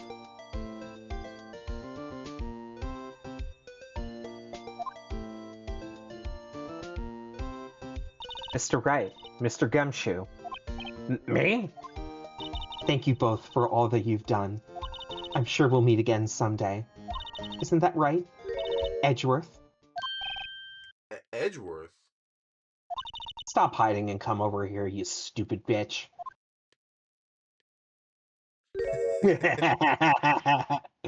was he? Where the fuck was this motherfucker hiding at? He was just peeking behind the door, like, hey, hi, Lana. I'm Bruh. gonna get you later, Emma. Fuck's I sake. just can say, congratulations. Thank you. Thank you, Mr. Edgeworth. Right. Well, I'll be going now. Mr. Edgeworth, I hope you don't blame yourself for what happened. We were the ones who acted correctly, not you. It's too late for me. No matter what anyone may say, I realize today that I can't correct my mistakes. Mr. Edgeworth.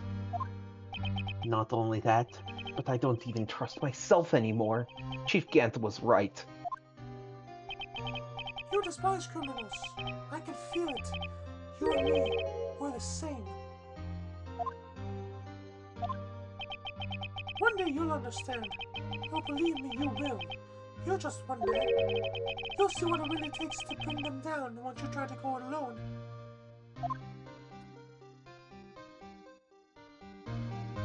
I do despise criminals. I plan to dedicate my entire life to fighting them. But in order to fight crime on my own, I need a weapon. It's scary, but I've known that to be true for quite some time now. But Edgeworth? Who knows? Given enough time, I might have tried to pull off something like Chief Gant did. That thought terrifies me. That's why I can't continue as a prosecutor. Edgeworth, don't you understand? Damon Gant and your mentor, Manfred von Karma. Also, I just realized fucking Manfred von Karma's fucking pun name. Manfred from Karma. Are you kidding me? We're gonna cancel the series after this, guys. We're both the best of the best when it came to fighting crime. But they both made the same mistake. You said, in order to fight crime on my own, I need a weapon. That may be true, but think back to today's trial. You weren't alone. You were working together with Mr. Wright, and because of that partnership, you were able to present evidence that would have otherwise gone undiscovered. Isn't that right, Mr. Wright? What? Yeah. What is this, a pop quiz? Come on, Mr. Wright. Show him what Lana's talking about. Evidence,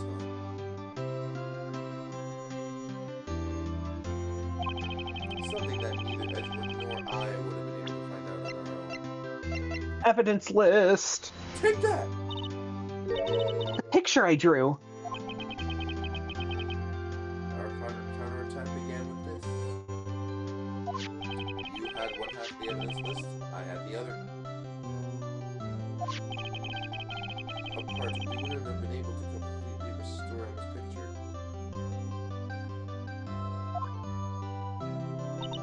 That didn't just happen by chance, Mr. Edgeworth. It's time for me to go.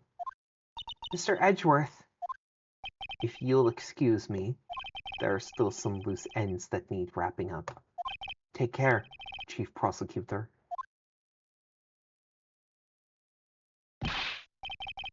And on that note, I'll be right back. Okay, bitches, I'm back. Let's finish this. Holy shit. Edgeworth, what will you do now?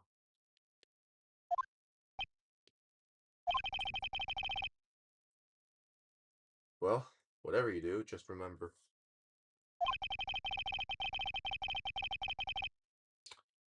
You can let what happened kill the prosecutor in you, or you can let it help you grow. In the end, it's up to you. I know. It seems I owe you my thanks too, right? But what I face now is my problem. Edgeworth, I'll be waiting for you in court. Farewell.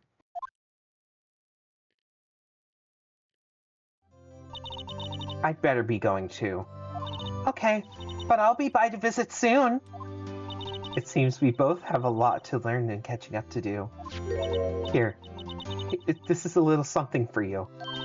Scientific investigation. It's the first book I ever bought. Study it well. Thanks, sis. I will.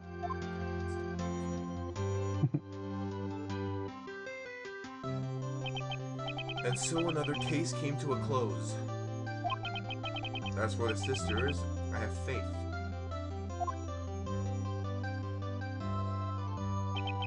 Faith that their lives have only just begun.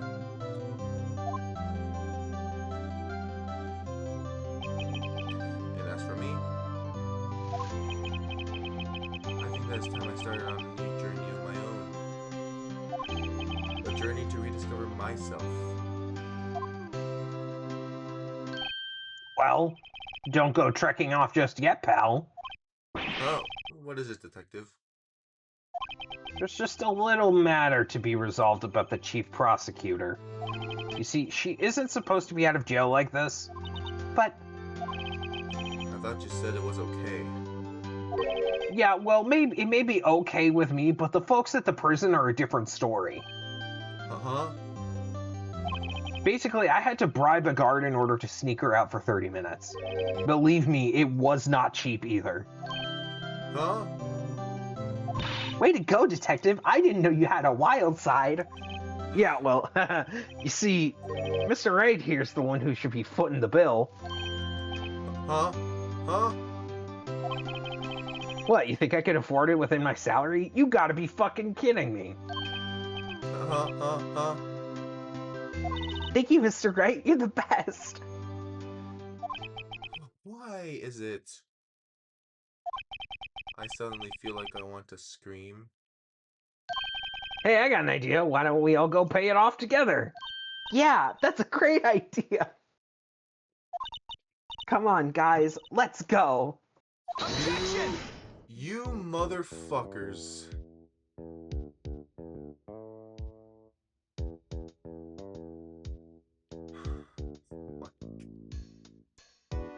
I arranged for a friend of mine in Europe to take care of Emma.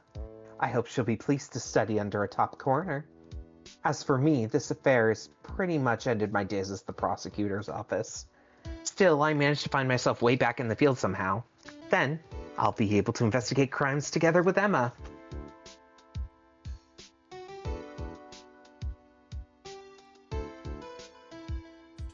Planning. Plan- Takeshi Yamazaki. Design. Kazuya Nuri.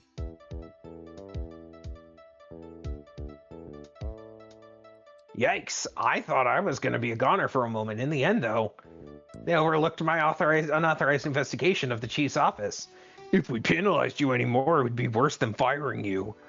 Yep, that's what they said. It just goes to show, you can't shake me off that easy.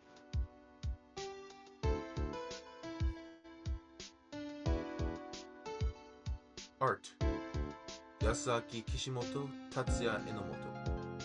Art. Kojiro Ogiwara, Hirochika Nagaki. Animation.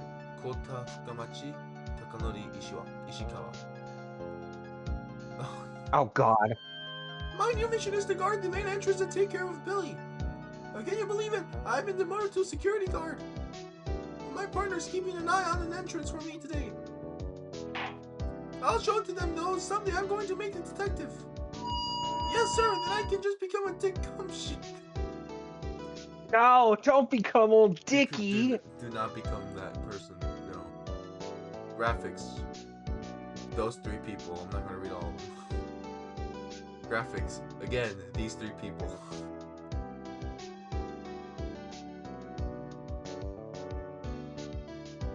Oh, Oh, fuck you. no, Fuck no, you, no, no, Capcom. no, no badgers, please. No, no badgers.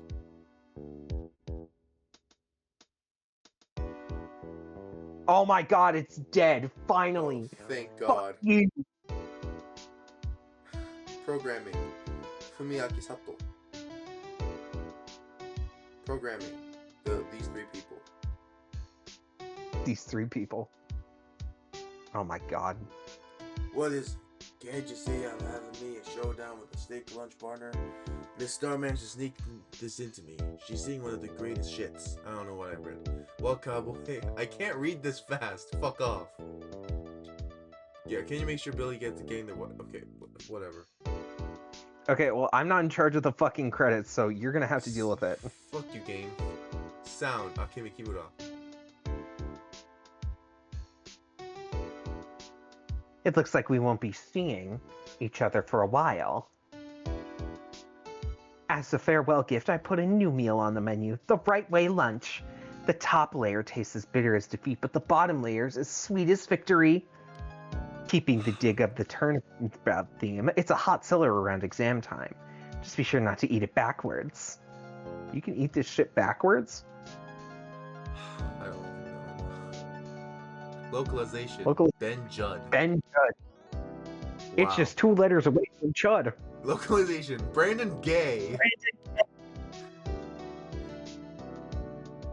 I'll never forget what that young defense lawyer said after the trial. Let's see, what was his name again? Mr. Left? I wanna fucking... Anyway, he's been doing something or other for how many years?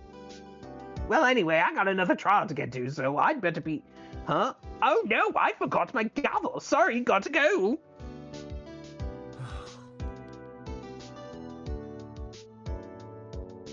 Translation. Bone Global Solutions. Is that where Global Studios got its names? J. Patrick Riley, Yuli Kim, Steve Anderson. Yokomuto, Alexandro Smith, Phillips, Soldini. Huh, nothing suits the soul like a fresh country air. Still, sometimes I do miss hearing you in your objection. Still, I can't go back until I'm a full-fledged spirit medium. Mystic Mike! The new training's about to begin! Coming! Well, see you around, Nick.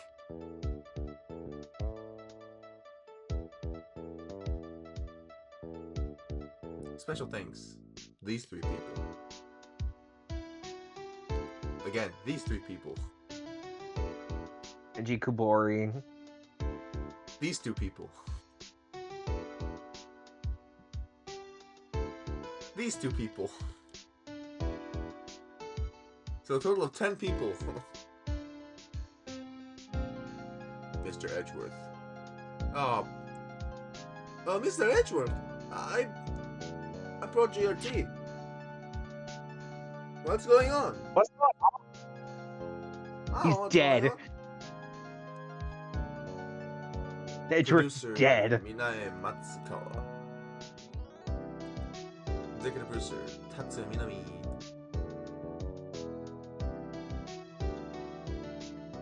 Thanks for coming to see me off. I can't believe I'm going to Europe. Thank you, Mr. Wright. Thank you so much for everything. I'm a little sad, but I'll be alright.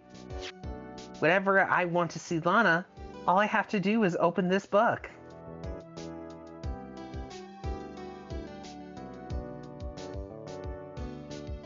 What? Oh, I have to physically open this fuck-ass book.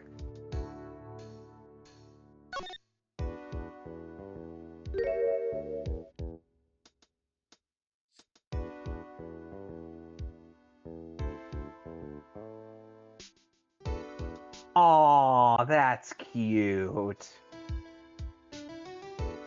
That's nice.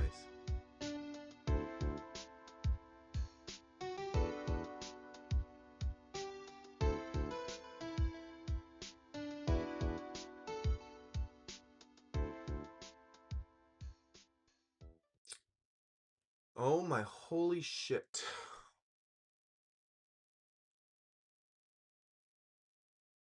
So, What did you think of Rise from the Ashes? First of all, I am extremely fucking exhausted. And second off, holy shit, that was a good case. I like that a lot. Yeah, so this case actually causes a lot of controversy. Actually, so I liked it. yeah, this case causes. I wish we got like a little more info about like Joe Dark. Like I guess that's my only gripe with it, you know. Like I guess we get. Yeah, Joe Dark. We needed more information about Joe Dark. I wish like it was split into like 2 sub cases. You know, I guess like one about the SL9 incident and then the other about, I guess, this current case. Yeah, there's they actually do that in a future game. Ooh. Of So the that- SL9 incident? No, not of the SL9 incident, but with the case that it's in general. Oh, okay. That could be more interesting. Okay. Well, yeah. But Well, that yeah, was Rise from the Ashes, guys, and next next time up, we will be doing Trials and Tribulations. we'll be starting. We're going to be starting with Turnabout Memories the next time. Yep. And it has Mia in this case, so I'm Yeah. very interested where that goes. I've kind of been slightly spoiled about Trials and Tribulations. I know like what the prosecutor looks like. I don't really know his name at all, or what his character it really is, but. Oh yeah, spoiler alert, you're going to be voicing that character, by the way, because I'm done voicing these fuck-ass prosecutors. Alright, I guess I'll voice the prosecutor. But anyway, Especially that's that. oh my God, there's going to be... Especially since that there's going to be like one trial in the future where, spoiler alert, I'm going to have to voice both sides, and you'll see why. Oh, is this in the future games? This is in one of the cases of this game. Oh no! Oh God! Okay. It's gonna suck. Well. All right. With that, also, I'm judge introduced here, so. There's a new judge. Yeah. Oh God. He's only in some of the cases. Okay, I'm done. I'm going to bed. We're fucked. Okay, we started. Whoa, wait. We started at what? Fucking. What was it? 10 o'clock. No, 9:30. 9:53, I think. And 9:53, and now it's what? It's fucking 2:54. 3 o'clock in the fucking morning. Oh, what are we doing with our lives? I'm trying to get a degree. 11, 12, 1, 2, 5 fucking hours. We're just gonna call this video the 5-hour special. I swear to God. The 5. Oh my God. The 5-hour challenge, more like. The 5-hour challenge. That's what we're gonna call it. No, 5-hour challenging. Shit. Lord Almighty. Okay. Well, I'm done. I am done. Yeah. Goodbye. Bye. Bye. Fuck me.